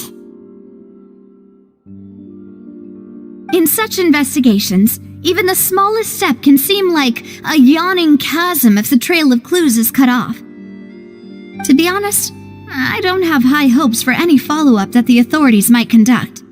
It's not that I don't have faith in their ability, it's just that a different perspective is required in some matters. It's easy to guard against and deceive a single narrow perspective. A shift in thinking is required at such times in order to produce a breakthrough, which is exactly why the Spina di Rosula exists. Those highfalutin folk are not all-knowing. That's why we exist, to seep into the cracks where filth falls through, where their watch fails them. That's the kind of problems we solve. Seems Paimon thought things were simpler than they actually are. It's all right. Well, this was supposed to be a farewell meal, so I doubt you have further interest in this business, right? Let's talk about something else. Like, what are your future plans? That's true. We didn't have a chance to speak to her after the trial ended. It didn't really seem like the right time or place to do it anyway. I see. So, your primary objective, which has been foiled so far, was to have a chat with the Hydro Archon. I've heard that there's a long line of people waiting to meet Lady Farina. I suspect you'll be waiting for quite a while, considering that you missed your chance today. Yeah, we've heard that she's super popular here in Fontaine, and that it'll be tough getting any of her time. Well, would you consider some more, unique ways? Perhaps even methods of, let's say, questionable legality? Guess that's Spina di Rosula's boss for you. Chock full of sketchy ideas. Well, what did you have in mind? Well, one way would be to infiltrate a performance troupe at the Opera House, only to abandon your act at the play's climax and ask to speak to her after the performance. I'm sure Lady Farina would be eager to see the ending, and would agree in order to finish watching the play, don't you think? Could you suggest something a little more practical? This plan seems pretty hard to pull off. We'd have to go learn how to act, and acting's really hard. All right, here's another. Find a way to conceal yourselves under her bed, then wake her up in the dead of night and demand answers. Don't let her go back to sleep until she answers all your questions. I can personally testify that this one works. When I'm sleepy, I'll do anything as long as I can finally get some sleep. That might work, but that's not really the problem. The problem is we don't want to get ourselves arrested. Valid point. I overlooked that part. I was just thinking about leveraging a person's desire for sleep. All right, no more joking around. Perhaps you could... I don't know. cut the line when she's on a break. You did defeat her in court, clearing citizens of hers from false accusations. False accusations she had nearly upheld personally. I imagine that she feels quite ashamed about the whole thing. You mean that if we catch her while she's on a break, she might be too embarrassed to refuse? Oh, that does make some sense. Why don't we give it a try after this meal? You know, strike while the iron is hot and all. Huh? Paimon, did you drink my Fanta? Was this your drink? Sorry about that. Paimon wasn't really paying attention and the cup was right next to Paimon. Would you like to order another? No, it's fine. We're just about done here. Alright. Honestly, Paimon wouldn't recommend Fanta anyway. It tastes kind of salty and icky. Is that so? Huh. Well, in that case, we'll have to blacklist the Fanta here then. If we're all finished eating, then I'll go pay. Yeah, we're stuffed. Thanks for the treat, Navia.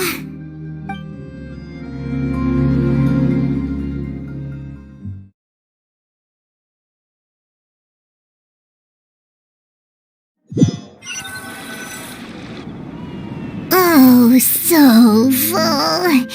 Paimon can barely float anymore. Nah, that would be so normal. You know, like you. Okay.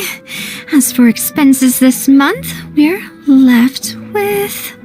Hey, Navia! What are you doing over there? Oh, nothing. It was just a meal, you know?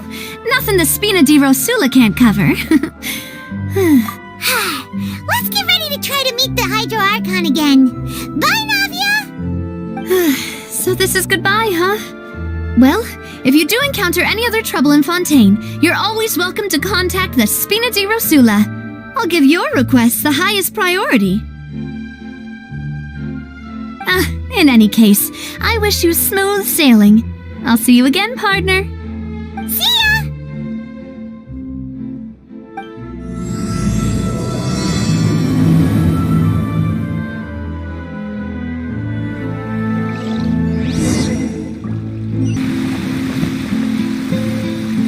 There aren't many people around anymore. Looks like that boat we took to Araneas might have been the last one. Vache! Looks like we're back here again. Huh? Traveler?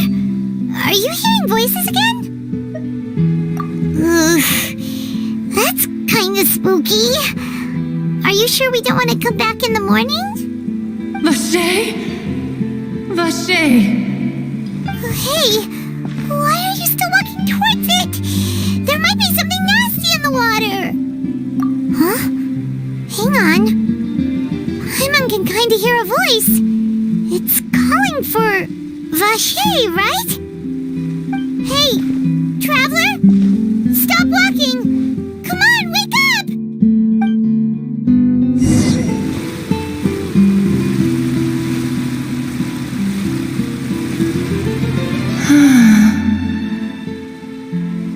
Vache! Are you... my dear Vache? No, wait. You seem to be someone else. Do you know Vache? Do you know where my love is? Wait. Who am I? I'm very sorry. I fear I do not know. My memories feel like they have been washed away like a flood. So many fragments dissolved amidst the tide, never to be recovered. How much have I lost? How many things that I once held dear while on land have I since forgotten? Yes, that is what I was once. But now, I am but the consciousness of one who is lost, therefore. I do not know how I came to be like this either. I only vaguely remember being covered in light blue water, and then all grew dim. I also remember going to many places. I loved adventure, loved exploring places of peril.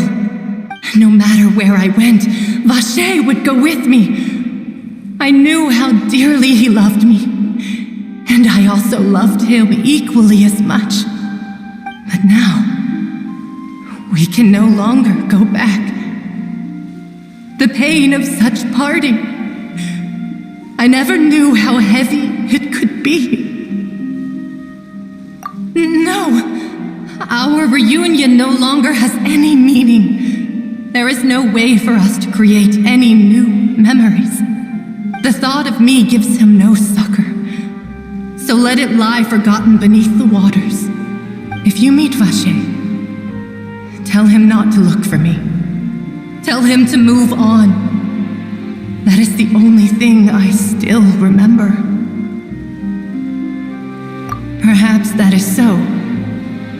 As I was submerged in the waters, losing consciousness, I saw Vache above the surface. His eyes were filled with such sorrow, such longing.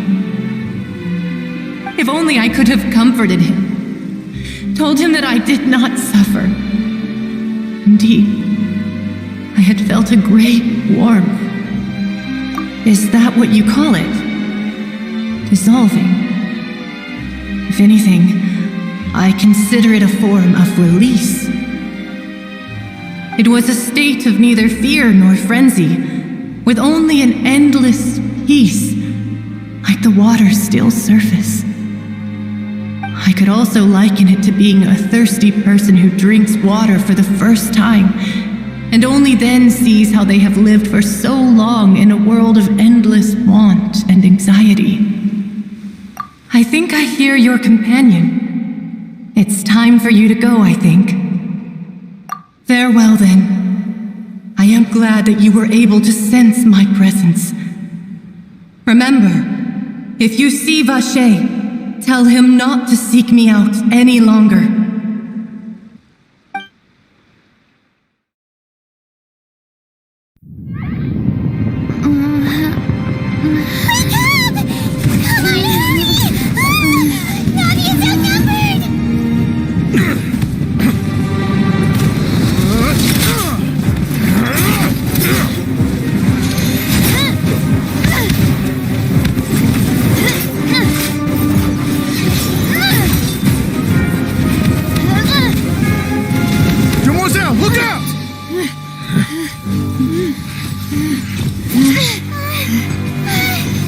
Dear God, it's a whole army of Gardamex.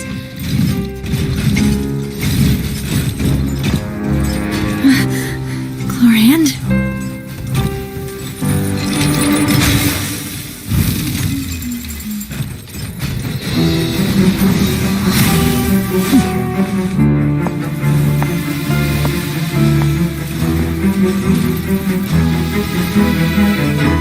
Quick, now's our chance!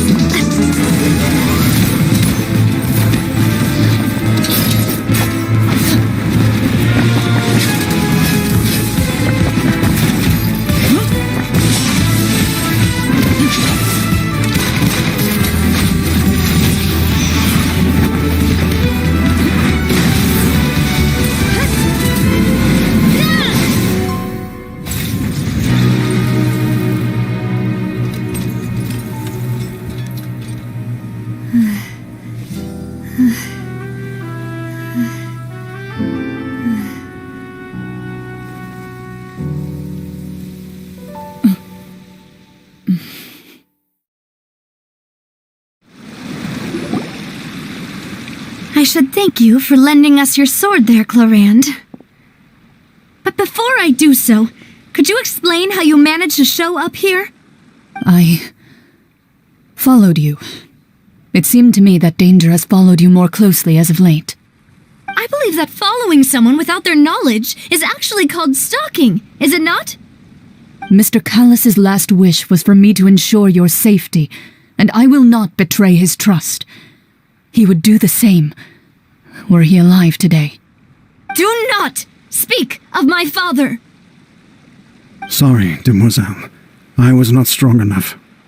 Thank you for your aid, Miss Chlorand, but do keep an eye out for your manner of speech. I believe we all wish to avoid unnecessary emotional harm. Sorry, did not consider your feelings. Whatever. What else do you know? How did you come to the conclusion that I'd be in grave danger? I doubt I know much more than you, but I believe that the mastermind behind the serial disappearances is very powerful. Your performance tonight will almost certainly attract their attention. I'm sure they've known about me. To be honest, I'm shocked it's taken them this long to act against me. And what about these Gardamex? I thought only those associated with the Maison Gardiennage could control them. None of these mecha have serial numbers. I was sure to check a moment ago.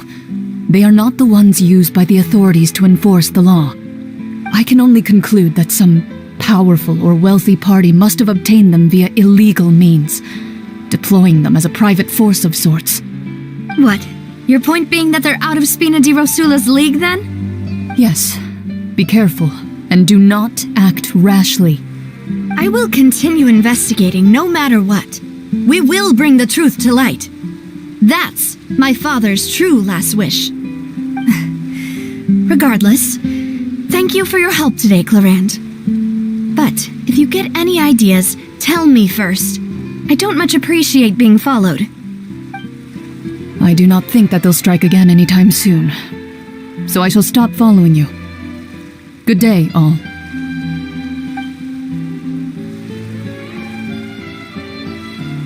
Right. I suppose that's the best news we've gotten today. Demoiselle, I believe that Miss Clarande was being sincere with you. If we tried, we could attempt to thaw relations a little. I know, she's...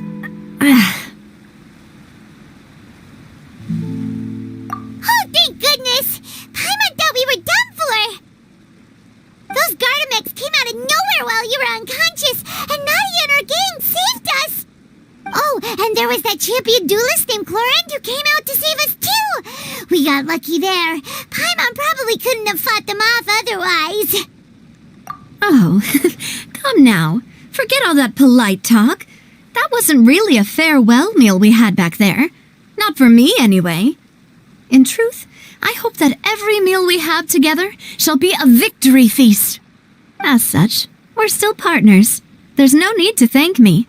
It will take 50 years for me to match Demoiselle's magnanimity. If it were me, I would have joined the Spina di Rosula on account of her goodwill long ago.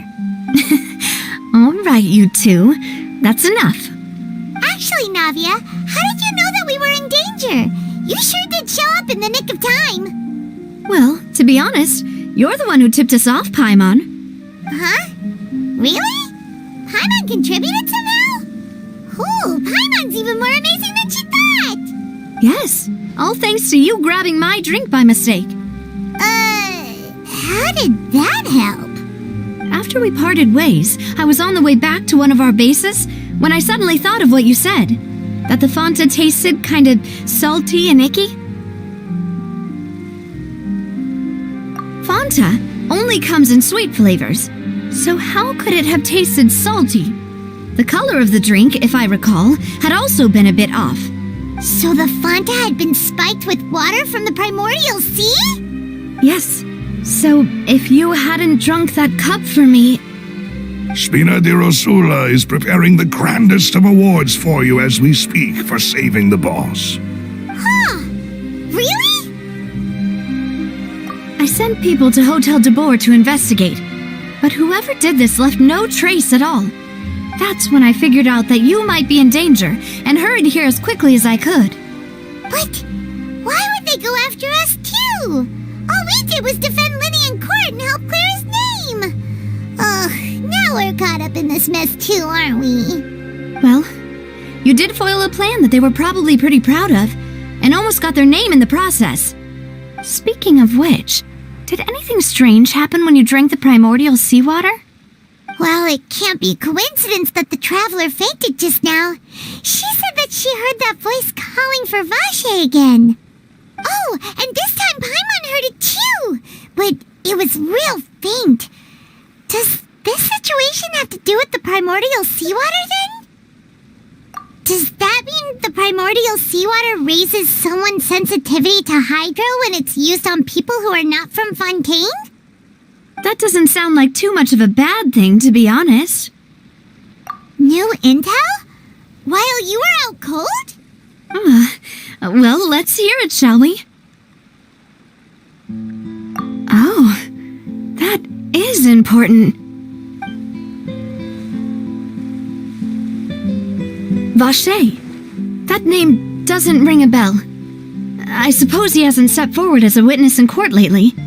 Since he saw that young woman dissolve, he was at least at the crime scene. But he never gave testimony or any information regarding people dissolving in the primordial seawater. Could he have been threatened? Yes, thank you. This is very important information indeed. We will continue to investigate. Oh, you mean you'll help us investigate? Well, you did say that our farewell meal didn't really count. That means we're still partners, right? And besides, we're in this now whether we like it or not.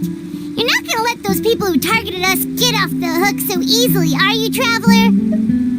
Demoiselle, do try not to look quite so pleased. You are the face of Spina di Rosula, after all. You talk too much. Well, in that case, let's head back to one of our bases, shall we? I'll arrange accommodations for you. We also have some plans to go over, and hopefully we can deepen our bonds as partners. But we'll take that one step at a time, I guess. Don't worry, you two. With us around, our base is definitely secure.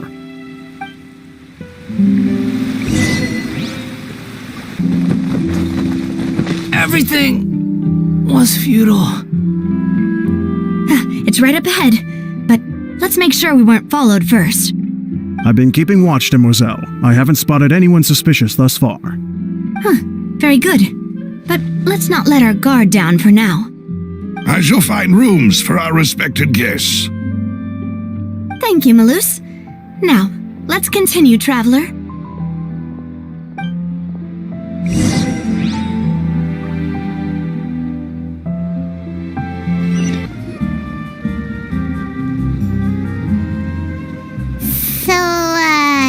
This is your base? It's not quite what Paimon imagined. Your accommodations have been arranged. Under the present circumstances, I can confidently say it's the best we have. Well, our funds have been a little tight lately. After all, we don't allow illegal or unethical profiteering. In fact, our funds often come from citizenry who support us. Seems like it's tough times for everyone. But if you have the support of the people, that does sound like it's worth it. To be honest, our financial situation was a lot better back when my father was in charge a few years ago. I'm afraid I'm not quite his equal.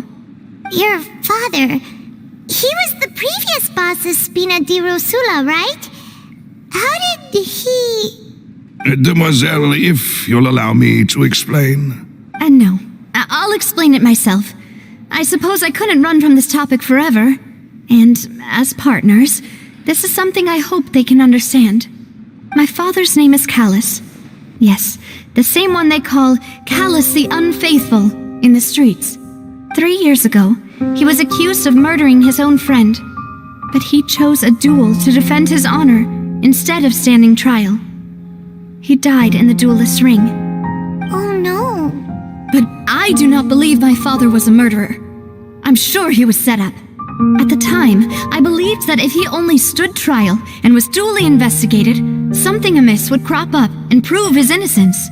But strangely, he not only requested the duel himself, but rumor has it that even after being seriously injured, to the point where he could be deemed as having lost the duel, he refused to surrender, determined to die in the arena. 3 years later, I still don't understand why he did that. How could he protect his honor if he's dead? If anything, he gave up his chance to defend himself. The closest piece of info I have is that my father had been investigating the serial disappearances case at the time of his death. Ah, so that's why you're so determined to get to the bottom of that case. That's right. I've also tried to investigate the murder my father was implicated in, But I haven't found a single new clue in my countless reviews of the investigation records. However, I believe that if the murder case is related to those behind the disappearances, they must know something. I must know what really happened. Was my father coerced? Framed? Even if he really did kill his friend, I must get to the truth. If only he'd been more open with me when he was still alive. He even hid the fact that my mother died due to complications when giving birth to me. And now, here I am investigating his death. You really are a handful, aren't you, Papa? Demoiselle, please, if there is anything I can do, anything at all. I also will never believe that Master Callus murdered anyone. There are none whom I respect more than the two of you, Demoiselle. Master Callus did so much good in life, yet all it took was one murder case for him to be dubbed Callus the Unfaithful. Even our supporters decreased greatly due to that incident, hence our strained finances at present. Wait, if Callus was such a good man, wouldn't people at least be a little suspicious when he was accused? No. Perhaps people just revel in that kind of drama. It's not something exclusive to people from Fontaine, really. Everyone's like that. People love watching the evil turn over a new leaf, but they also enjoy watching good people fall into an abyss from one slip-up just as much. But how could... never mind. If Callus was really falsely accused, we have to find the truth. He didn't deserve to have that happen to him. There is one other thing. Master Callus's opponent in the duel was Ms. Clorand. Oh, her? Well, then, isn't that as good as saying that she was the one who killed him? Yeah, that's not the sort of thing that you can just let go and move on from. Ms. Clorand has always placed great emphasis on the honorable nature of the duel. If her opponent doesn't yield, she will not stop either. She knew Master Callus beforehand and greatly respected him, but seeing how he was resolute in the arena, there was only ever one choice she could have made. It's not that I don't understand her at all, but I just can't deal with this yet. Don't worry, Navia. Paimon knows how you feel. You don't have to force yourself to do that. Afterward, Ms. Clorand told us that at the start of the duel, Master Callus requested that she ensure Demoiselle Navia's safety. Yes, that is our understanding as well. Oh, Papa. What madness drove you to ask the person who killed you to take care of me? All right, anyway, that's the information I wanted to share with you. Even if it did sound like I was just complaining towards the end. Thanks. You two should go and rest. This was quite a day after all.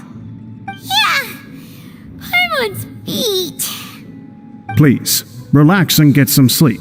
We will ensure you rest soundly.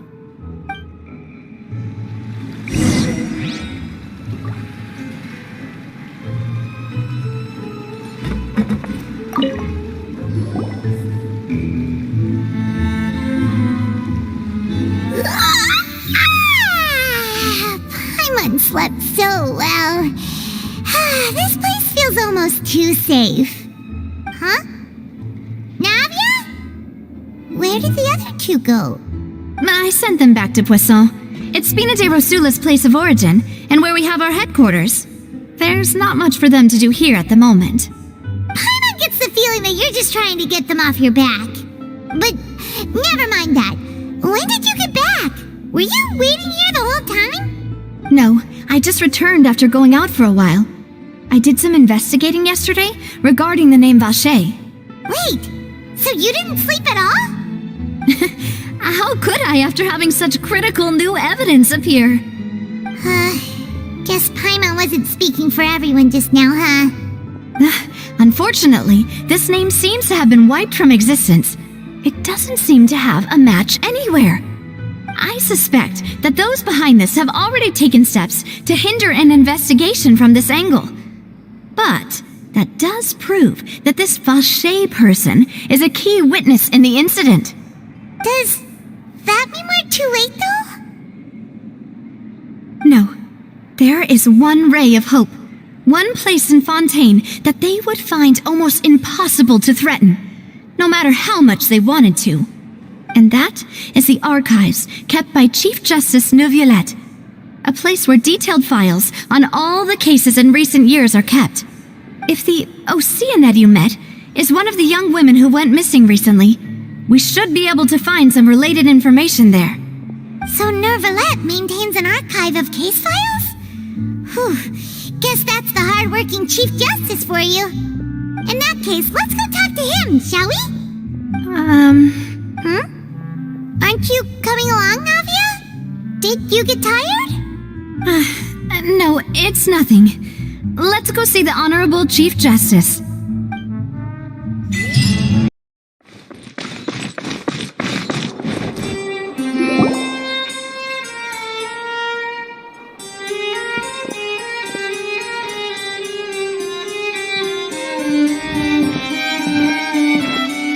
Please state your business here. The Chief Justice is presently occupied with official matters. This place does look pretty heavily guarded. Guess that proves that Neuvillette's files are really secure. Hey, don't you recognize us? Huh? Who are you? Just to be clear, I don't care who you are or who you might be related to. Our rules make no exceptions. See? They've got great discipline, too. Yep. Paimon can tell. If you're here just to crack jokes, I can point you towards the exit. Unlike some, we're busy, so please leave if you don't have a reason to be here. No. What I meant to say is, shouldn't you remember us from a few days ago? We were at the trial of the great magician Linny. Oh, yes, I remember. I read about it in the Steambird. You must be Linny's attorneys. It's all coming back to me now. We're here today to report and archive some information on a follow-up case. Is that even a thing? Of course. Don't worry. We're here on official business. You can trust us. All right then, I'll let you through. The Chief Justice is just inside. Thanks so much.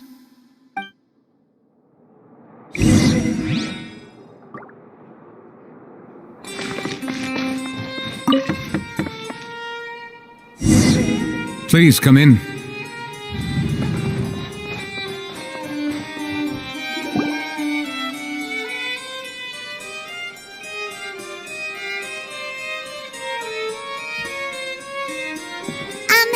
Sorry to barge in, Monsieur Neuvillette. We only lied to get in because we didn't know any other way. It's all right. Please let me know how I may be of assistance to you. So you're not mad at us? We're looking for a man called Vache. He may have been an eyewitness in the serial disappearances case. If we can find him, we may be able to unearth some key information on the case. Ah, I see. In that case, please wait here a moment while I browse through the files.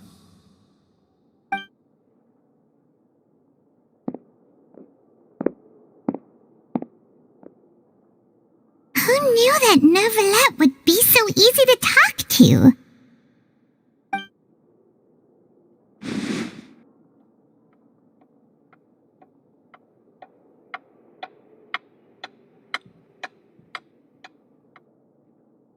Unfortunately, I'm quite certain that no one by the name of Vache has been involved in any case, criminal or civil, in the past several years. There are no records of him either in the files or in my memory. Traveler, what if it was really just a dream? Is that so? All right then.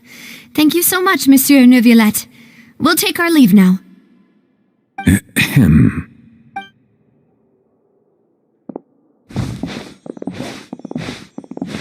Miss Navia, I can understand how you feel. Your father, Callus, was a truly exceptional man. We deeply regret his passing. And what are you trying to say, Monsieur Neuvillette? Are you trying to console me? Extend your sympathy? Or just express some tendril of regret? No, you are not trying to do any of that. I can hear it in your voice. There's no emotion behind your words.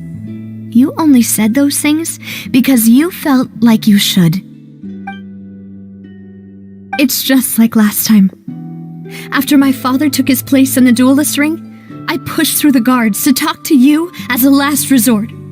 You even told me then that you thought there was something fishy with the case, yet you still allowed the duel to go ahead.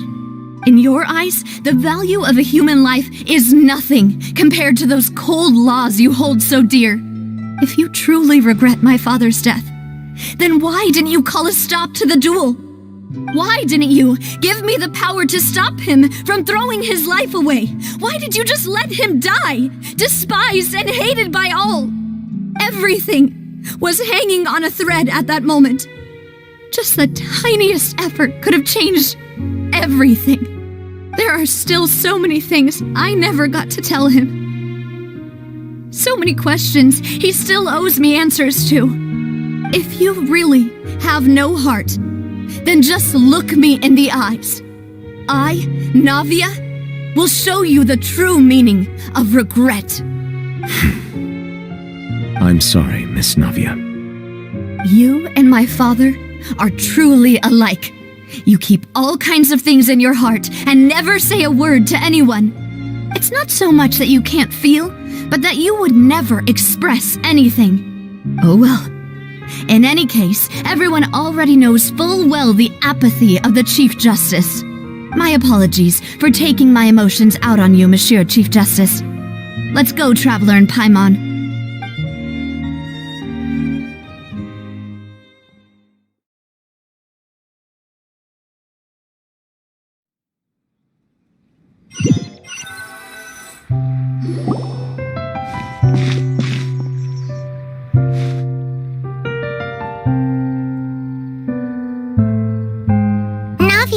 Are you okay?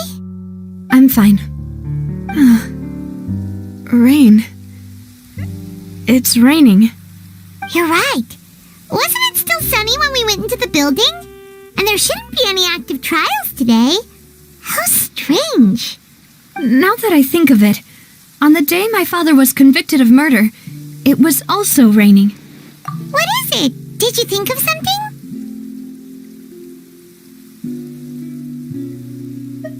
Yeah, he was outside. It was uncovered and the rain could fall there. Why? Do you think the rain could have affected the crime scene? That thought has occurred to us before. We've even expanded the search area to try to account for that, but didn't find anything of value. Oh? Wait. You don't mean... So you're saying that the true murderer could have been turned into water? And then got washed away with the rain? Yeah, and if that's what had happened, then no one would have believed your dad, even if he explained what he saw to the authorities. I really think I found a true genius for a partner. You're completely right. How did I not connect the dots earlier? All right, let's go to Poisson. With this new lead in mind, we'll get to the bottom of my father's case for sure. Yeah, we're gonna make progress for sure this time. Do you want to go with me now? Or do you want to head over by yourself later?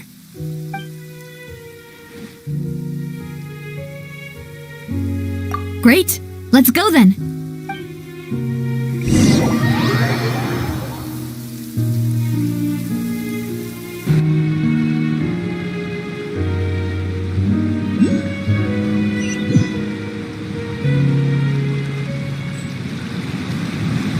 The wind rises.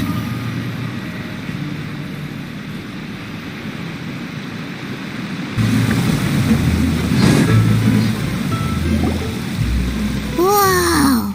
What a huge ship! Why would a ship be anchored at a place like this? There's no need to be so surprised. While it may look like a ship, It's actually Spina di Rosula's headquarters. My father was the one who asked for it to be built like this. Perhaps our taste in exterior design is the only thing we occasionally had in common. A gigantic and glamorous ship embodies discovery, opportunity, ambition, and conquest. It symbolizes Spina di Rosula's bright and limitless future. And Paimon thought you were bluffing when you said Spina di Rosula had a glorious past. Paimon was confused why a group with such a history would live in the sewers. But now that Paimon has seen this ship for herself, she's been convinced. Well, Poisson is where Spina di Rosula began, after all. It's our main base, our home.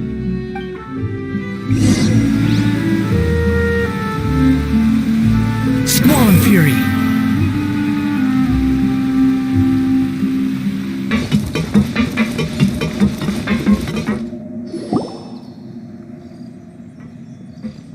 Melus, we're back!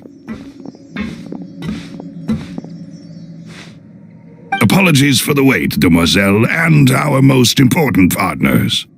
You said before that you still had some business at the court. What brings you back to Poisson so quickly? About that.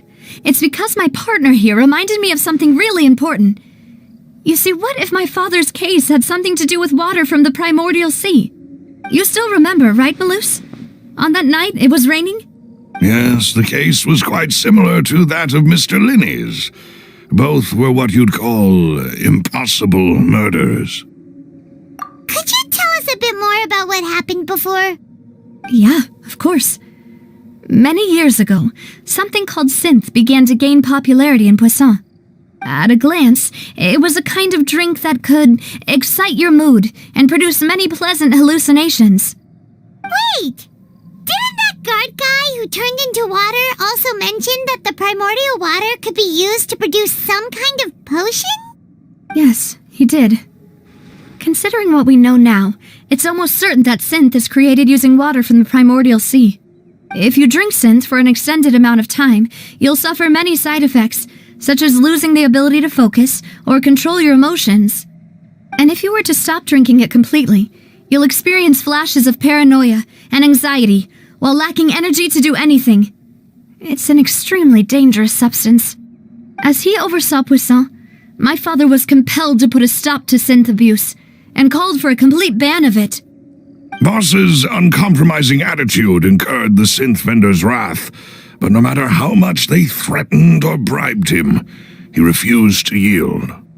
Not only that, Boss became determined to find the mastermind behind the synth operation and put an end to the problem once and for all. Yes, but the enemy was very cunning. So he could never get anything out of the dealers, all of whom only sold the stuff and weren't privy to the rest of the operation. Recognizing that, my father decided to contact the dealers in secret and cultivate personal relationships with them. Finally, he was able to convince someone to become his informant. The man's name was Jacques. He felt greatly ashamed about his work after seeing many families destroyed by synth abuse. That night, my father hosted a banquet at his countryside estate. He planned to meet up and exchange information with Jacques over some food. But then, we heard 2 gunshots from the courtyard. We raced to the scene and found my father, still holding a gun, and Jacques, who was already dead on the ground. Huh? How did that happen? Aren't they on the same side? Sounds just like Lenny's case, doesn't it? In both cases, the culprit seemed obvious, but neither appeared to have any motive at all. Looking back on it, though, I now believe the most important clue was something we all overlooked at the time. There were pieces of clothing left at the scene. Precisely. It's all thanks to you that I made the connection now. Back then, we all just thought they were some costumes that Jacques used to disguise himself at the banquet. But, considering it now, it's almost certain that they belong to a third person at the scene. With one extra person, we'll also need to reconsider why the 2 shots were fired. You're right. We still don't know what happened. But my intuition tells me that we're on the right track to figuring it all out. I'm finally headed towards the truth. Jacques was an empathetic man who was infinitely remorseful for his past actions. It's unlikely that he turned on Boss with zero warning. I think this third person is probably the key to the full truth. On that note, however, even though this will not please you, demoiselle, as your and your father's butler, I must still offer a word of warning. Our opponent is insidious and cruel. They are extremely difficult to deal with, and Boss has already lost his life trying to bring them to justice. Even though Spina de Rosula has lost most of its former glory, Poisson has welcomed a new time of peace, and we have been allowed to live out our lives. There is no need to follow your father's path. It would be both wise and in line with Boss's wishes to step back and give up on the case. If that's indeed what he wished for, then he should have told me that himself. Was I not the closest person to him? And yet, I was the one most kept in the dark. What was the point of him dying without sharing any of the secrets he knew? Did he manage to protect anything in the end? Synth is still here. Callus the Unfaithful is still his epithet. And Spina di Rosula is barely getting by. Nothing has changed. Did he think I'd just accept his meaningless death and live out my life just as meaninglessly? I've never accepted that, ever. Not since that day, and certainly not now. I want to find out the real answer for everyone's sake. For the missing girls, for the victims, and for myself. Navia. This is indeed the best moment to act. Your partner appears to be quite reliable, and more importantly, demoiselle, I think you're also ready to take this on. So you do know something else, Malus? Yes, I do. In fact, even before that banquet, Boss already knew of the connection between Synth and the serial disappearances case. But what drove all the tensions to the boiling point was the revelation that you, demoiselle, had been selected as the next target to disappear. What? Boss also didn't tell you that he had been diagnosed with a rare illness. The doctors told him that he had no more than 5 years left to live, and the serial disappearances case caused him great anxiety. 5 years was nowhere near enough time to resolve this long-standing conflict, but once he passed away, all the danger would pass on to you. Knowing all of this, he decided to use one final intimidation tactic before his death. He claimed to have already gotten his hands on some key incriminating evidence for the other side, and even told some members of Spina di Rosula about the details. But as long as you remained safe, he would not share the evidence with the public. If something were to happen to you, then he and all those he told would immediately expose all they knew about Synth and the disappeared victims. Right, so nobody would be able to get off scot-free. As we've seen, Boss's tactic has worked. Even though Boss has been gone for a long time, the other side has not tried to take Demoiselle's life. No, I don't believe it. He never appeared to look sick to me. No father wants their daughter to see them weak and haggard, especially someone as proud as Boss. To him, dying in a duel and suffering lasting dishonor as the unfaithful were still far preferable than losing face in front of his daughter. So he chose to die in silence, so that he could protect me. I'm afraid you're not understanding this correctly, demoiselle. What Boss wanted to hand to you was not a parasol, but a sword. If Boss's spirit could hear you telling me that you want to find the answer for the sake of everyone involved, I'm sure he'd be extremely proud. That fool. Couldn't he have just given it to me straight? No. He might have set up everything precisely because He never thought I'd be able to understand him. Is that the amount of confidence he had in me? And what if I was never able to make it to where I am now? Yeah, I suppose that's true. With the way he'd set things up, if I had wanted, I could have just lived out my life without a care in the world. But thankfully, he rarely talked to me about complex matters, and thus understood little of me as a person. In this case, he really didn't need to give me an easy way out. Malus, what was the key evidence that he shared with you? It's the location where synth is produced. Essentially, it's the enemy's headquarters. When he was threatening the enemy, Boss didn't share the specifics of the incriminating evidence he found. But if you want to use it against the enemy, you'll still have to take several things into consideration. Why?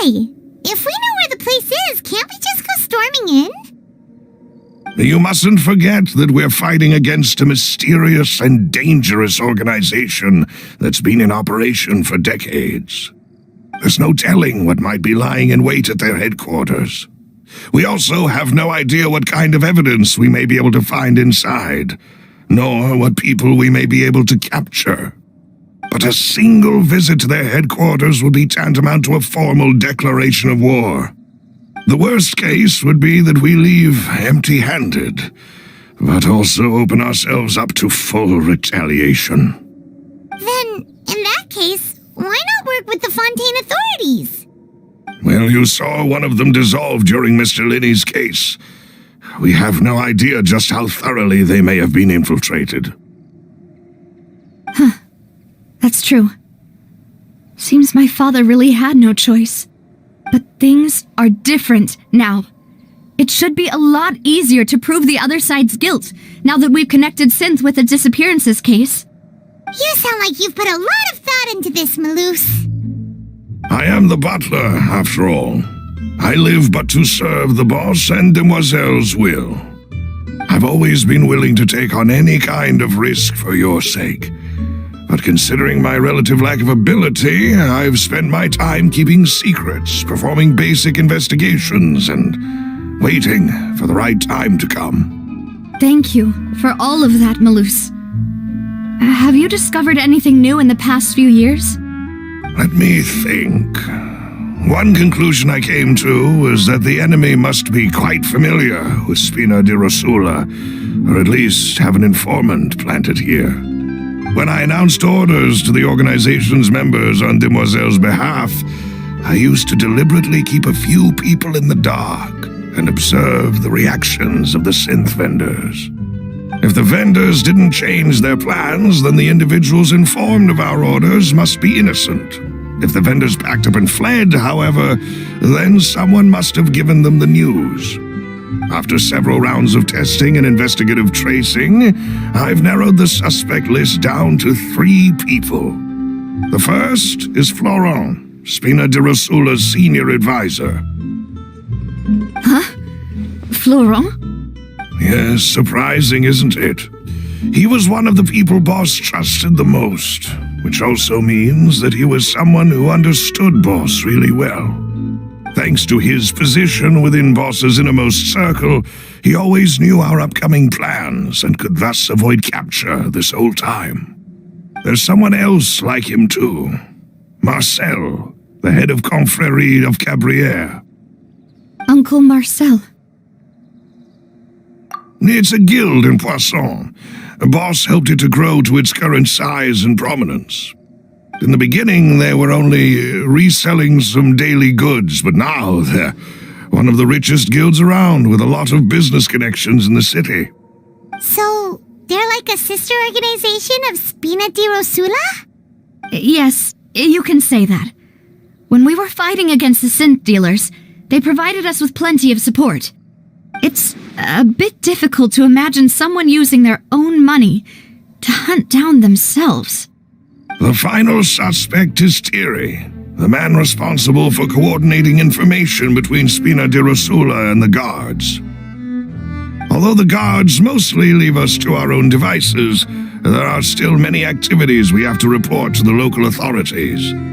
Since Thierry is always in the know about our current activities, he could theoretically always plan one step ahead.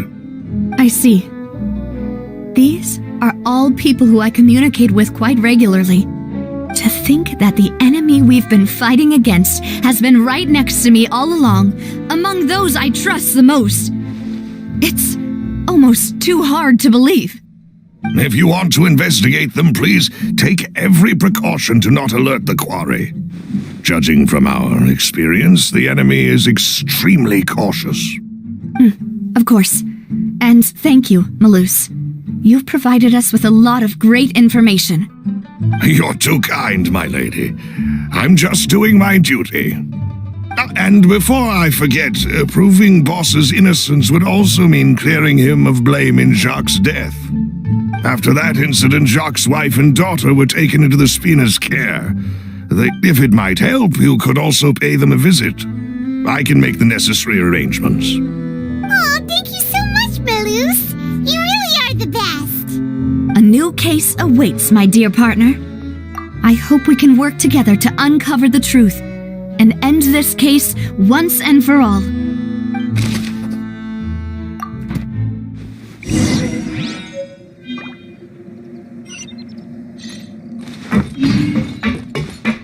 Behold!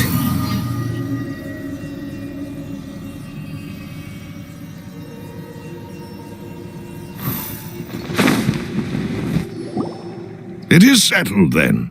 Please excuse me, and enjoy your conversation at your leisure. Thank you for arranging everything for us, Malus. Excuse me, miss. Do you need anything from us? Hey, Navia's all quiet. This isn't like her at all. I'm sorry that I only came to visit after all this time. After what happened, I didn't know how I was supposed to face the two of you. If it's about that, there's no need to apologize. After my husband died, Spina di Rosula sent us a lot of mora and support. I understood your guilt and apology to be genuine. But aren't all of those things nothing compared to the loss of Jacques? I can understand the kind of pain that comes with losing a father so needlessly. You don't understand at all. I didn't know how to face you, because I didn't know what I could possibly bring as a consolation gift. I know only the full truth could bring closure to you, and to all of us. I'm sorry. I appreciate the sentiment, but you don't have to carry all that guilt. On the matter regarding my husband, my daughter and I have more or less found our answer already. Would you mind sharing it with me?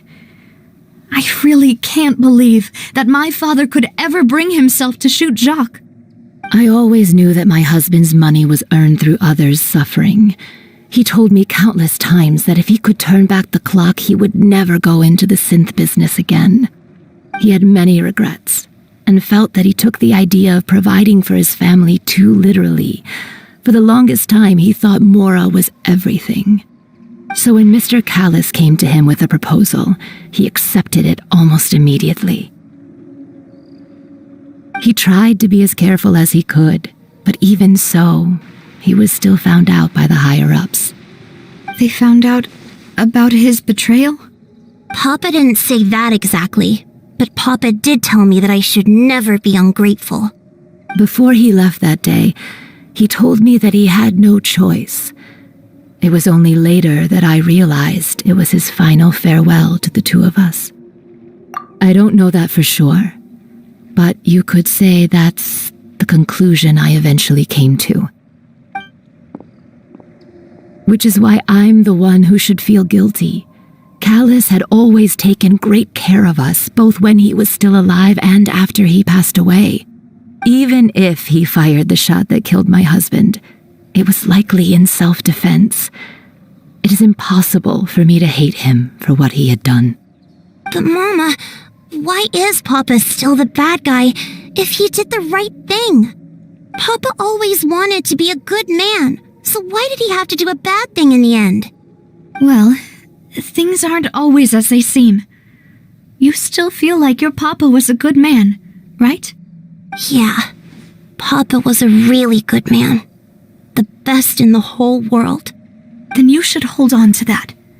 If a good man had to do a bad thing, then he must have had his reasons, regardless of whether he left you a parasol or a sword. He must have done so to give you a better life. Oh. Thank you for everything you've told me. I will definitely find the truth. The current state of things is not something I'm willing to just sit back and accept. Thank you. I'm very grateful to hear this from you. Even though your personality is quite different from your father's, your determination when you speak is really similar. You really think so? That's the first time anyone said that to me.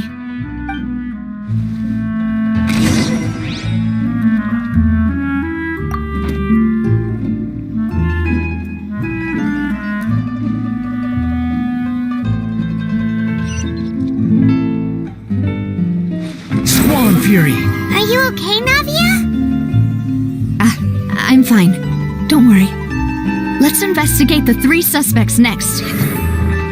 Florence should be nearby, and we should be able to find Thierry and Uncle Marcel in the city. I'll get myself together on the way, so please don't worry.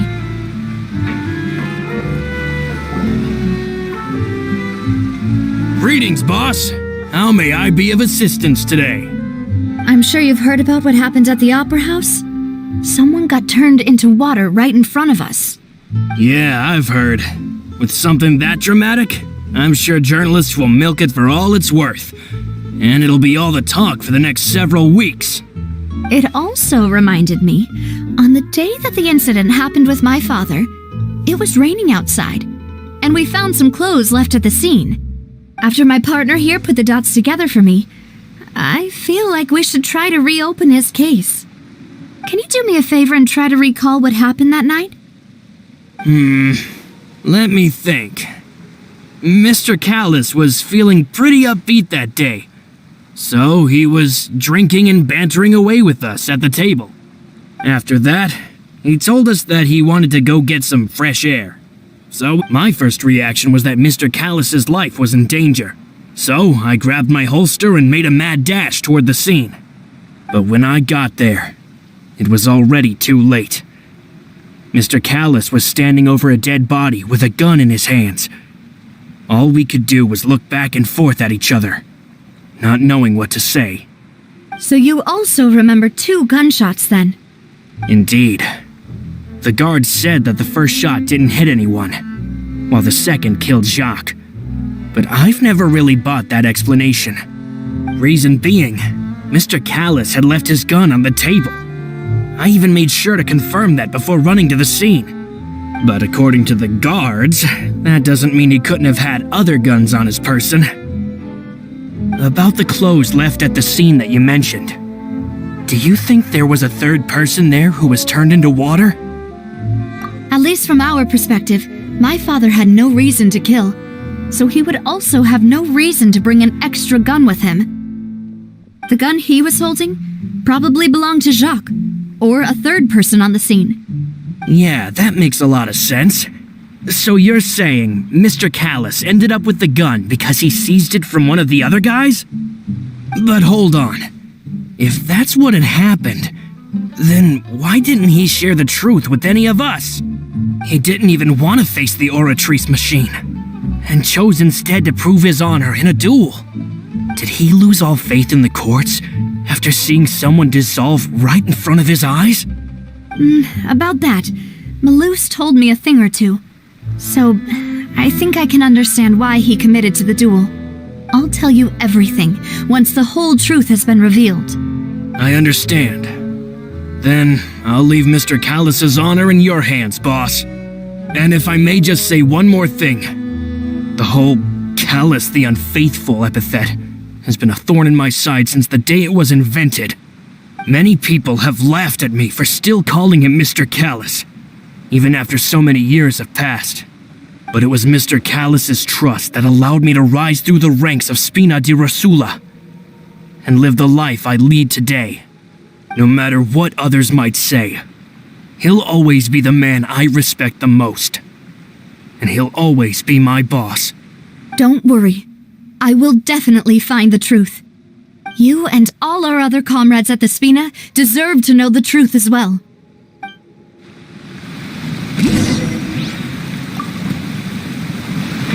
Behold!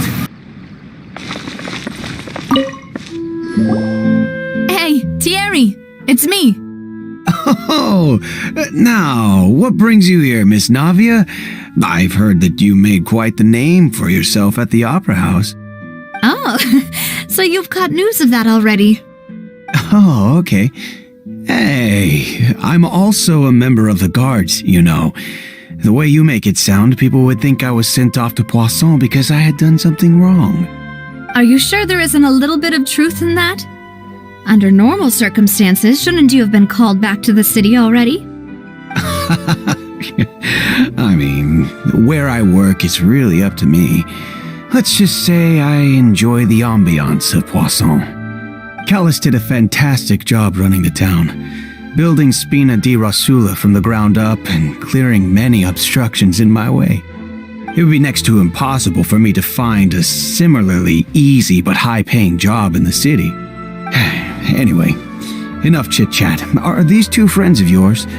You, here for some formal business? Yes. These two are my partners.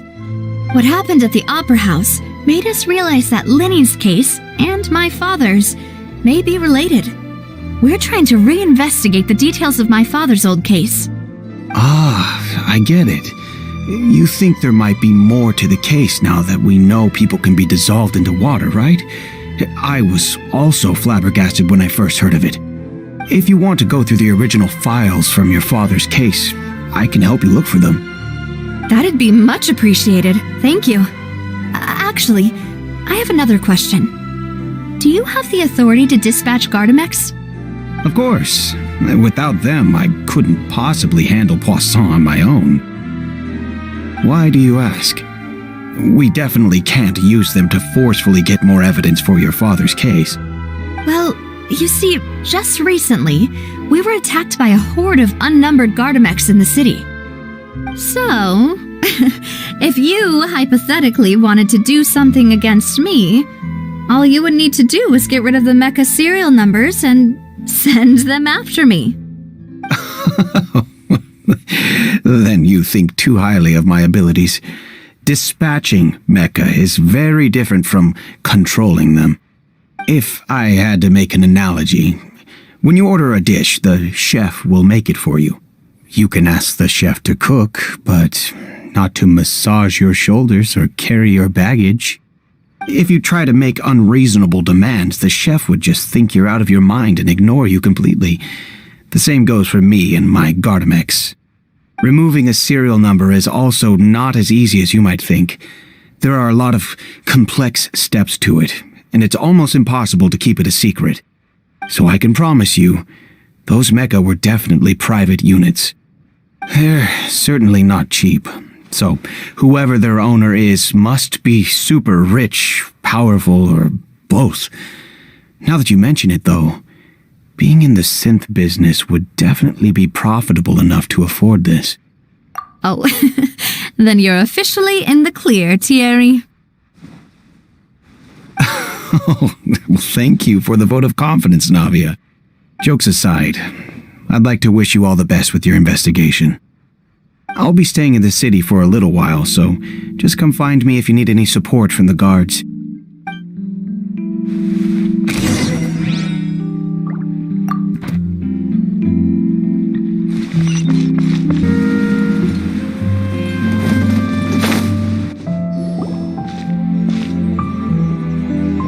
Hello, how may I help you?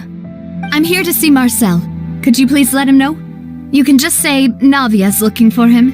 Sure, I will let him know right away.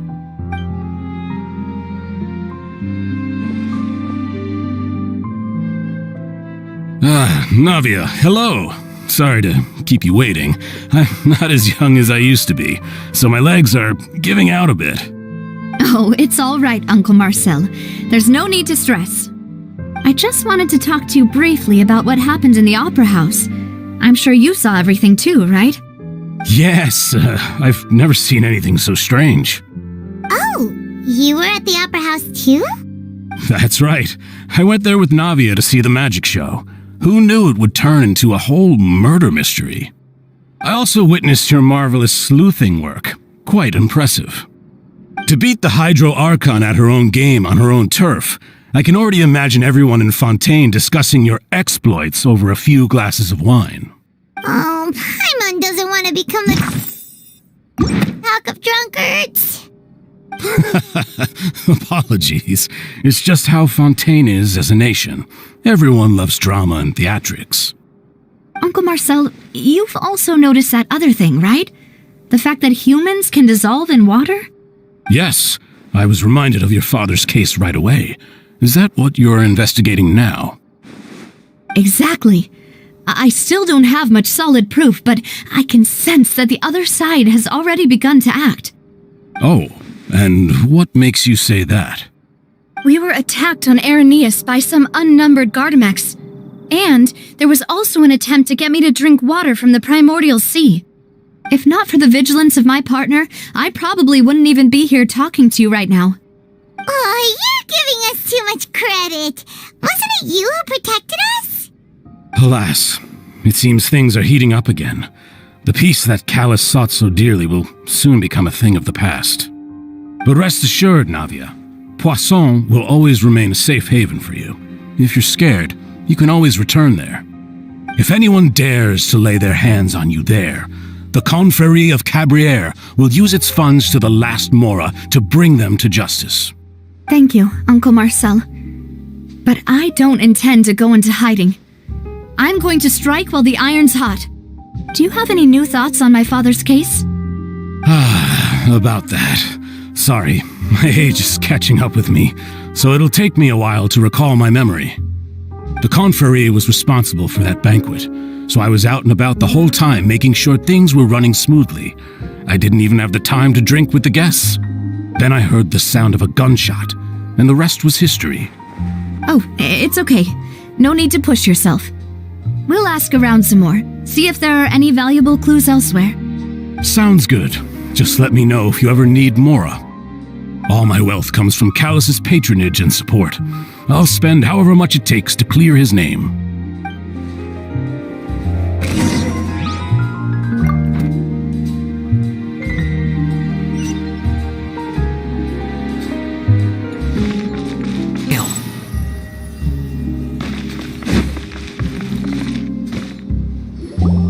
We've talked to all three suspects, purely based on their conversations with me. None of them sounded particularly suspicious.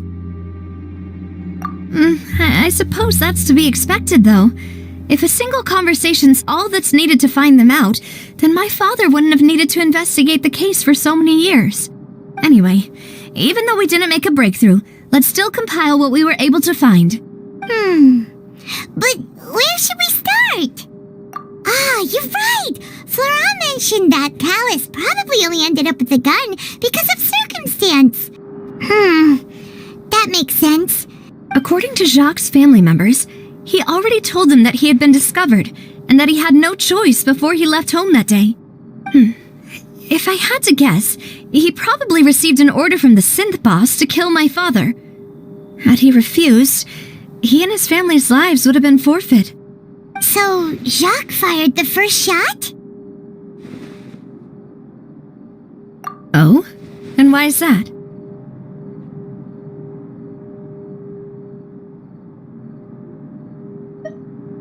Oh, that's a good point. Jacques probably already knew that he was just being used as a tool for murder. And once he had completed his mission, he'd be of no more use to his boss. So, what would make more sense from his perspective would be to turn his back on the order and seek protection from my father. Makes sense. But without evidence, that's still just a theory. Besides, Jacques, the attack from the Gardamex has been bothering me quite a bit as well. It's obvious that our enemy has become more antsy after the secret of the primordial seawater was revealed. Do you think he knew, even then, that we'd follow this lead to the end? Given everything that's happened since, it's quite possible. But who among the 3 suspects would have the ability to control privately owned Gardamex?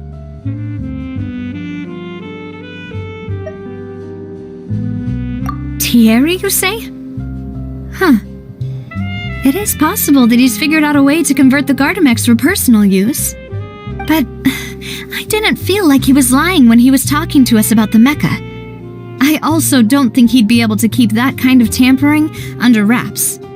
Yeah, had he actually tampered with the mecha, we'd be able to prove it with a simple check of the guard's inventory. If the mecha were taken from the guards, it should be pretty easy to find out when and how that happened. Uncle Marcel? My father did really trust him. And they worked together on a large number of projects. Maybe that's how he got to know Jacques. And with funds from the Confrérie, he could also afford a large number of Gardamex. It's still really hard for me to imagine, though. After all, Uncle Marcel has been around since I was just a child. Also, wouldn't this mean he has been spending a whole lot of mora and energy to fight his own synth business? Florent? It is true that he was closest to my father, and thus had the best chance of learning about his dealings with Jacques. But as Spina di Rosula's advisor, his work mostly deals with personnel and security, so he shouldn't have much means when it comes to finances.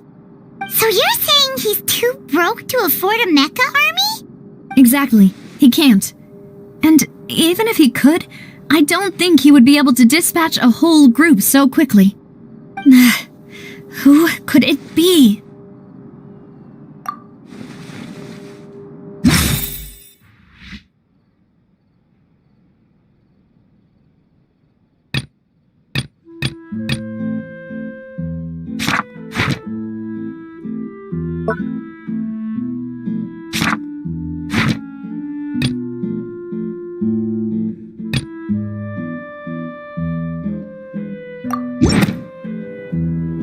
You know, if you think everything through, Uncle Marcel is indeed the most suspicious of them all.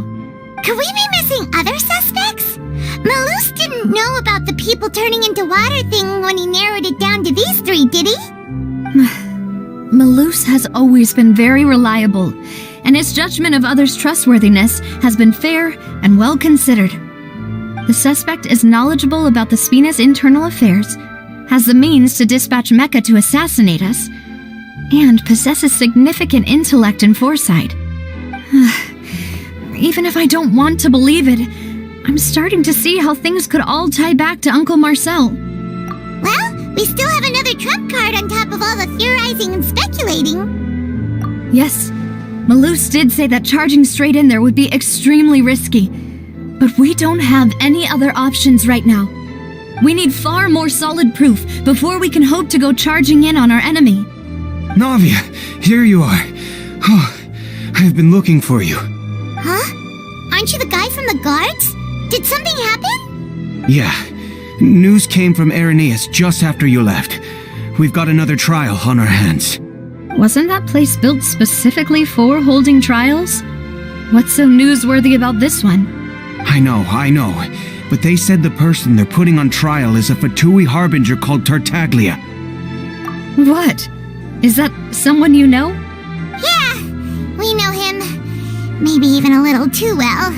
Well, he's been accused of being the true culprit behind the serial disappearances case. It's absurd, don't you think? Wait, how? None of our investigations have had anything to do with him. That's what I thought was strange about it, so I came to tell you the news right away. If the charge against him stands, then it'll be next to impossible to get the guards to support any of our planned investigations. Right, because they'll think they've already found the culprit. Yeah, and it'll be a lot harder then to clear Mr. Callus's name. I understand. Well, partner, what do you think we should do? We still haven't found any conclusive evidence. Huh? Split up? What do you mean?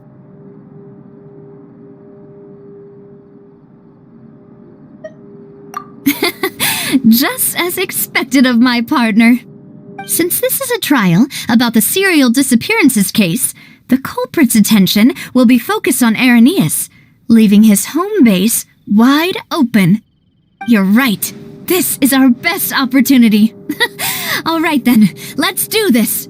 I'll stall them at the Opera House and charge Marcel as the true culprit. I won't have any chance of making that charge stick, though, unless we find more evidence. It'll be up to you to make it back in time and hand the decisive evidence to me. We'll help you, just like you helped us in Linny's trial. Demoiselle, please allow us to accompany you. I'm ready. Malou, Silver, when did you two get here? We heard that you'll be leaving Poisson and figured that you might require our assistance. It's our hope that your confidence will be bolstered with the two of us by your side. Thank you so much. Then, let's make haste for Irenaeus. Paimon, Traveler, I'll see you at the Opera House. See you then!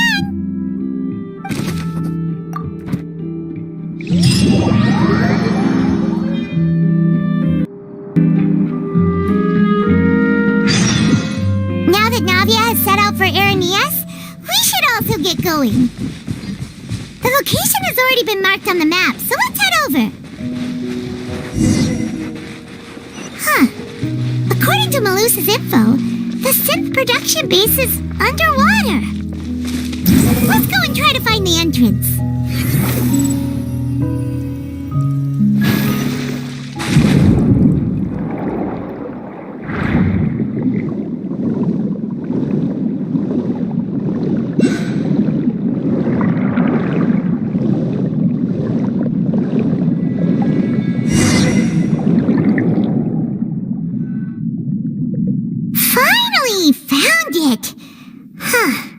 So this is the entrance that leads to the synth production base. It sure doesn't seem out of the ordinary at all. You're right. An important place like this is bound to have a ton of protective measures and mechanisms. Navia's probably arguing up a storm right now to stall for us.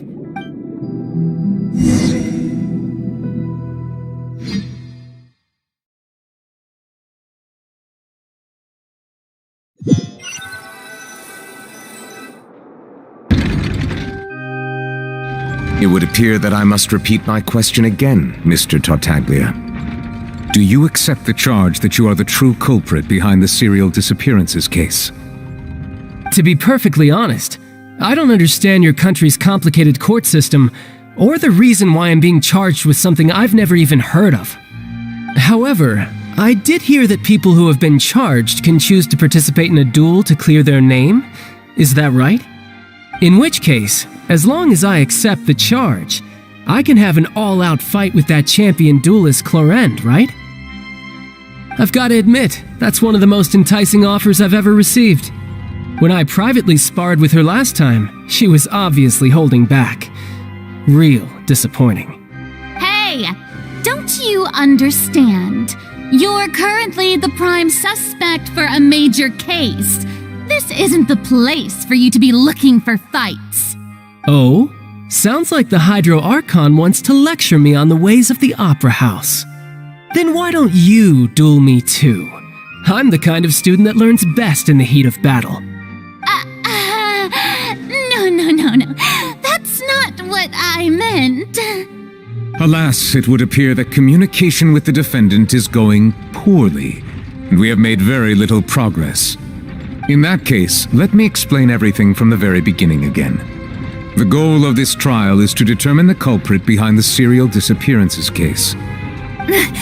That case had nothing to do with him! You've got the wrong man! Huh? What's going on?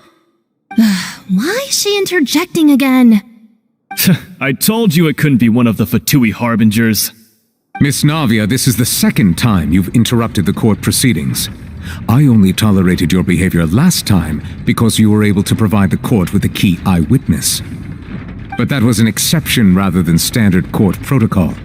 I can very well charge you with contempt of court for your interjections. Oh, please. Did you ever think I had any respect for this place's pointless theatrics? We can put that discussion aside for now. I'm not here to argue with you. I'm here to charge the true culprit behind the serial disappearances case. And if my charges prove true, then Tartaglia here will be proven innocent by default, correct? Oh, a young lady has charged in and offered to clear my name. How fascinating. Well, I'd gotten half bored to death by all these rules and procedures anyway, so I'll take you up on that offer. So, Your Honor, is there nothing else for me to do now? You may take a seat for now in the audience, but that doesn't mean the suspicions against you have been lifted. Now then, Miss Navia, who is the person you would like to charge instead? That person is...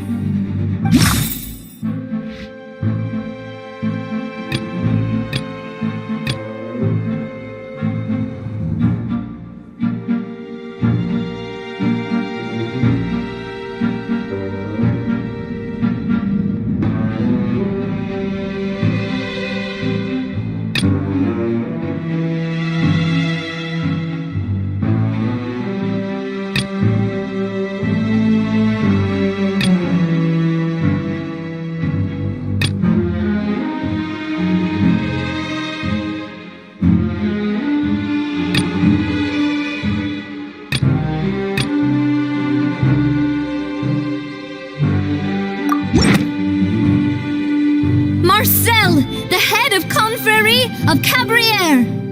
Huh? What confrérie? Never heard of them in my life. I've heard of them, but weren't they Spina di Rosula's sister organization? Oh, is this going to be a friends to enemies type situation? Please let me remind you, Miss Navia, that charging someone is an incredibly serious matter. Committing to the charge also means taking on the legal responsibilities associated with it. And if the charge fails, depending on the circumstances, you may also be charged with the crime of making a false accusation. Knowing this, do you still wish to charge this man? Yes, I do. In that case, I declare the charge to be valid. Miss Navia and attorneys, please take your places on the court. Members of the guards, please contact Mr. Marcel right away so that he may stand trial.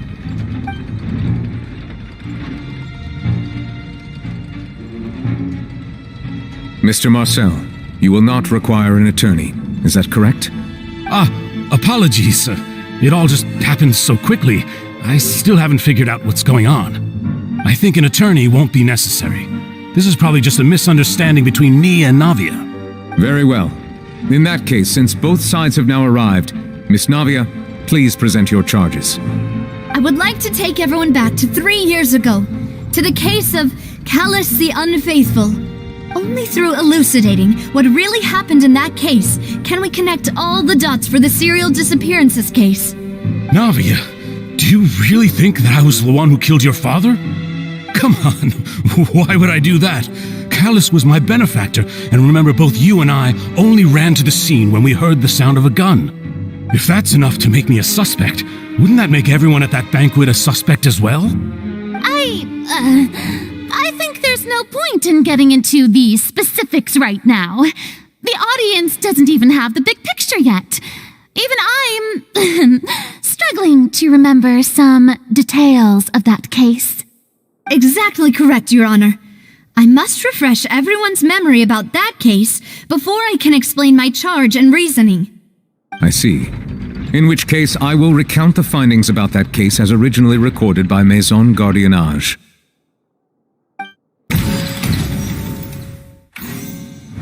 On the day of the murder, Spina di Rosula hosted a large banquet in a countryside estate owned by the confrérie of Cabriere. During the banquet, all attending guests heard 2 gunshots from the courtyard. When the guests arrived at the scene, they found the primary suspect, Callus, holding a gun, while his acquaintance, Jacques, lay dead from a gunshot wound. The guards' investigation did not recover any other firearms from the scene. As a result, they concluded that the suspect's first shot must have missed, while the second must have taken Jacques' life. The suspect did not dispute this conclusion, and also declined to defend himself in court. Instead, he chose to prove his innocence through a duel. Callus was defeated by champion duelist Clarand in the ensuing duel, and soon succumbed to the injuries. These are the known facts about the case.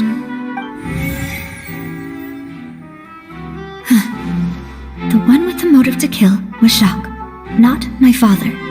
And even so, Jacques still had no reason to pull the trigger. In truth, the third person shot Jacques first, and was shot in turn by my father when my father seized the gun from him. After that, the true culprit turned the third person into water, erasing all traces of him from the scene. Thank you for the summary, Your Honor. Of course, the guard's conclusion appeared quite sensible to us at the time. However, we should revisit the case now that we've gained new information about the abilities of water from the primordial sea.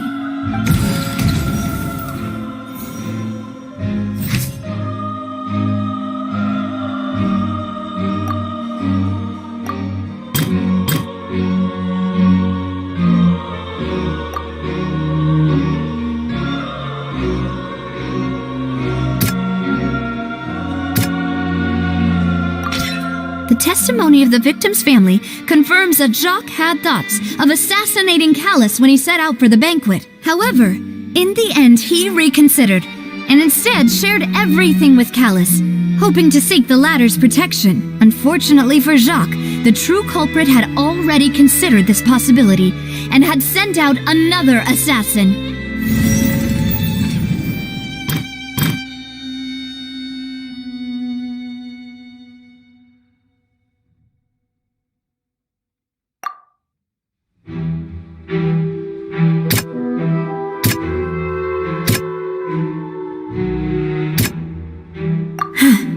Something's not right.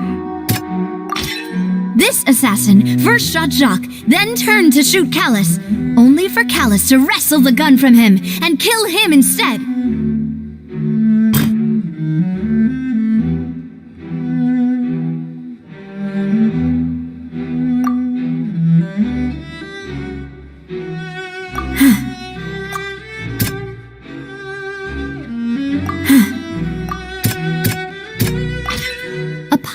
Clothing was found at the scene. The guards once believed they were used by Jacques as a costume to disguise himself, but now it is clear that the clothes were proof that there was a third person at the scene, and that they were turned into water after committing the murder. Since it was raining that day, the culprit was confident that they could use the rain to wash away all traces of their dissolved accomplice. Realizing this, the true culprit caused the hired assassin to dissolve into water, leading everyone to believe Callus was responsible for Jacques' murder. This is the true version of events.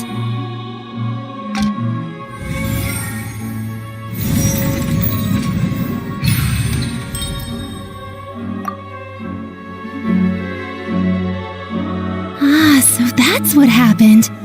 Wait, you're telling me something as dangerous as water from the primordial sea has been used for all these years? What a great theory! It also explains Callus's and Jacques' respective motives. I guess they didn't shoot each other after all. Mr. Marcel, you are the one being charged with the crime. You should provide a rebuttal if you wish to prove your innocence. But I think I agree with everything Navia just said. In fact, there was nothing in her speech that directly implicated me. Then, may I ask some questions? In my opinion, we primarily need to determine two things. 1. Do you have the evidence to back up your claims? I'm afraid not. At least not at this very moment. Boo! If you don't have any evidence, you should just go home! I may not have the evidence with me, but I know where I could go to collect it. If we look up the deserted clothes against a record of people who went missing around the same time, we should be able to find a match. Considering the serial disappearances case, the guards probably kept careful records of all missing persons from around that time, regardless of age or gender. That makes sense to me. Monsieur Neuvillette, I would consider this to be a reasonable investigative direction. Why do I feel like Farina's acting a little differently today? Maybe she's scared of embarrassing herself again? Alternatively, she's become more diligent after charging an innocent citizen in the last trial. My second question has to do with the ensuing duel. If the truth is indeed as you described, then why didn't Mr. Callis explain himself in court? If he had testified that a person had been dissolved, he could have at least mounted a defense. I've thought about this too, and the answer is actually pretty simple. He felt there were things that were more important to him. The dissolving power of water from the primordial sea is an important secret for the true culprit of the serial disappearances case. My father could have exposed it for all to see, but he chose to take it to the grave. At that time, Spina di Rosula was in dire straits, and his reputation had already been shattered. He had no guarantee that going forward with the truth would allow the culprit to be brought to justice. What was certain, however, was that it would paint a gigantic target on my back. Boss once told me that Demoiselle had already been selected as the next target of the serial disappearances case. What? If the secret had gotten out, the culprit would have fought an all-out war with Espina right there and then. I wouldn't have been the only one in danger. All of us would have stood to lose our lives. Of course, the guards might eventually figure out the truth of the matter and determine that we were in the right. But what good would that do? How can a hollow verdict protect anyone? Had this opera house ever given my father any kind of confidence in its brand of justice, Spina di Rosula would have had no reason to exist. But by staying silent, we retained the ability to deter our opponents and continue the stalemate. I was able to become Spina di Rosula's president, which made me harder to target, as well as giving me more time to grow and learn. And once I have figured out the truth and stepped up to the challenge, I will do what this opera house cannot, and restore my father's truth and honor back to him. So, you mean to say, your father intended to die in the duelist's ring? That's right. Do you have any proof? Of course. All you need is to ask his opponent, Clarand. I don't need your apology, your guilt, or your support from the shadows. You don't have to do anything for my sake. But since he entrusted his will to you, Clarand, you should tell us the truth about his sacrifice. So, during the duel, did you believe that Callis was intending to die? Yes, I did. As a champion duelist, I've fought many battles and taken a countless number of dishonored lives. In my line of work, I've seen all kinds of people give their all for the faintest hope to continue living. Some were determined, others passionate, and some even manic and twisted. Just one look and I can tell if a duelist is hoping to live or if they're looking to die. I hereby swear on my name and honor as a champion duelist that Mr. Callis never intended to leave the ring alive. Since that's your testimony, I have no more questions. It appears there really are good grounds to reopen this case. I concur. However, Miss Navia, you still have not explained the link between your father's case and the serial disappearances case. Right? What she said was fascinating, but kind of beside the point. Wait, weren't they just talking about the serial disappearances case? Of course, Your Honor. The two cases are connected via a matter of timing. In my father's case, the culprit intended to kill both Jacques and Callis. As a result, they planned to act after hearing 2 gunshots. And, at the end of Linny's trial, the culprit also only dissolved the victim in front of everyone because they realized they were at risk of being identified. The culprit could only time their actions so precisely if they were already at the scene. Coincidentally, Marcel attended both the banquet and the trial. So that's why you suspected me. Even after hearing your reasoning, I still can't help but find it a little preposterous. I'm used to it, though. You've always been an impulsive and sentimental child, Navia. It's one of your most endearing traits. No need to appeal to pathos. I won't try to refute your points one by one, but even if everything you just said was true, can you prove that I was the only person present at both events? On top of that, does a person have to be physically present to control the timing? Can't someone remotely monitor the place? Don't know what she can say to that. I know that even with that, you might still think you can reduce the list of suspects with some further investigations, until I'm the only one left on the list. Alas, who won't feel at least a little hurt by an accusation of murder from a girl you see as your own daughter? But if I were to dismiss this completely, you'd also think I'm not being considerate of your feelings. Ah well, let Uncle Marcel teach you another lesson. Do you know what the biggest flaw in your reasoning is? I suppose you're gonna tell me anyways. It's timing again.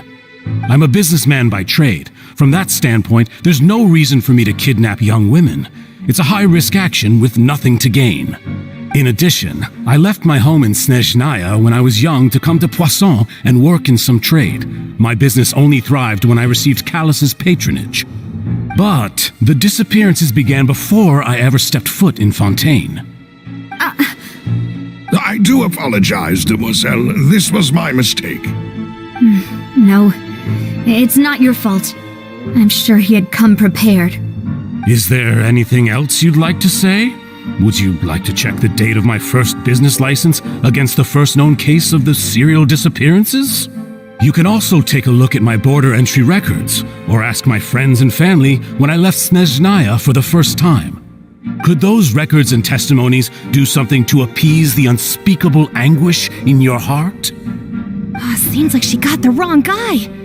At this rate, Navia will be convicted for falsely accusing him. I think you've done a superb job of dissecting your father's feelings as he neared the end of his life. But aren't you going against all of his wishes and expectations right now? He wished for you to become more rational, collected, and conscientious, instead of dwelling only on your own feelings. Once you've learned to be more considerate of others' feelings, and to stop rushing headlong into things, you'd have met most of his expectations. This isn't just about me, and it never has been. The biggest difference between me and the rest of the victims is that I still have the ability to search for the truth. While that same agency has long been taken from them, the people whose families were destroyed by synth abuse, the people who lost their loved ones to the serial disappearances, and the people who suffered tragic ends due to their sense of justice. Many people's images are flashing before my eyes. I'm sure some are coming to those of you in the audience as well. And whose image do you see, Marcel? Is it a man named Vacher? Oh, so you do know that name. I'm merely surprised you'd suddenly say the name of someone I've never even heard of. I was waiting for you to say that.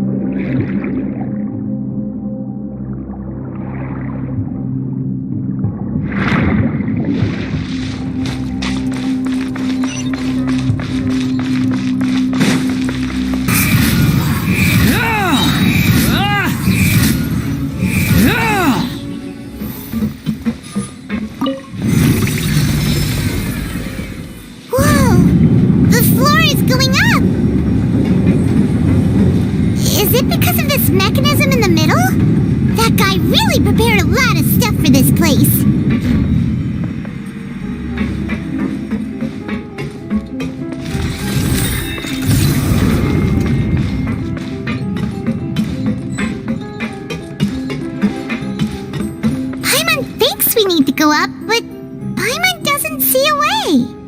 Let's take a look around. Maybe we'll find a hidden mechanism that'll show us the way up.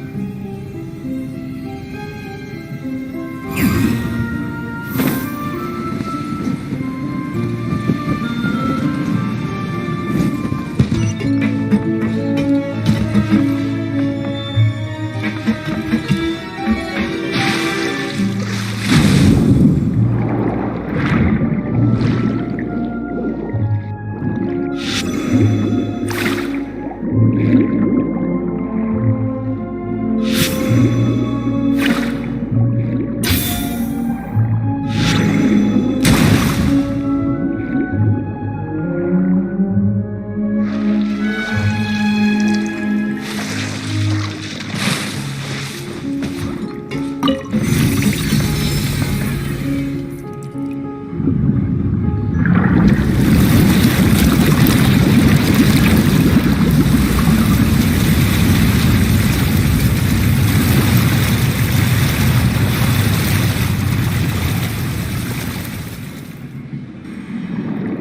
water level is rising! Now we can swim to the top! But this is still a ways away from where we need to go.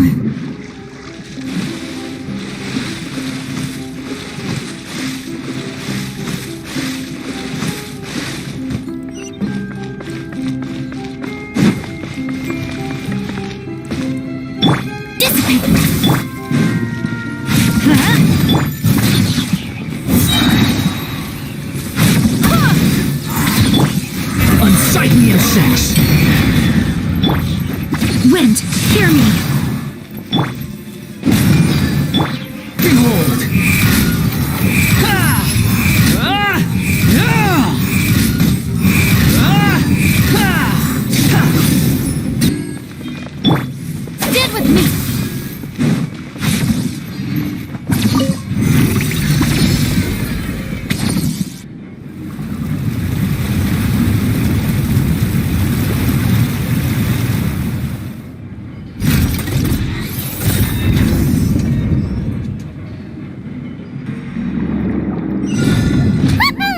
Now the path is clear! Let's go!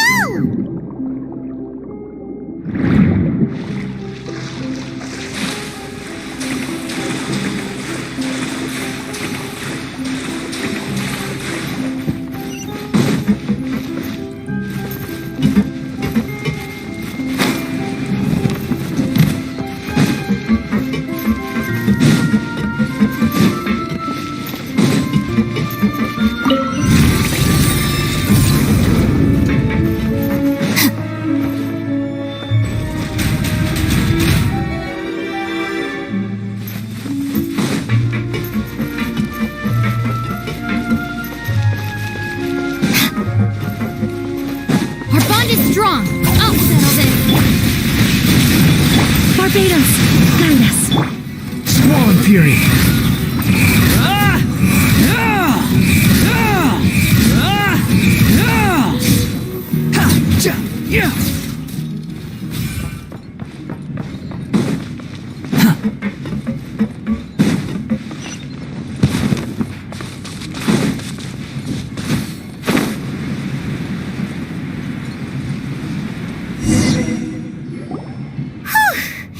After all that, we finally made it to the innermost sanctum. Though, as expected, the mastermind isn't here. That's right. Then let's hurry up and find some evidence so we can get back to the Opera House and help Navia.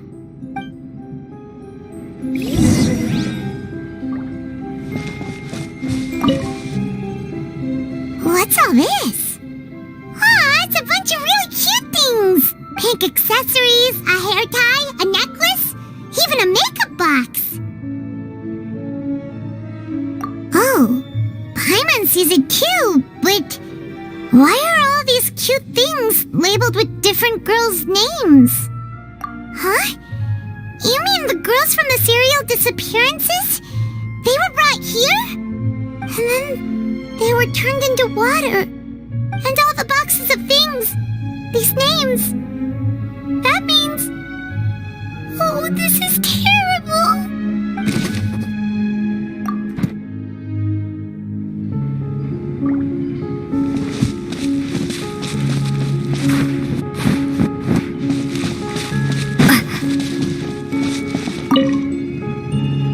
Let's see what's written here. Nothing escapes Detective Paimon's eyes.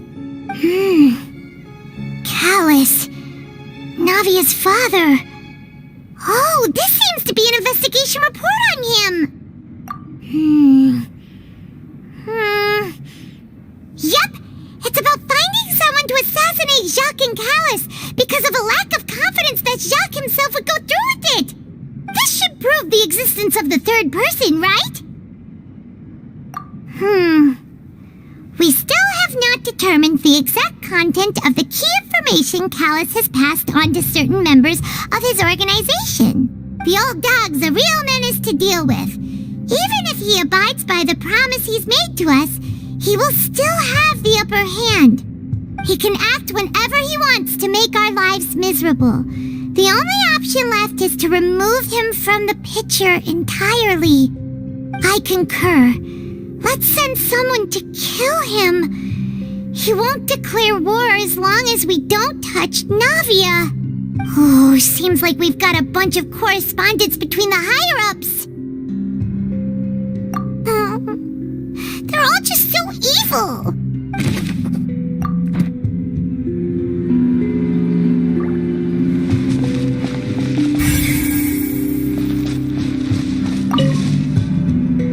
Oh, look! There's an important-looking basin over here, and it's full of water. That means this is where they make all the synth, and that special water is the main ingredient.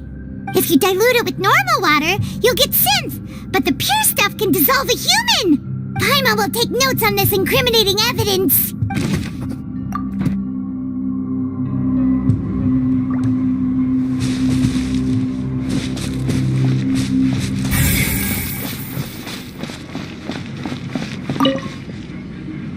What's this over here? Looks like some kind of place for research. Experiment number 16 aims to verify Jacob Ingold's research conclusions on the primordial sea and use his theory as a foundation to achieve a breakthrough. The experiment was a failure. No individual managed to resurface from the water from the primordial sea. Female specimens 22, 23, and 24 were dissolved. Sorry, Traveler. Paimon will try her best.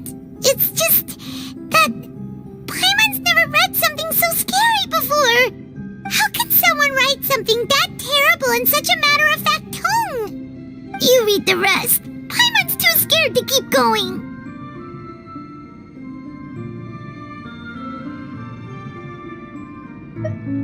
So that's why he did all of these experiments. Wait, did he really think he'd be able to find a way just by dissolving people over and over? That's just insane! Huh? Isn't that the name you heard by the fountain?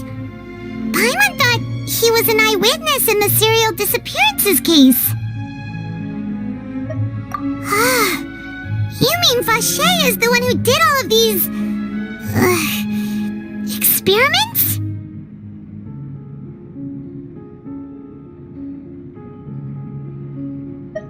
So that's it!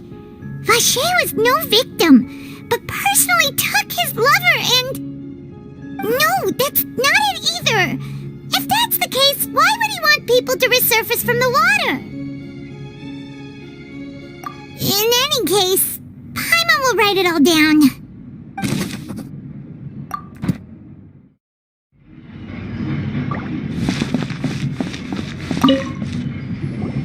Whoa! There's so much synth here! And so many bottles of ingredients that probably just contain the waters of the primordial sea. Mixing in progress? Ready to drink? Stock sample? Huh. They've also got all the synth pretty clearly labeled. Whoa! There's even fruit-flavored synth? Yep, it's super obvious.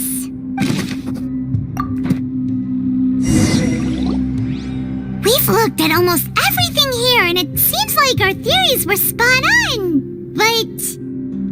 yeah, we haven't found anything that reveals his true identity. No wonder even Nervalette wasn't able to find anything. Whoever it is probably destroyed everything to do with that name a long time ago. That way, even if we bring all this back to the opera, we won't be able to identify the true culprit. Sure thing. Paimon won't admit defeat to this guy either.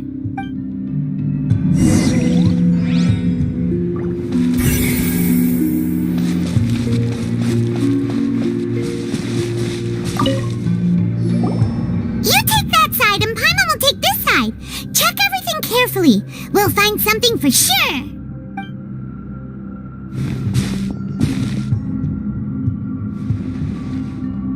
Ugh, nothing at all. And Paimon can't even find snacks either. Whoa, really? Let Paimon see. Venier. Isn't that Vache's lover's name? Then you found her diary. Let's see. Aw, it's just a normal diary chronicling their love story. She was so sweet, too.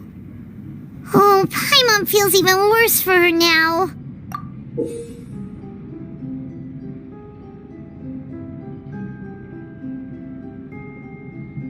So many! A whole page's worth! But they're all crossed out. Was she unhappy with all of them? The final name she decided on was Marcel. Wait, but Marcel's pretty old. Has this case been going on for so long that he's Vache and Venier's grown son? Hey! Paimon still hasn't figured it out yet.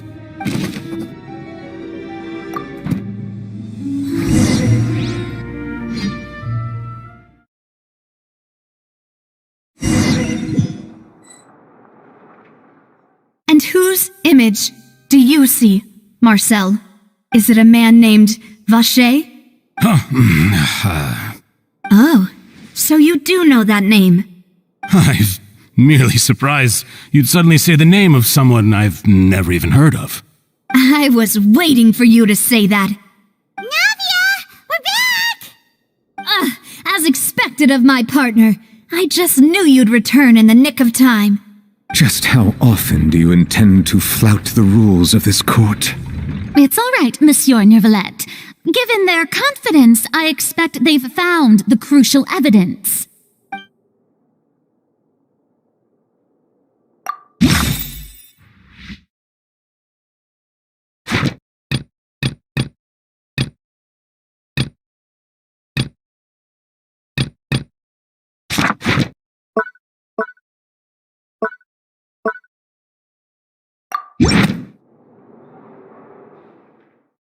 But the truth of it, Marcel, is that you've always been Vache. Huh? We've investigated your lair and we already know everything. After your lover, Venier, was dissolved, you kept abducting young women to experiment on the hopes of bringing her back to you. You even created Marcel as a new identity and destroyed all records of your past as Vache. So that's it. Even the villains in opera performances rarely go that far. And with that, Marcel's motive has now been established. This information regarding your past also dismantles your prior timing defense. Well, Marcel, do you know where you went wrong? You fixated your gaze on the lover that passed away, instead of paying attention to the living people around you. So, you never noticed how we changed, or how we grew as individuals. You also never understood Boss's real expectations for his daughter. Or our determination to see things through. Your determination. Mr. Marcel, please speak up now if you would like to defend yourself. Otherwise, the trial will move on to the next stage. Do you really think I wanted to do any of this? Pay attention to you? What for? Have you ever paid attention to me? Ever empathized with my pain? Ever known how it feels to watch the love of your life dissolve right in front of your eyes? No one helped me. No one even believed me. All those decades ago, even the officers from the Maison Gardiennage were laughing at me. They said there's no way a human being can turn into water. So I must have gone mad from grief. Vinier's death was brushed away by all of you as if it didn't matter at all. Well, now you know, don't you? Ha! Well, it's too late now. All those who were dissolved are gone forever. You only have yourselves to blame. You set up this ornate opera house in pursuit of your so-called justice. your beloved drama, while turning a blind eye to the suffering of the people. Vignier is dead. We promised each other that we would always be together. Wherever she goes, I will follow. But I'm not from this blasted place, so I can't be dissolved, no matter what I do. Hey, is that water from the primordial sea that he's drinking? I can't dissolve! Can't dissolve! Can't dissolve! Do you all see? I can't go! I can't follow! So if I can't go where she is, what choice do I have but to try to bring her back? I did all of that, and in the end, that accursed Callus still got the better of me. I spent my entire life living on pins and needles, only to get stabbed by his idiot daughter at the very end. The suspect is exhibiting signs of mental distress. Guards, please restrain him. Don't touch me! Don't anybody come near me! I still need to save Vignier. Our promise. We made a promise. Vignier! Please, Vignier! Don't think badly of me. All I want to do is fulfill our promise. At this point, the verdict of this trial is clear. With Mr. Marcel's conviction, the charges against Mr. Tartaglia no longer have any basis. Fine by me. I was in a bad mood, but after a show like that, I'm actually feeling pretty good.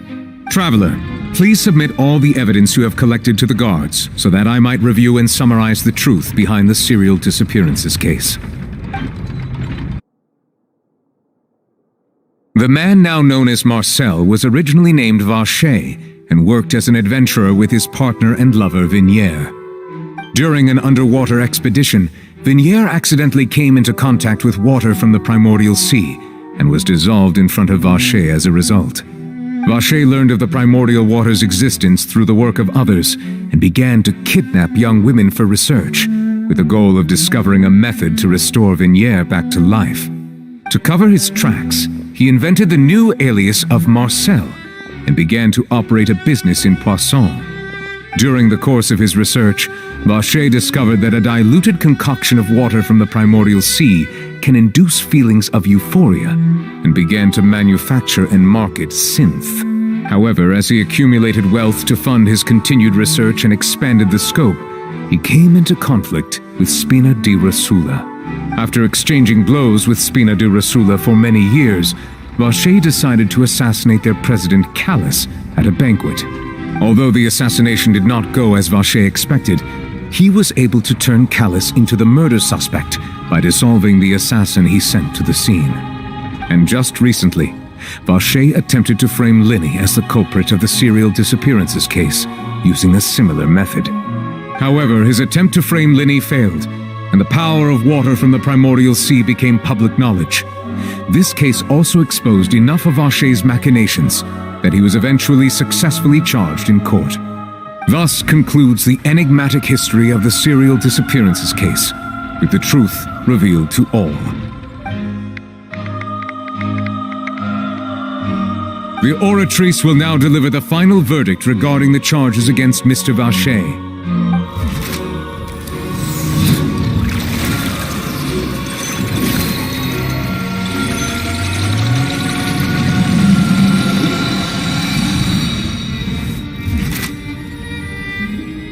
According to the judgment of the Oratrice Mécanique d'Analyse Cardinale, Mr. Vacher is guilty.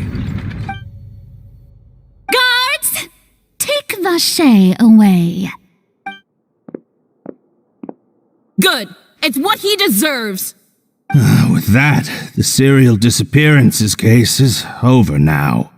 We really just witnessed history. Who would have thought the true culprit would be such a polite and well-spoken guy? Yippee! We helped Navia bring the bad guy to justice! He's hurt so many innocent people and now he's finally getting what he deserves. Huh? Are you okay? Demoiselle, you were absolutely brilliant. The day our late boss had always hoped for has finally come. You can rest easy now. knowing justice has been served. Yeah.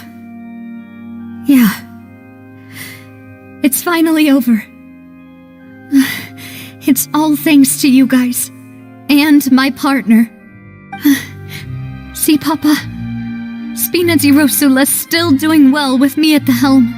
Well now, hasn't this been a most delicious piece of drama? The villain has been caught, justice has been served, past wrongs have been righted, and it's a big ol' happy ending. Since it's been such a great show, I'll just let the false accusations against me slide. Either way, I've still got some business to attend to, so if you'll excuse me... Please wait just one moment, Mr. Tartaglia. Ugh, what now? None of this has anything to do with me. According to court protocol, since this trial was initiated due to a charge against you, a verdict must also be made regarding the initial charge before the trial can conclude. Oh, come on. Is this really necessary? Haven't you already caught the real criminal? Isn't it time for side characters like me to exit stage left? Please respect the laws of Fontaine. This has always been the rule. All right, but this sure is a lot of hassle. All I need to do is stand over there, right? Let's just get this over with. Through evidence presented in the public trial that was just held, it has been established that Mr. Tartaglia has no direct connection to the serial disappearances case. The guilty party has been identified, and thus it is logical to suppose Mr. Tartaglia is innocent of the charges. We now turn to the Oratrice Mécanique d'Analyse Cardinale to render the final verdict on the charges.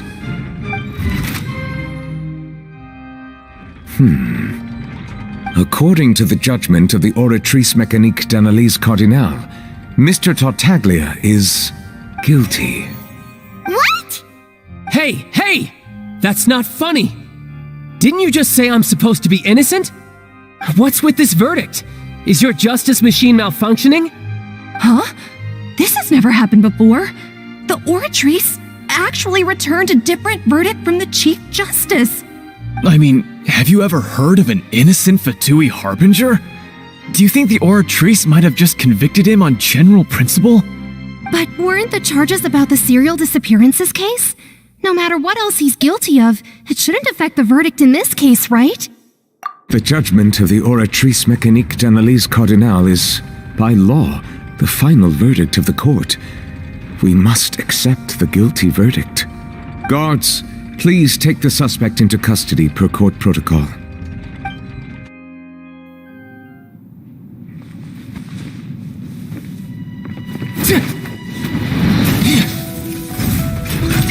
So this is how justice is done in Fontaine.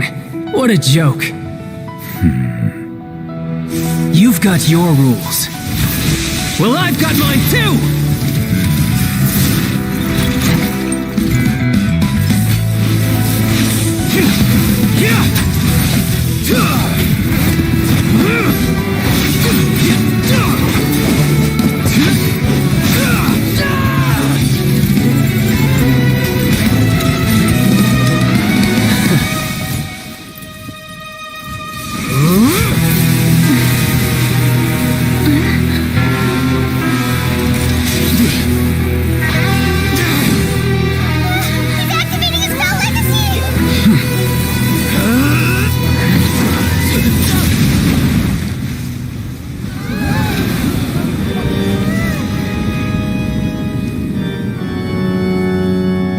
I am sorry. If you have been wronged, we will find the truth. But the rules of the court must be upheld.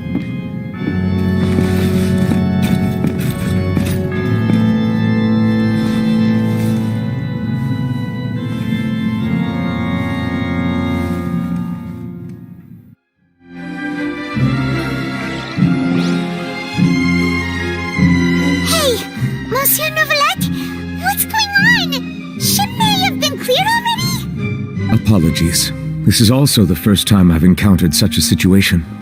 However, according to the rules established at the conception of Fontaine's court system, the Oratrice's judgment is the final verdict of the court. All I do is follow court procedure. As for why the Oratrice arrived at the conclusion it did, you should probably ask someone more knowledgeable than me.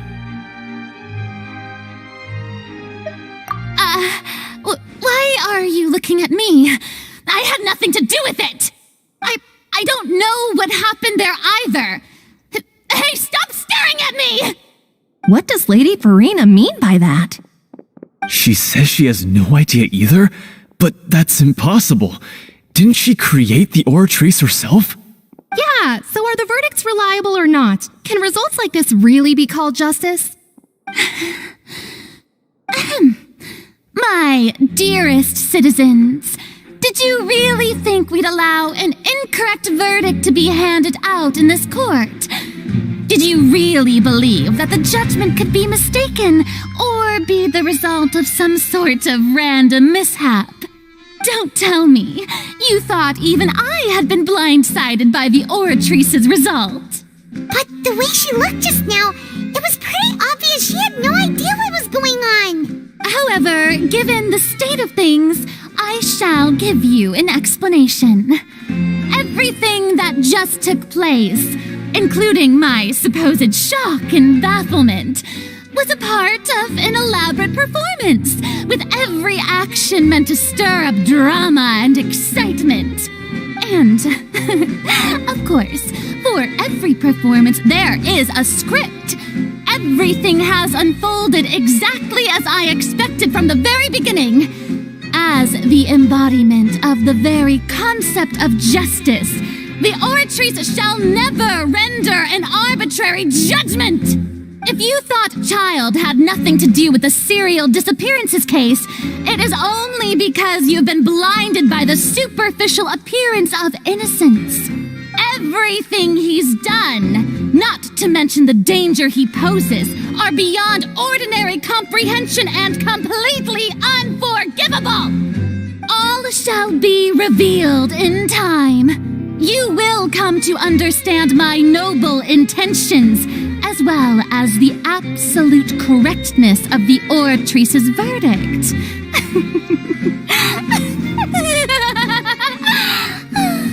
Now, having said that, although I hate to leave things hanging in suspense, it is now time for this performance to end.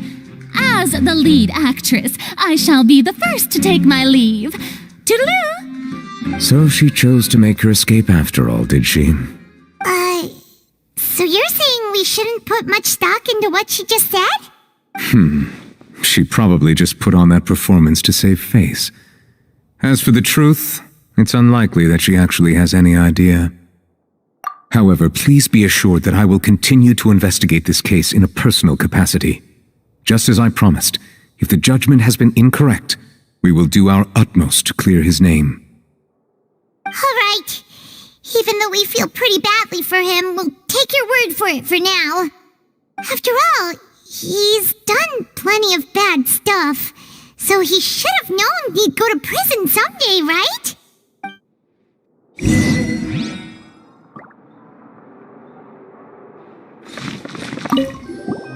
Oh, Monsieur Nervalette! That power you showed when you took him down. Who are you really? I'm the Chief Justice of Fontaine, of course. If officers of the law lack the strength and capability to enforce it, then it makes a mockery of justice.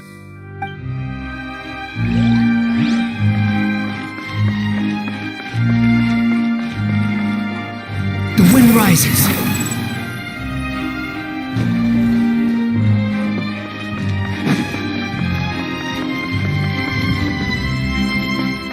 Quit following me.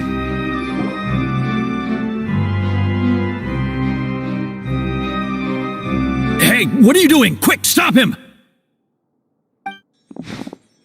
Traveler! Hey! Traveler! Marcel! What are you doing over here? Stop resisting arrest! Cease, or we'll add another charge to the list! No, wait! I just want to ask the Traveler something. I'm not looking to run away. Please, just let me ask this one small thing. Go on.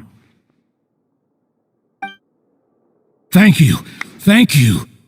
I was being led away when I finally realized something. Where did you first hear the name Vacher? I erased all records of that name. So, unless... Are you still trying to prove your innocence? Give it up, you've already been convicted. Really? You did? You're sure? You met her? But how could that be? How did you manage to do it? The Fountain of Lucine? Then she's been so close to me all along. And I just never... Please give me a chance to talk to her again. Just let the Traveler take me to the fountain to see her one last time. This is the last request I'll ever make in my life. You can do whatever you want to me afterwards. I don't care. What? Give an inch and you want to take a mile? Do you think serial killers get to make requests like that? Paimon agrees. Why should we give him what he wants when he's only done a ton of super terrible things? This request, is it worth as much to you as your life? Of course! Wait, no. It's worth even more than my life. Humans. Will they betray the instinct to live just to satisfy spiritual needs? Very well. I will grant your request. Your Honor, I fear that... I will go with him. You do not need to worry about any escape. In that case, I shall leave him in your most capable hands, Chief Justice. Thank you, Your Honor.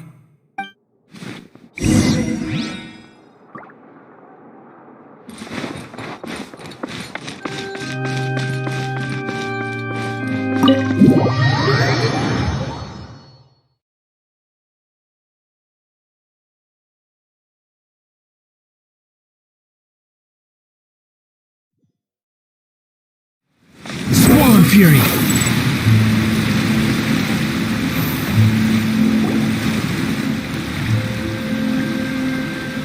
Is this the place? You said she's here, but what do I need to do to see her?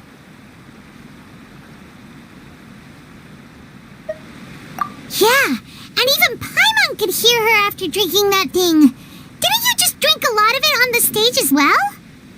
Oh, in that case... Vache! Ah! Yes, that's it! So you heard it too!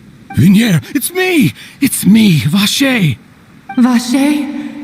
Vache! I'm here! Where are you, Vignier? I'm coming for you. I'm finally here for you. Hey, wait! Be careful! Hey, wait! Vignier, is that you? It's me, Vache! Vignier! Vache? Why did you come? Didn't I say? You don't need to look for me. You look a lot older than I remember. How long has it been? It's been more than 20 years. I've suffered for over 20 years since the day you left. All this time, only the thought of bringing you back has kept me alive. Nothing else mattered to me. I must be dreaming. Who would have thought I'd get the chance to tell you all of my feelings like this? Vignier, you are my everything. I really don't know how I could live without you. But Vache, if you ask me, this world would be better off without you. What are you saying? If not for you, I would have finished my law degree and probably become a top-tier attorney one day. If not for you, I would have continued to pursue my love of the arts, and my works would have been displayed in the Palais Mermonia itself. If not for you, I would at least have been able to take care of my mother, and she would not have grown old and died alone, with nothing but the tears on her cheeks. It's all because of your selfishness, Vache. It's all because of you. You... Wait, you are not Vignier. Who are you? You're right. I am not Vignier. I am the sacrifices. Every woman who died by your hand, as our bodies dissolved, our consciousnesses flowed back to the primordial sea. Our thoughts circulated endlessly within the primordial sea, and we were no longer individuals, but we became one, just as streams of water come together in the sea. I'm Cressy, I'm Lemony. I'm Azine. The only one I am not is Vignier. Why? But then, where is Vignier? She doesn't want to see you anymore. Every tendril of her consciousness is avoiding you. This is what you get for your selfishness. Your selfishness robbed us of our lives and our futures. You said time and time again that you'd do any and everything for her. But did you ever consider whether she'd want to see you do the things that you did? If she would despise you for what you became?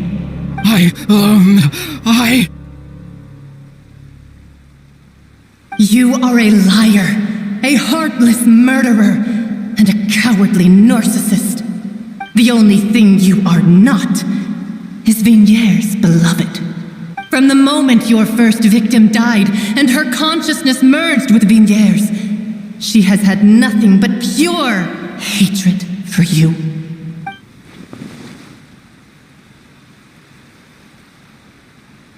No! Vignier! She can't hate me. Let me see her, please. Have mercy. You still don't understand. When I said don't look for me, that came from the real Vignier. She really doesn't want to see you anymore. But on top of that, she also said that because it's her final drop of pity for you. She said that because she knew that if you did come here, we will show no mercy to you. Vache. Vache? Vache. Vache. Vache. Vache. Drown.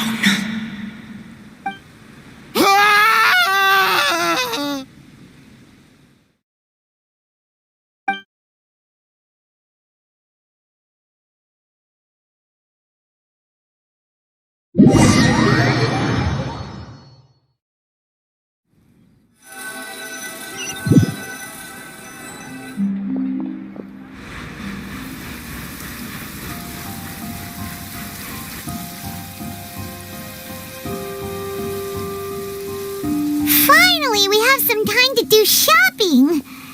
Gosh, it's really been a long time since we've been able to relax. Well met, partner. I knew something great was going to happen when I woke up in such a good mood today. Even this weather can't put a damper on the demoiselle's mood. It's a pleasure to see you both again. Oh, hey, Navia! It's been a few days. Paimon's already started to miss you. Oh, now that I believe. I'm easy to work with and always bring home the bacon. Who wouldn't treasure having a partner like me? Sounds like you're really enjoying life these days, Navia. What have you been busy with since the trial? It's just been one thing after the other. I've been making non-stop trips between Poisson and the courts in Sen. Everyone from Spina di Rosula organized a memorial for my father. We never held a memorial when he first died, since everyone knew that even if we held one back then, no one was going to come. This time, though, everyone in Poisson, and even many people from the court, all attended. So his name's definitely been cleared now. That's what we like to hear. It's been the dearest wish of Demoiselle all along. That blasted stubborn fool. I was right to put my faith in him. I'm so glad I didn't give up on the case all those years ago. Oh, by the way, I ran into Charlotte just after I left the memorial service. Well, maybe it'd be more accurate to say I knew she would be there, and there was no way she'd just let me go. Huh? So you know Charlotte too? The Charlotte? Journalist from the Steambird? Yeah, way back when I first became the president of the Spina di Rosula, she was all over me. Wouldn't take no for an answer. I believe the story was called The True Heart of Darkness, Secret Tales of the Yellow Rose. To be fair, though, it was a really flattering feature. So, we've been on pretty good terms ever since. She was trying to lean on our friendship to get me to do an exclusive piece on the serial disappearances case. Oh yeah, She told us about that. She's always been super interested in that case, so now her wish has finally come true too. Anyway, I told her to make sure that when she writes about you guys entering the opera house with the critical evidence, that you both sound really cool. Now that's another thing to look forward to. We trust Charlotte's skills with a pen for sure. Oh, and in other news, I also took Clarand out for a meal. Oh, are you two on better terms now? While you were investigating Vache's headquarters, Clarand gave testimony on my father's behalf. It was thanks to her that we were able to turn the tide. I wanted to thank her. I mean, there's also no point in being awkward all the time, so we took the chance to reconcile with each other. Oh, that's great. Paimon also thought Clarand wasn't actually a bad person. It's always good to have more friends. Anyway, now that the case has finally been solved, perhaps it will slowly begin to fade from the public consciousness. Oh, actually, there's still one last thing I need to do. What is it? I should pay a visit to my father's grave and tell him the truth of what happened, as well as how it all ended. And on top of that, just how much people still look up to him to this day. That includes me, too. Miss Navia. Indeed. We want to go too. We also think Callus is a really admirable person. Sure thing. I'd like you two to share the moment with me. After all, without you, there might not have been such a positive ending. And in that case, everyone, let's be off. Considering the recent weather, we'll be lucky if we can reach Poisson before dark. Yeah, you're right. It's been raining non-stop for a few days now.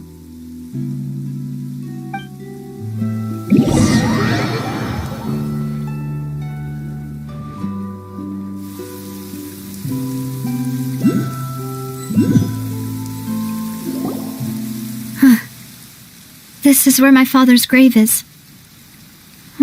To be perfectly honest, even I haven't been back here for a long time. Huh? There's someone there already. Wait. That figure. It can't be... Isn't that Nervalette? Why would the Chief Justice be here? Huh? Navia?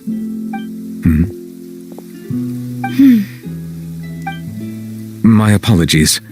I should have asked before coming to pay my respects. Don't say that. Sorry about that. Oh, I was trying to say there's no need for you to apologize. I wanted to show my father how much I've grown, but still, I doubt I've grown to the point that even the Chief Justice would feel compelled to apologize to me over and over. In that case, I will stop apologizing for now. You really could use some pointers on understanding human emotions, Monsieur Nervalette. In any case, why did you come to Poisson? Well, ever since that day, I've been turning a question over and over in my head. Just what is justice anyway? There was once a time when I didn't want to believe that there could be anything more important to humans than life itself. Oh, rather than that, it's probably more truthful to say I didn't believe humans were capable of resisting the most basic instinct of living things. That they could rebel against their own nature, or consider certain things to be more important than their own lives. Which is also why I didn't stop your father from beginning that fateful duel.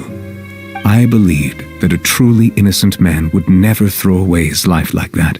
That there was nothing, should have been nothing more important than one's own continued survival. But Mr. Callus proved me utterly and decisively wrong. If not for his sacrifice, the serial disappearances case would have remained unsolved to this day. Mr. Callus made the choice he did for his daughter, for his associates, and for many people completely unrelated to him. And in the end, from a certain perspective, one could say that he did it all for the sake of justice. A justice that's higher than life itself. So you asked me why I came here. I just wanted to say my apologies to Mr. Callus in person. I should have noticed all of this much sooner. This regret has filled me with a sadness that has haunted me for days. That high and mighty chair in the opera Epiclese indeed insulates one from many important things. Spina di Rosula, thank you so much for your hard work and perseverance. I'm sorry for being mad at you before. So, you're actually one of those types that's cold on the outside, but pretty thoughtful on the inside, huh? That reminds me of Silver, one of my guys. Sorry about that. Self-expression is not one of my strong suits. Didn't I just say you don't need to apologize? Ah, so Navia and Neuvillette seem to have made their peace as well. Let's not disturb them for now. We can wait till after they're done.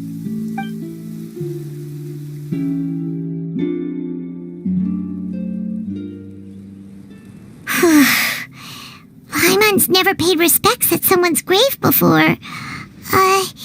Did Paimon do anything rude there? Huh? Oh, Paimon didn't know that was a thing. But Paimon doesn't know what she would do if she can't fly. Oh no. Paimon hopes Miss Navia won't be too mad. Anyway, Neuvillette is still standing around there. It's not often that we can catch him alone like this, so why don't we go talk to him for a bit? If we can't talk to Lady Farina, we can at least talk to him, right?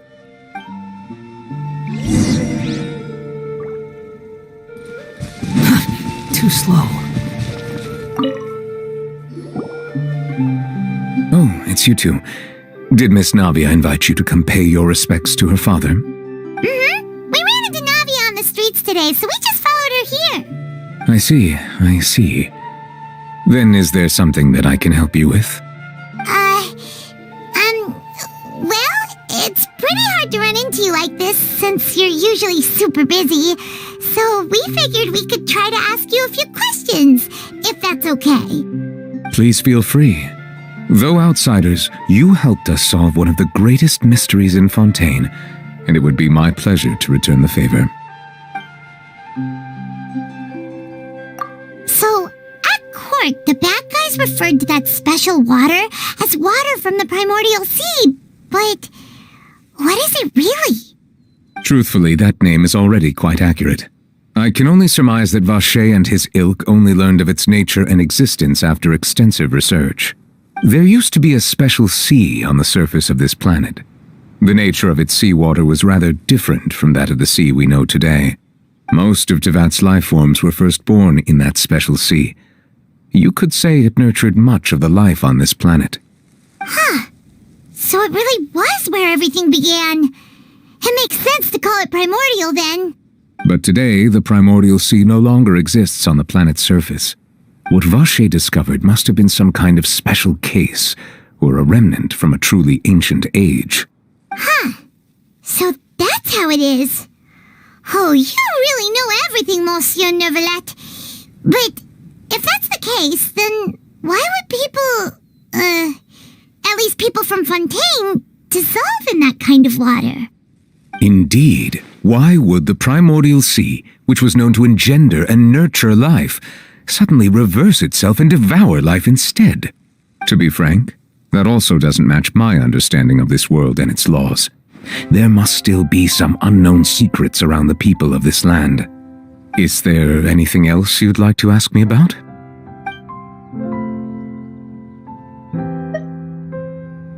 That the sea levels will rise and everyone will be dissolved in water, leaving Farina crying alone on her throne, but the sins of the people will be finally washed away for good. Does that appropriately summarize the version you've heard? That's right! It was Linny that told us back then. And that about covers all the main points. Yes, up to the present, I think we reached a point where we have no choice but to confront this prophecy directly. Rumors have it that this prophecy is rooted in the last words the former Hydro Archon left to the world before she passed away. A prophecy? Of the former Hydro Archon? Wow. This is the first time that we've ever heard of it. 2 parts of the prophecy have already proven correct. The rising sea levels and the ability of the people of Fontaine to be dissolved. We should be more vigilant and stay on the watch for further signs. Speaking of the prophecy, Farina has also always taken it quite seriously. Indeed, she has been collecting information and intelligence from across Teyvat for this purpose. If the rumors were true, then perhaps this prophecy is the conundrum left to Farina by her predecessor. But with Farina being the way she is, can we really trust her to solve it? Is there anything else you'd like to ask me about? My apologies. My investigation has still not reached its conclusion. However, I still believe the judgment of the Oratrice was not rendered arbitrarily. Huh? But you also said you thought he was innocent. For many years, I have been quite aware that the Oratrice does not simply mechanically repeat the verdict that I give on each case.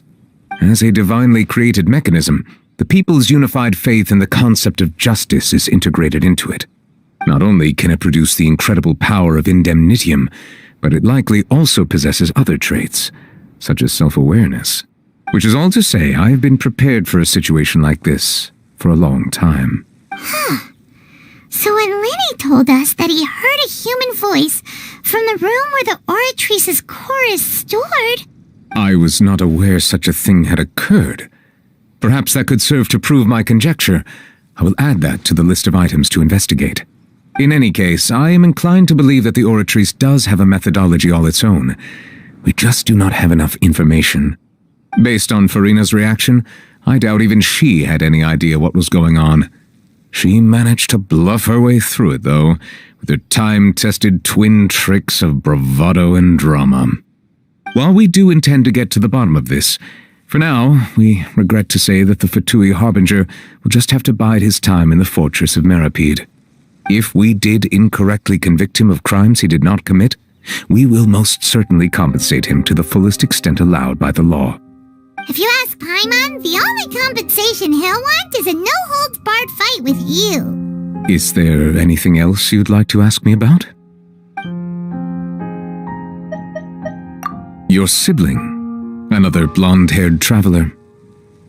I'm sorry, but I've never seen anyone who matches that description. If he ever stepped foot in Fontaine, I'm sure he followed our laws to the letter and had no reason to appear on the stage of the opera Epicles. Is there anything else you'd like to ask me about? Very well. It was my honor to provide you with what answers I could. I very much enjoyed conversing with you. It will soon be time for me to leave this blissful tranquility behind and return to Palais Memoria. You really are super busy, Monsieur Neuvillette. Paimon thought you only came here to pay your respects today because you had the day off. Crime and villainy do not have the day off, and so justice must work around the clock as well. This is merely the nature of a justice's work. All right, you've got a point. Huh? Paimon just noticed that the rain has stopped.